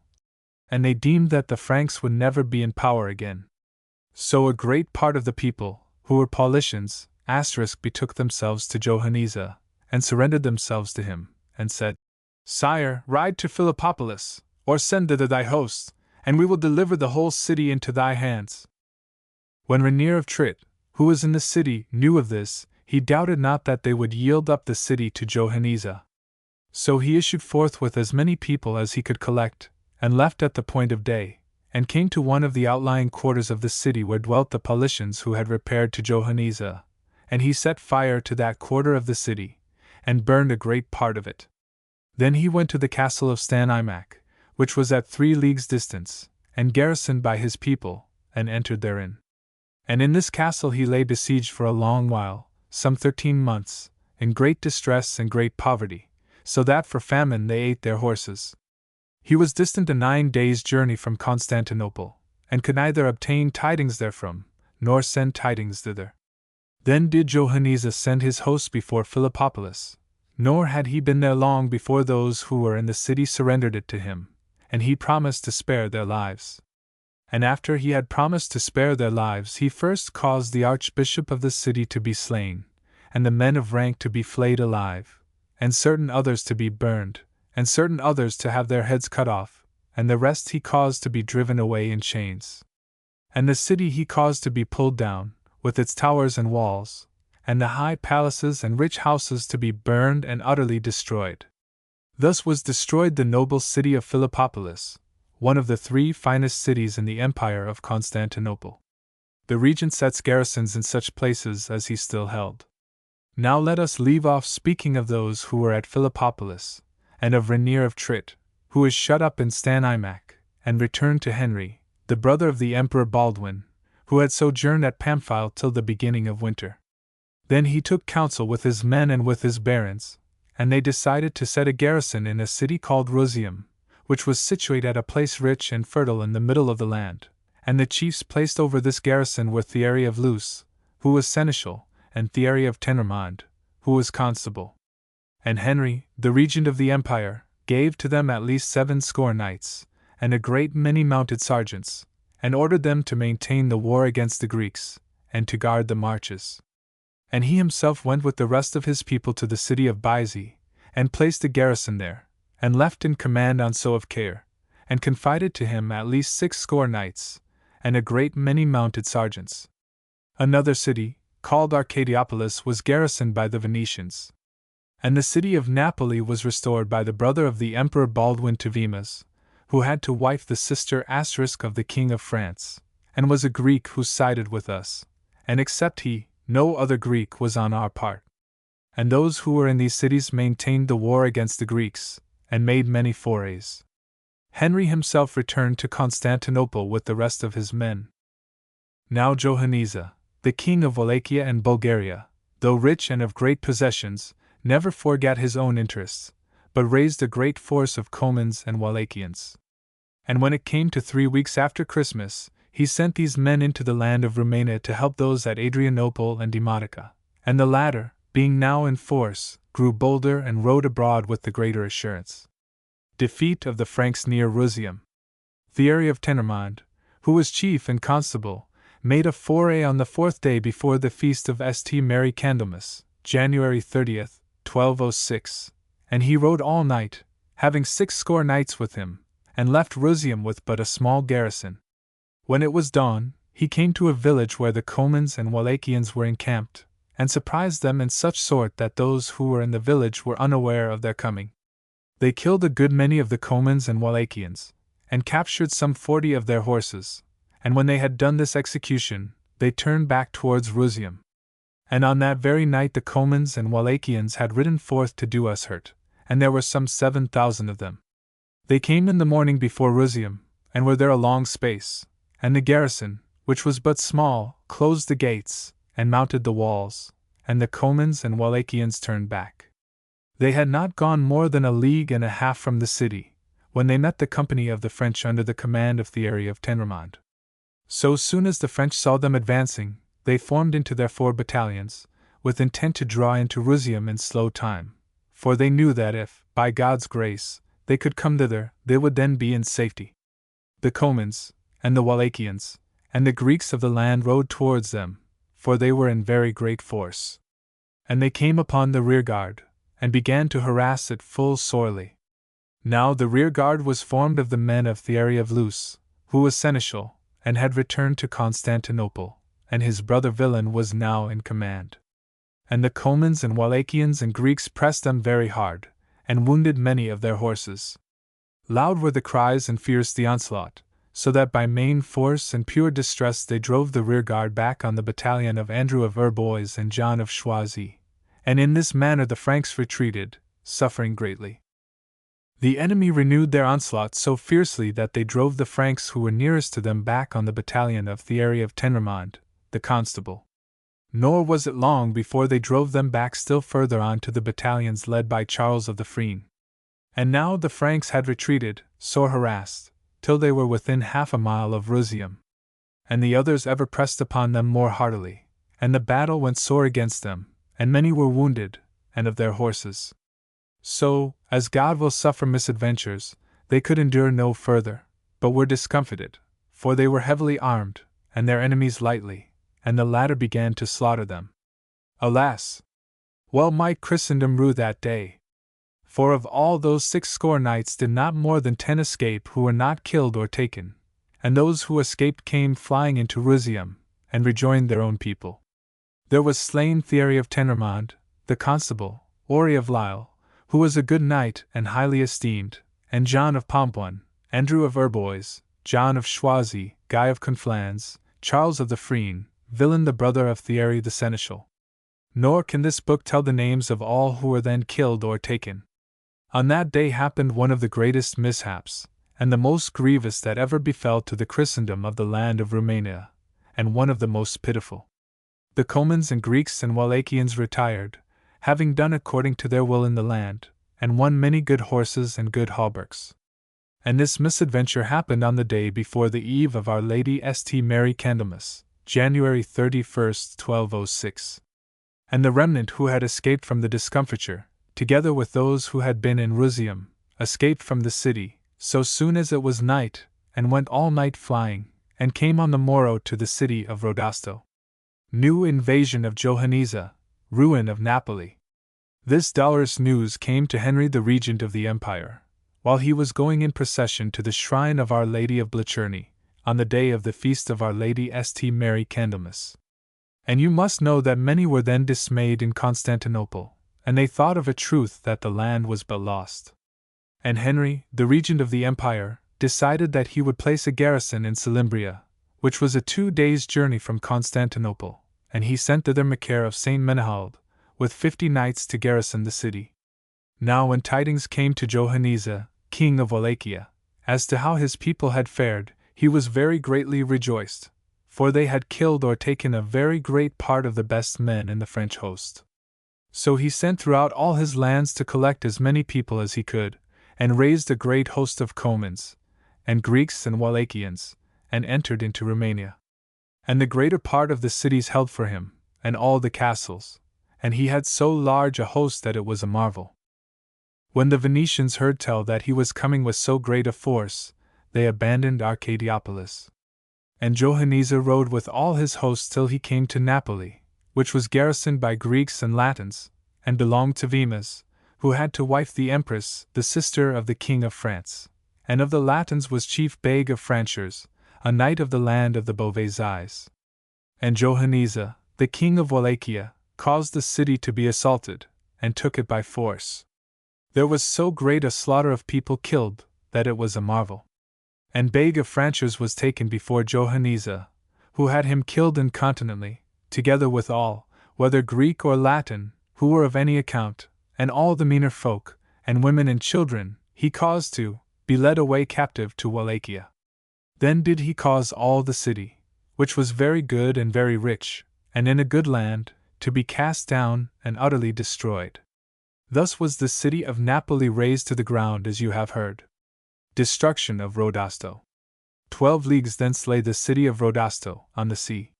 It was very strong, and rich, and large, and very well garrisoned by Venetians, and besides all this, there had come thither a body of sergeants, some 2,000 strong, and they had also come to guard the city. When they heard that Napoli had been taken by force, and that Johanisa had caused all the people that were therein to be put to death, they fell into such terror that they were utterly confounded and fordone. As God suffers misadventures to fall upon men, so the Venetians rushed to their ships, helter-skelter, pell-mell, and in such sort that they almost drowned one another, and the mounted sergeants, who came from France and Flanders, and other countries, went flying through the land. Now listen and hear how little this served them, and what a misadventure was their flight, for the city was so strong, and so well enclosed by good walls and good towers, that no one would ever have ventured to assault it, and that Johanisa had no thought of going thither. But when Johanisa, who was full half a day's journey distant, heard tell that they had fled, he rode thither. The Greeks who had remained in the city surrendered, and he incontinently caused them to be taken, small and great save those who escaped and led captive into Wallachia, and the city he ordered to be destroyed and razed to the ground. Ah! The loss and damage! For the city was one of the best in Romania, and of the best situated. Johanisa continues his conquests and ravages. Near there was another city called Painter, which surrendered to him, and he caused it to be utterly destroyed, and the people to be led captive to Wallachia like the people of Rodasto. Afterwards he rode to the city of Heraclea, that lay by a good seaport, and belonged to the Venetians, who had left in it but a weak garrison, so he assaulted it, and took it by force. There again was a mighty slaughter, and the remnant that escaped the slaughter he caused to be led captive to Wallachia, while the city itself he destroyed, as he had destroyed the others. Thence he marched to the city of Daonium, which was very strong and fine, and the people did not dare to defend it. So he caused it to be destroyed and razed to the ground. Then he marched to the city of Tsurim, which had already surrendered to him, and caused it to be destroyed and razed to the ground, and the people to be led away captive. And thus he dealt with every castle and city that surrendered. Even though he had promised them safety, he caused the buildings to be destroyed, and the men and women to be led away captive, and no covenant that he made did he ever keep. Then the Comans and Wallachians scoured the land up to the gates of Constantinople, where Henry the Regent then was, with as many men as he could command, and very dolorous was he and very wroth, because he could not get men enough to defend his land. So the Comans seized the cattle off the land, and took captive men, women, and children, and destroyed the cities and castles, and caused such ruin and desolation that never has man heard tell of greater. So they came to a city called Thyatira, which was 12 leagues from Constantinople, and had been given to Payan of Orleans by Henry, the emperor's brother. This city held a very great number of people, for the dwellers in the country round about had fled thither, and the Comans assaulted it, and took it by force. There the slaughter was so great, that there had been none such in any city where they had been. And you must know that all the castles and all the cities that surrendered to Johanniza under promise of safety were destroyed and razed to the ground, and the people led away captive to Wallachia in such manner as you have heard. And you must know that within 5 days' journey from Constantinople there remained nothing to destroy save only the city of Byzee, and the city of Salimbria, which were garrisoned by the French. And in Byzee abode Anso of Caer, with 60 knights, and in Salimbria abode Macaire of St. Menehould with 50 knights, and Henry the brother of the Emperor Baldwin remained in Constantinople with the remainder of the host. And you may know that their fortunes were at the lowest, seeing that outside of Constantinople they had kept possession of no more than these 2 cities. The Greeks are reconciled to the Crusaders. Johanniza besieges Demotica. When the Greeks who were in the host with Johanniza, the same who had yielded themselves up to him, and rebelled against the Franks, when they saw how he destroyed their castles and cities, and kept no covenant with them, they held themselves to be but dead men, and betrayed. They spoke one to another, and said that as Johanniza had dealt with other cities, so would he deal with Adrianople and Demotica, when he returned thither, and that if these 2 cities were destroyed, then was Romania forever lost. So they took messengers privily, and sent them to Vernez in Constantinople. And they besought Vernez to cry for pity to Henry, the brother of the Emperor Baldwin, and to the Venetians, so that they might make peace with them, and they themselves, in turn, would restore Adrianople and Demotica to the Franks, and the Greeks would all turn to Henry, and the Greeks and Franks dwelt together in good accord. So a council was held, and many words were spoken this way and that, but in the end it was settled that Adrianople and Demotica, with all their appurtenances, should be bestowed on Vernez and the Empress his wife, who was sister to the King Philip of France, and that they should do service therefore to the Emperor and to the Empire. Such was the convention made and concluded, and so was peace established between the Greeks and the Franks. Johanniza, the king of Wallachia and Bulgaria, who had sojourned long in Romania, and wasted the country during the whole of Lent, and for a good while after Easter, April 2, 1206, now retired towards Adrianople and Demotica, and had it in mind to deal with those cities as he had dealt with the other cities of the land. And when the Greeks who were with him saw that he turned towards Adrianople, they began to steal away, both by day and by night, some 20, 30, 40, 100, at a time. When he came to Adrianople, he required of those that were within that they should let him enter, as he had entered elsewhere. But they said they would not, and spoke thus: Sire, when we surrendered to thee, and rebelled against the Franks, thou didst swear to protect us in all good faith, and to keep us in safety. Thou hast not done so, but hast utterly ruined Romania, and we know full well that thou wilt do unto us as thou hast done unto others. And when Johanniza heard this, he laid siege to Demotica, and erected round it 16 large petraries, and began to construct engines of every kind for the siege, and to waste all the country round. Then did those in Adrianople and Demotica take messengers, and send them to Constantinople, to Henry, the regent of the empire, and to Vimus, and prayed them, for God's sake, to rescue Demotica, which was being besieged. And when those at Constantinople heard these tidings, they decided to succor Demotica. But some there were who did not dare to advise that our people should issue from Constantinople, and so place in jeopardy the few Christian folk that remained. Nevertheless, in the end, as you have heard, it was decided to issue forth, and move on Salimbria. The Cardinal, who was there as legate on the part of the Pope of Rome, preached thereon to the people, and promised a full indulgence to all such as should go forth, and lose their lives on the way. So Henry issued from Constantinople with as many men as he could collect, and marched to the city of Salermbria, and he encamped before the city for full 8 days. And from day to day came messengers from Adrianople praying him to have mercy upon them, and come to their relief, for if he did not come to their relief, they were but lost. The Crusaders marched to the relief of Demotica. Then did Henry take counsel with his barons, and their decision was that they would go to the city of Byzee, which was a fair city, and strong. So they did as they had devised, and came to Byzee, and encamped before the city on the eve of the feast of our Lord St. John the Baptist, in June 23, 1206.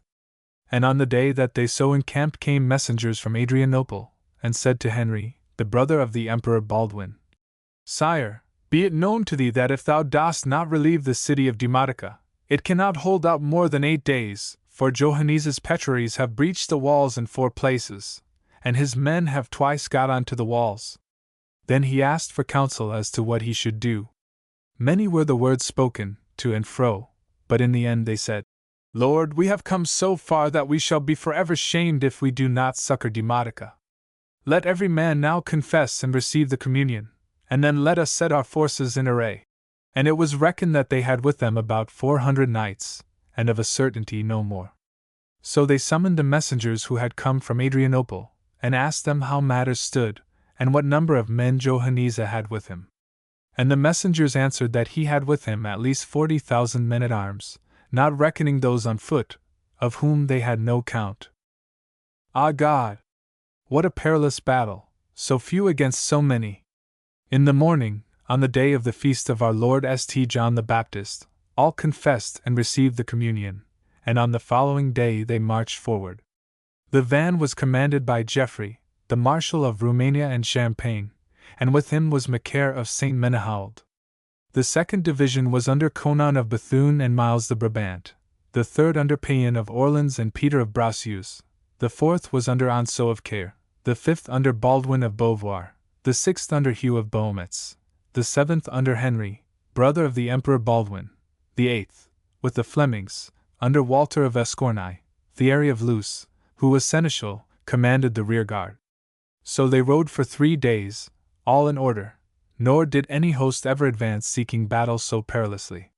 For they were in peril on 2 accounts, first because they were so few, and those they were about to attack so many, and secondly, because they did not believe the Greeks, with whom they had just made peace, would help them heartily.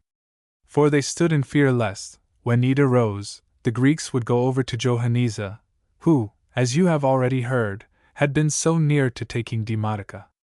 Johannesa retreats, followed by the Crusaders. When Johannesa heard that the Franks were coming, he did not dare to abide, but burned his engines of war, and broke up his camp. So he departed from Demotica, and you must know that this was accounted by all the world as a great miracle. And Henry, the regent of the empire, came on the 4th day, June 28th, before Adrianople, and pitched his camp near the river of Adrianople, in the fairest meadows in the world. When those who were within the city saw his host coming, they issued forth, bearing all their crosses, and in procession, and showed such joy as had never been seen. And well might they rejoice, for they had been in evil case. Then came tidings to the host that Johannesa was lodged at a castle called Rodasto. So in the morning they set forth and marched to those parts to seek battle, and Johannesa broke up his camp, and marched back towards his own land. The host followed after him for 5 days, and he has constantly retired before them. On the 5th day they encamped at a very fair and pleasant place by a castle called Frame, and there they sojourned 3 days. And at this place there was a division in the host, and a company of valiant men separated themselves therefrom because of a quarrel that they had with Henry, the brother of the Emperor Baldwin. Of this company Baldwin of Beauvoir was chief, and Hugh of Beaumetz went with him, and William of Gamagnes and Drew of Beaurain. There were some 50 knights who departed together in that company, and they never thought the rest would dare to remain in the land in the midst of their enemies. Rainier of Trit relieved and delivered. Then did Henry, the regent of the empire, take counsel with the barons that were with him, and they decided to ride forward. So they rode forward for 2 days, and encamped in a very fair valley, near a castle called Moniac. The castle yielded itself to them, and they remained there 5 days, and then said they would go and relieve Rainier of Trit, who was besieged in Stanimac, and had been shut up therein for 13 months. So Henry, the regent of the empire, remained in the camp, with a great part of the host, and the remainder went forward to relieve Rainier of Trit at Stanimac. And you must know that those who went forward went in very great peril, and that any rescue so full of danger has but seldom been undertaken, seeing that they rode for 3 days through the land of their enemies. In this rescue took part Conan of Bethune, and Geoffrey of Villehardouin, Marshal of Romania and Champagne, and Macaire of Saint Menehould, and Miles de Brabant, and Peter of Brassieux, and Payen of Orleans, and Anseau of Caith, and Thierry of Luce, and William of Perchois, and a body of Venetians under command of Andrew Villiers. So they rode forward till they came to the castle of Stanimac, and approached so near that they could now see it. Rainier of Trit was on the walls, and he perceived the advance guard, which was under Geoffrey the Marshal, and the other battalions, approaching in very good order, and he knew not what people they might be. And no wonder that he was in doubt, for of a long time he had heard no tidings of us, and he thought we were Greeks coming to besiege him. Geoffrey the Marshal of Romania and Champagne took certain Turcoples asterisk and mounted crossbowmen, and sent them forward to see if they could learn the condition of the castle, for they knew not if those within it were alive or dead, seeing that of a long time they had heard no tidings of them. And when these came before the castle, Rainier of Trit and his men knew them, and you may well think what joy they had. They issued forth and came to meet their friends, and all made great joy of each other. The barons quartered themselves in a very good city that lay at the foot of the castle, and had aforetime besieged the castle. Then said the barons that they had often heard tell that the Emperor Baldwin had died in Johannisa's prison, but that they did not believe it. Rainier of Trit, however, told them of a truth that the Emperor was dead, and then they believed it. Greatly did many then grieve, alas if only their grief had not been beyond remedy. So they lay that night in the city, and on the morrow they departed, and abandoned Stanimac. They rode for 2 days, and on the 3rd they came to the camp, below the castle of Moniac, that lies on the river Arda, where Henry, the Emperor's brother, was waiting for them. Greatly did those of the host rejoice over Rainier of Trit, who had thus been rescued from durance, and great was the credit given to those who had brought him back, for they had gone for him in great peril. Henry crowned emperor, Johannisa ravages the country again, the emperor marches against him. The barons now resolved that they would go to Constantinople, and crown Henry, the brother of the Emperor Baldwin, as emperor, and leave in the country Vimus, and all the Greeks of the land, together with 40 knights, whom Henry, the regent of the empire, would leave with him. So Henry, the regent of the empire, and the other barons, went towards Constantinople, and they rode from day to day till they came thither, and right well were they received. They crowned Henry as emperor with great joy and great honor in the church of St. Sophia, on the Sunday, August 20th, after the festival of Our Lady St. Mary, in August. And this was in the year of the incarnation of our Lord Jesus Christ 1206. Now when Johannisa, the king of Wallachia and Bulgaria, heard that the emperor had been crowned in Constantinople, and that Vimus had remained in the land of Adrianople and Demotica, he collected together as large a force as he could. And Vimus had not rebuilt the walls of Demotica where they had been breached by Johannisa with his petraries and mangonels, and he had set but a weak garrison therein. So Johannisa marched on Demotica, and took it, and destroyed it, and razed the walls to the ground, and overran the whole country, and took men, women, and children for a prey, and wrought devastation. Then did those in Adrianople beseech the Emperor Henry to succor them, seeing that Demotica had been lost in such cruel sort. Then did the Emperor Henry summon as many people as he could, and issued from Constantinople, and rode day by day towards Adrianople, with all his forces in order. And Johannisa, the king of Wallachia, who was in the land, when he heard that the emperor was coming, drew back into his own land. And the Emperor Henry rode forward till he came to Adrianople, and he encamped outside the city in a meadow. Then came the Greeks of the land, and told him that Johannisa, the king of Wallachia, was carrying off men and women and cattle, and that he had destroyed Demotica, and wasted the country round, and that he was still within a day's march. The emperor settled that he would follow after, and do battle if so be that Johanniza would abide his coming, and deliver the men and women who were being led away captive.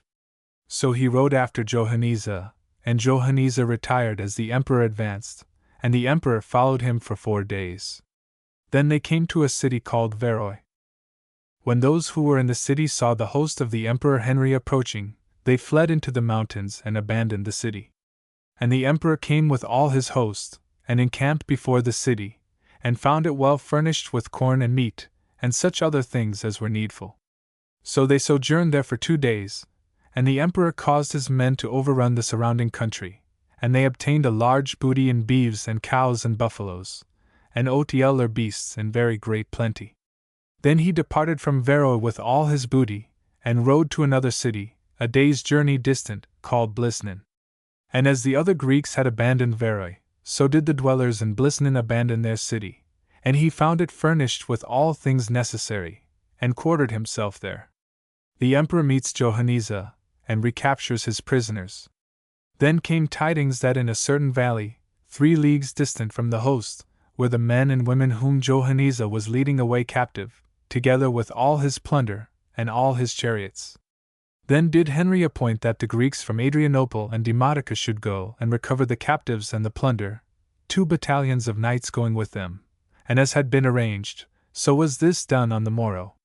The command of the 1 battalion was given to Eustace, the brother of the Emperor Henry of Constantinople, and the command of the other to Macaire of St. Menahald. So they rode, they and the Greeks, till they came to the valley of which they had been told, and there they found the captives. And Johanniza's men engaged the Emperor Henry's men and horses were killed and wounded on either side, but by the goodness of God, the Franks had the advantage, and rescued the captives, and caused them to turn again, and brought them away. And you must know that this was a mighty deliverance, for the captives numbered full 20,000 men, women, and children, and there were full 3,000 chariots laden with their clothes and baggage, to say nothing of other booty in good quantity. The line of the captives, as they came to the camp, was 2 great leagues in length, and they reached the camp that night. Then was the Emperor Henry greatly rejoiced, and all the other barons, and they had the captives lodged apart, and well guarded, with their goods, so that they lost not 1 pennyworth of what they possessed. On the morrow the Emperor Henry rested for the sake of the people he had delivered. And on the day after he left that country, and rode day by day till he came to Adrianople. There he set free the men and women he had rescued, and each one went whithersoever he listed, to the land where he was born, or to any other place. The booty, of which he had great plenty, was divided in due shares among the host. So the Emperor Henry sojourned there 5 days, and then rode to the city of Demotica, to see how far it had been destroyed, and whether it could again be fortified. He encamped before the city, and saw, both he and his barons, that in the state in which it then was, it were not well to refortify it. Projected marriage between the emperor and the daughter of Boniface. The crusaders ravaged the lands of Johanniza. Then came to the camp, as envoy, a baron, Otho of La Roche by name, belonging to the Marquis Boniface of Montferrat. He came to speak of a marriage that had been spoken of aforetime between the daughter of Boniface, the Marquis of Montferrat, and the Emperor Henry, and brought tidings that the lady had come from Lombardy, whence her father had sent to summon her, and that she was now at Salonica. Then did the emperor take counsel, and it was decided that the marriage should be ratified on either side. So the envoy, Otho of La Roche, returned to Salonica. The emperor had reassembled his men, who had gone to place in safe holding the booty taken at Veroi. And he marched day by day from Adrianople till he came to the land of Johanniza, the king of Wallachia and Bulgaria. They came to a city called Firm, and took it, and entered in, and won much booty. They remained there for 3 days, and overran all the land, got very much spoil, and destroyed a city called Aquilo. On the 4th day they departed from Firm, which was a city fair and well situated, with hot water springs for bathing, the finest in the world, and the emperor caused the city to be burned and destroyed, and they carried away much spoil, in cattle and goods. Then they rode day by day till they came back to the city of Adrianople, and they sojourned in the land till the feast of All Saints, November 1st, 1206, when they could no longer carry on the war because of the winter. So Henry and all his barons, who were much aweary of campaigning, turned their faces towards Constantinople, and he left at Adrianople, among the Greeks, a man of his named Peter of Ratingham, with 10 knights. The emperor resumes the war against Theodore Lascaris.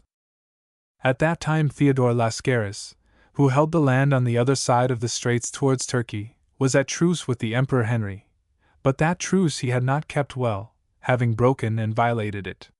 So the emperor held council, and sent to the other side of the straits, to the city of Pega, Peter of Bracieux, to whom land had been assigned in those parts, and with him Payan of Orleans, and Anso of Caer, and Eustace, the emperor's brother, and a great part of his best men to the number of 70 knights.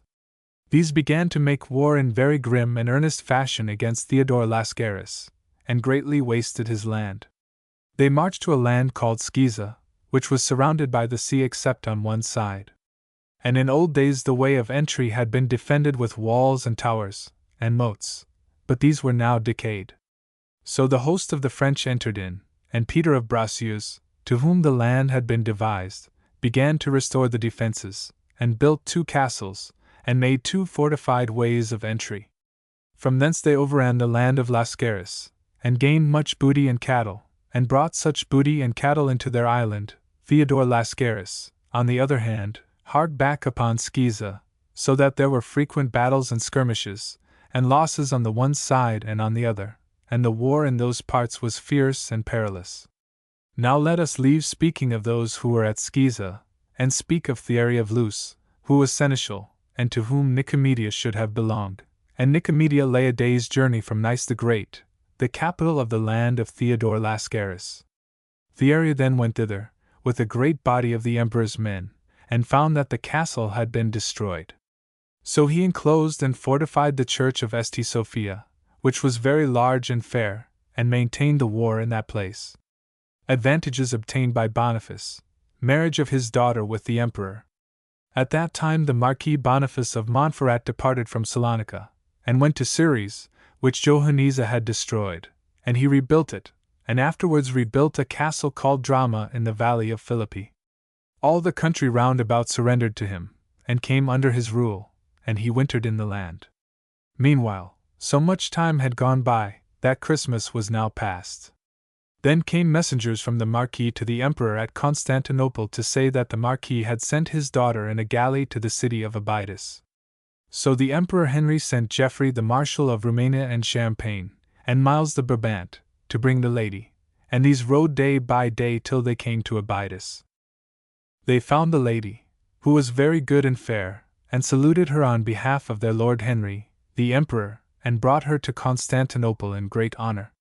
So the Emperor Henry was wedded to her in the church of St. Sophia, on the Sunday after the feast of Our Lady St. Mary Candlemas, February 4th, 1207, with great joy and in great pomp, and they both wore a crown, and high were the marriage feastings in the palace of Bucolion. Thus, as you have just heard, was the marriage celebrated between the Emperor and the daughter of the Marquis Boniface, Agnes the Empress by name. Theodore Lascaris forms an alliance with Johanniza. Theodore Lascaris, who was warring against the Emperor Henry, took messengers and sent them to Johanniza, the king of Wallachia and Bulgaria. And he advised Johanniza that all the forces of the Emperor Henry were fighting against him, Lascaris, on the other side of the straits towards Turkey, that the Emperor was in Constantinople with but very few people, and that now was the time for vengeance, inasmuch as he himself would be attacking the Emperor on the one side, and Johanniza on the other. And the Emperor had so few men that he would not be able to defend himself against both. Now Johanniza had already engaged a great host of Comans, who were on their way to join his host, and had collected together as large a force of Wallachians and Bulgarians as ever he could. And so much time had now gone by, that it was the beginning of Lent, March 7, 1207. Macaire of St. Menehald had begun to build a castle at Carix, which lies on a gulf of the sea, 6 leagues from Nicomedia, towards Constantinople. And William of Sains began to build another castle at Sabotos, that lies on the Gulf of Nicomedia, on the other side, towards Nice. And you must know that the Emperor Henry had as much as he could do near Constantinople, as also the barons who were in the land. And well does Geoffrey of Villehardouin, the Marshal of Champagne and Romania, who is dictating this work, bear witness, that never at any time were people so distracted and oppressed by war. This was by reason that the hosts were scattered in so many places. Siege of Adrianople by Johanniza, Siege of Sciza and Sabotos by Lascaris.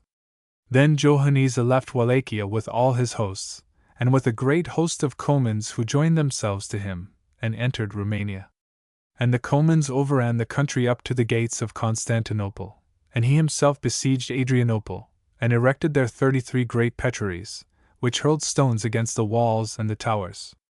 And inside Adrianople were only the Greeks and Peter of Ratingham, who had been set there by the emperor, with 10 knights. Then the Greeks and the Latins together sent to tell the Emperor Henry how Johanniza had besieged them, and prayed for succor. Much was the emperor distraught when he heard this, for his forces on the other side of the straits were so scattered, and were everywhere so hard pressed that they could do no more than they were doing, while he himself had but few men in Constantinople. None the less he undertook to take the field with as many men as he could collect, in the Easter fortnight, and he sent word to Sciza, where most of his people were, that they should come to him. So these began to come to him by sea, Eustace, the brother of the Emperor Henry, and Anso of Caer, and the main part of their men, and thus only Peter of Bracieux, and Payan of Orleans, with but few men, remained in Sciza.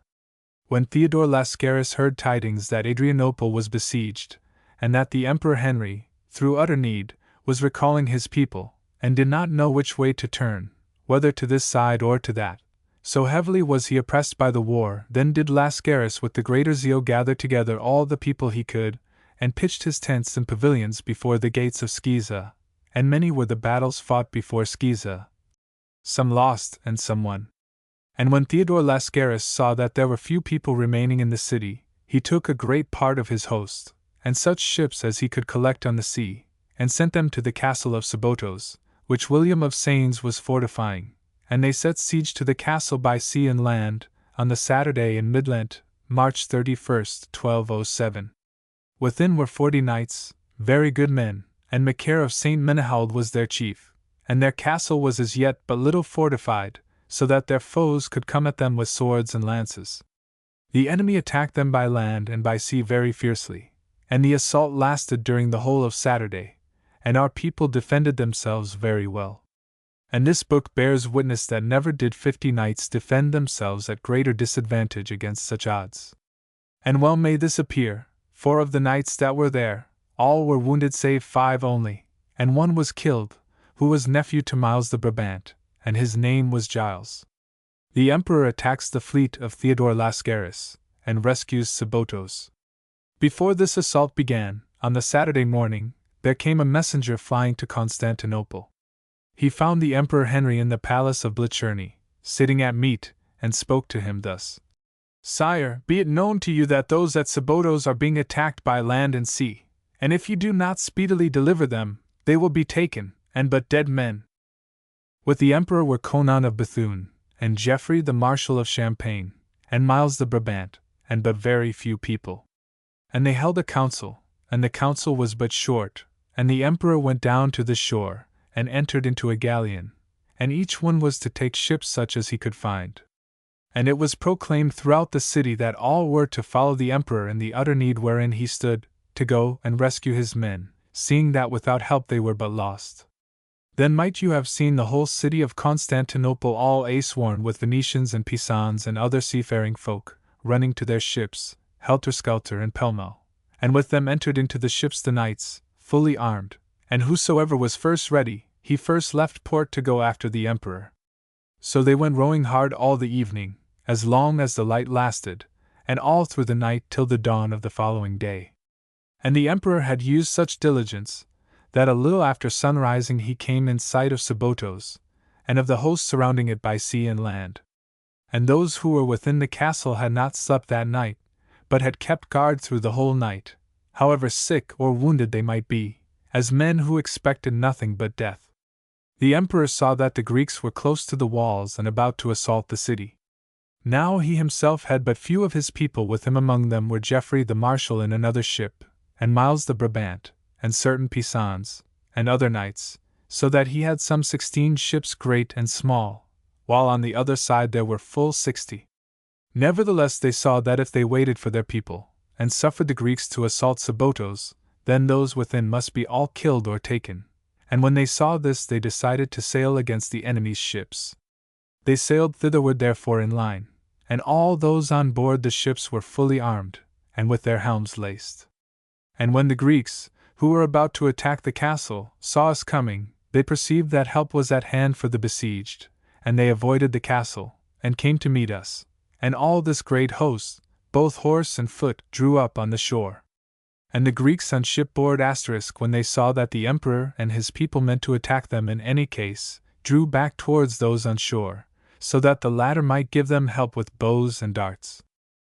So the emperor held them close with his 17 ships, till the shouts of those coming from Constantinople began to reach him, and when the night fell so many had come up that the Franks were everywhere in force upon the sea, and they lay all armed during the night, and cast anchor.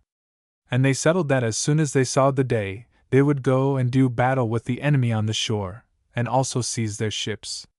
But when it came to about midnight the Greeks dragged all their ships to land, and set fire to them, and burned them all, and broke up their camp, and went away flying.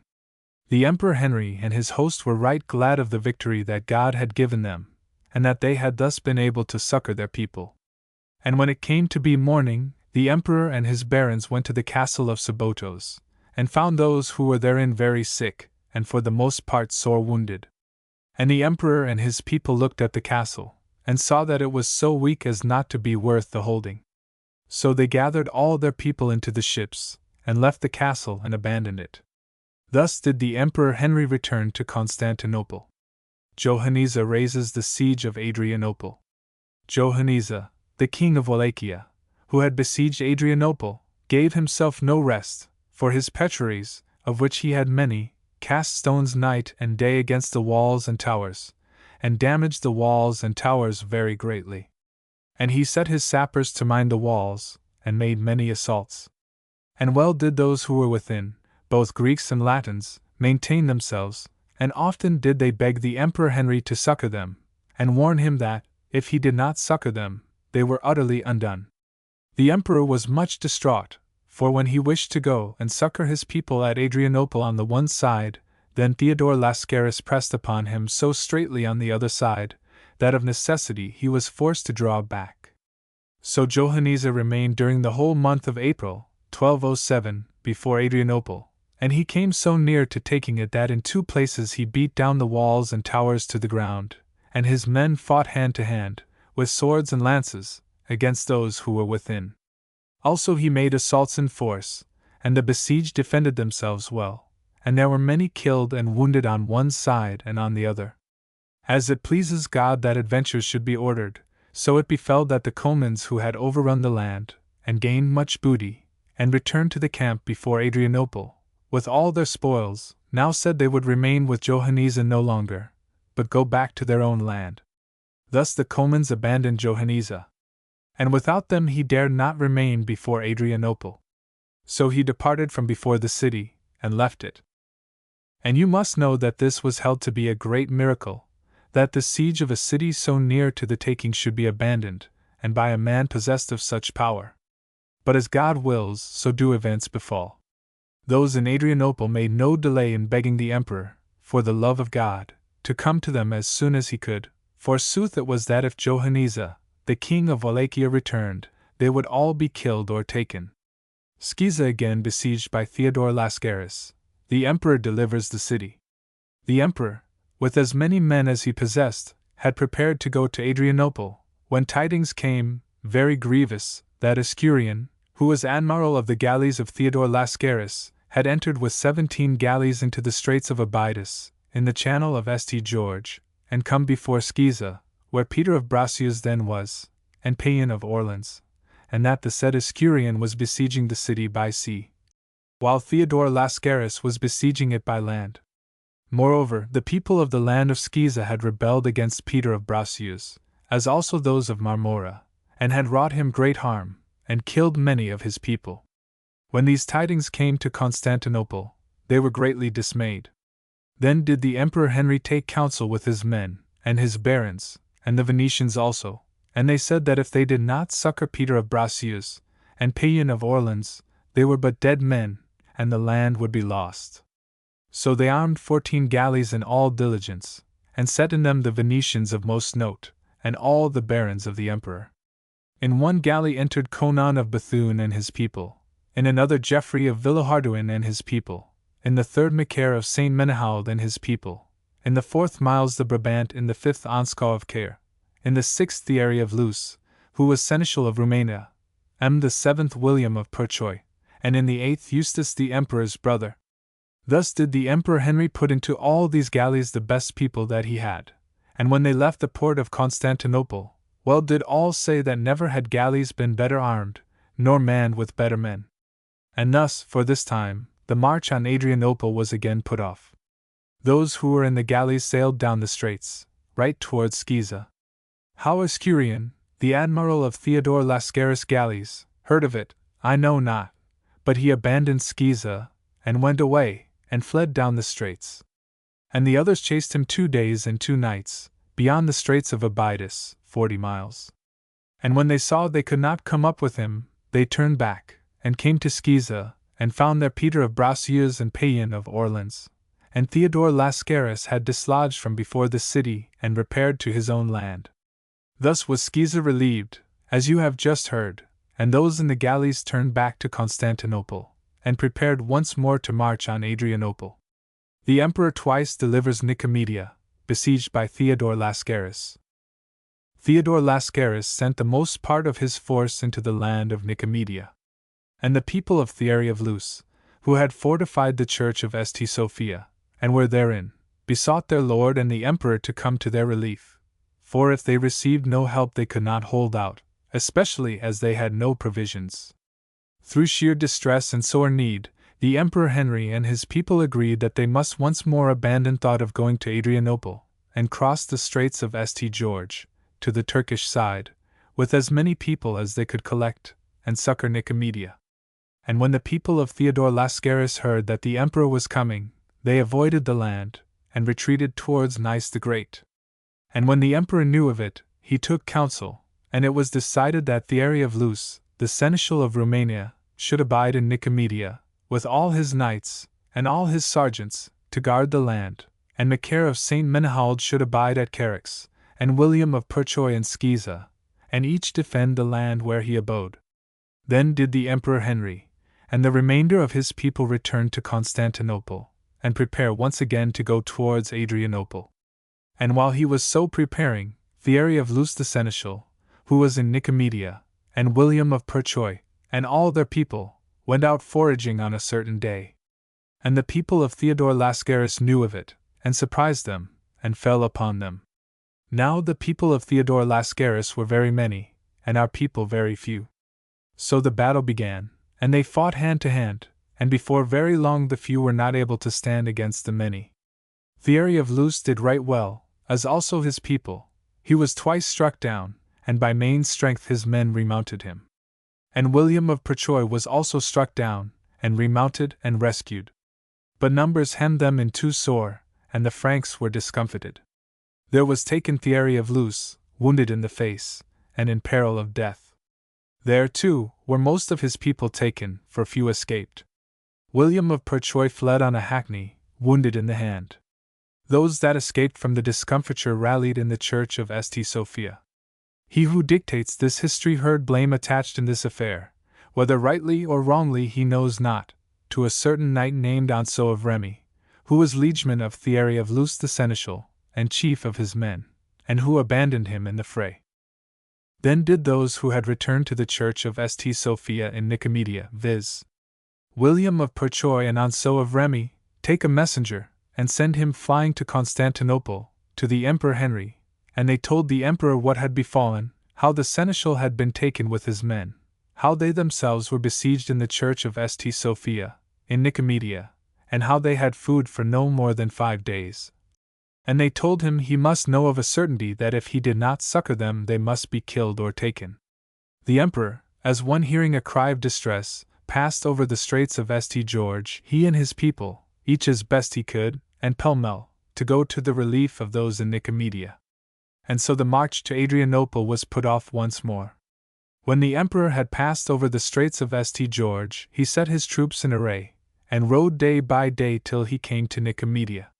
When the people of Theodore Lascaris, and his brothers, who formed the host, heard thereof, they drew back, and passed over the mountain on the other side, towards Nice. And the emperor encamped by Nicomedia in a very fair field that lay beside the river on this side of the mountain. He had his tents and pavilions pitched, and caused his men to overrun and harry the land, because the people had rebelled when they heard that the area of Luce, the seneschal, was taken, and the emperor's men captured much cattle and many prisoners. Truce with Theodore Lascaris, the emperor invades the lands of Johannesa. The Emperor Henry sojourned after this manner for 5 days in the meadow by Nicomedia.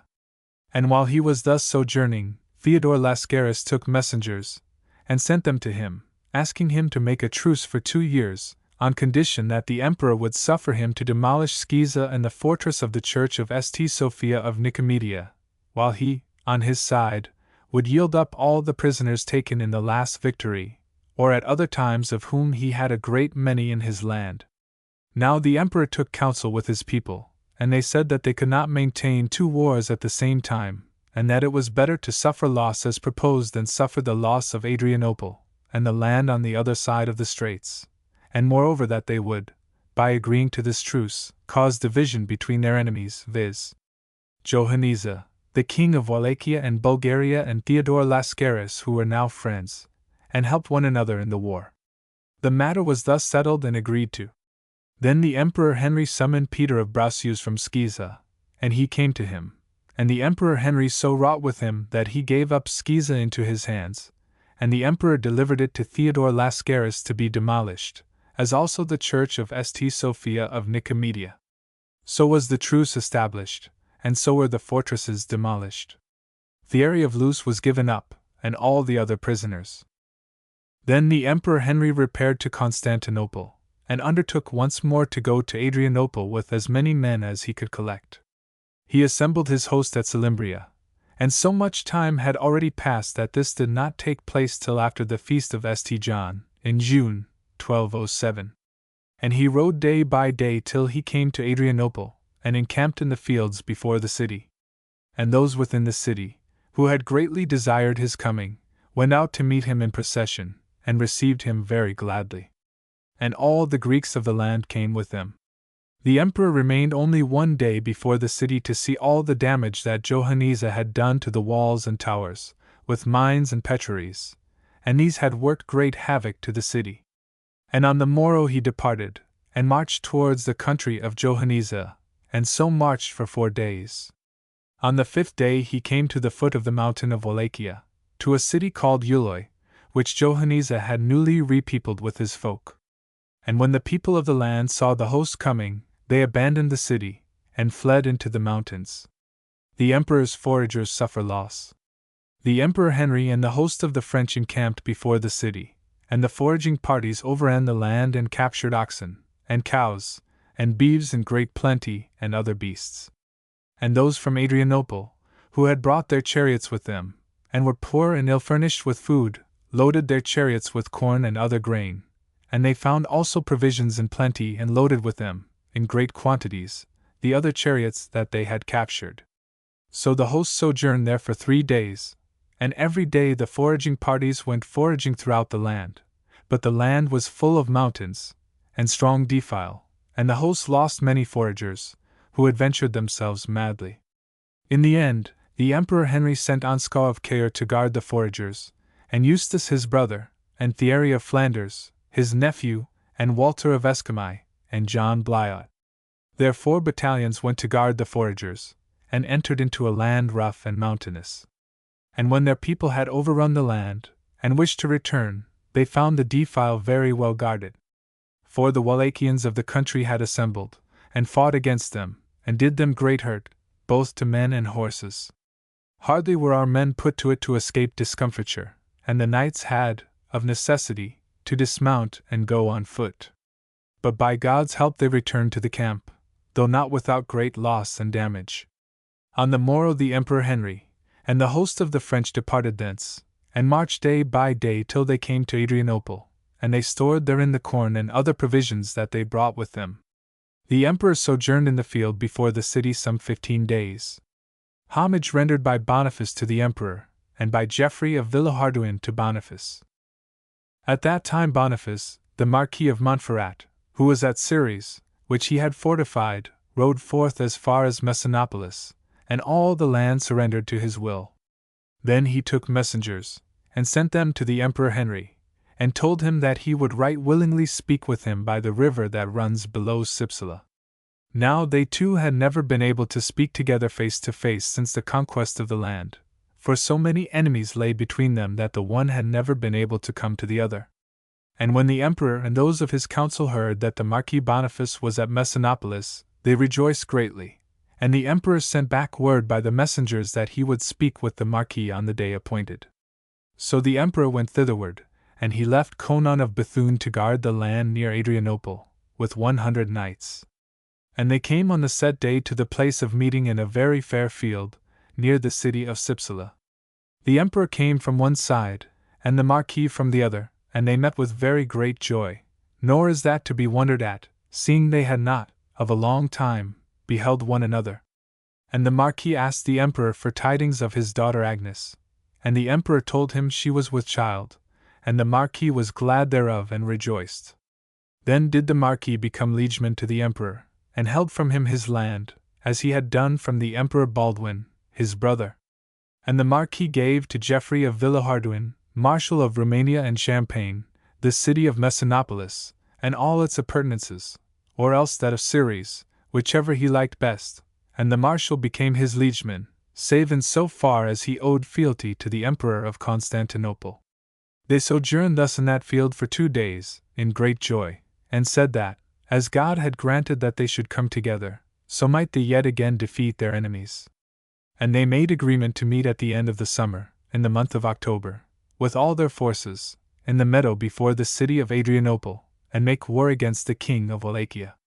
So they separated joyous and well content. The Marquis went to Messinopolis, and the Emperor Henry towards Constantinople. Boniface is killed in a battle against the Bulgarians. When the Marquis had come to Messinopolis, he did not remain there more than 5 days before he rode forth, by the advice of the Greeks of the land, on an expedition to the mountain of Messinopolis, which was distant a long day's journey. And when he had been through the land, and was about to depart, the Bulgarians of the land collected and saw that the Marquis had but a small force with him. So they came from all parts and attacked the rear guard. And when the Marquis heard the shouting, he leapt on a horse, all unarmed as he was, with a lance in his hand.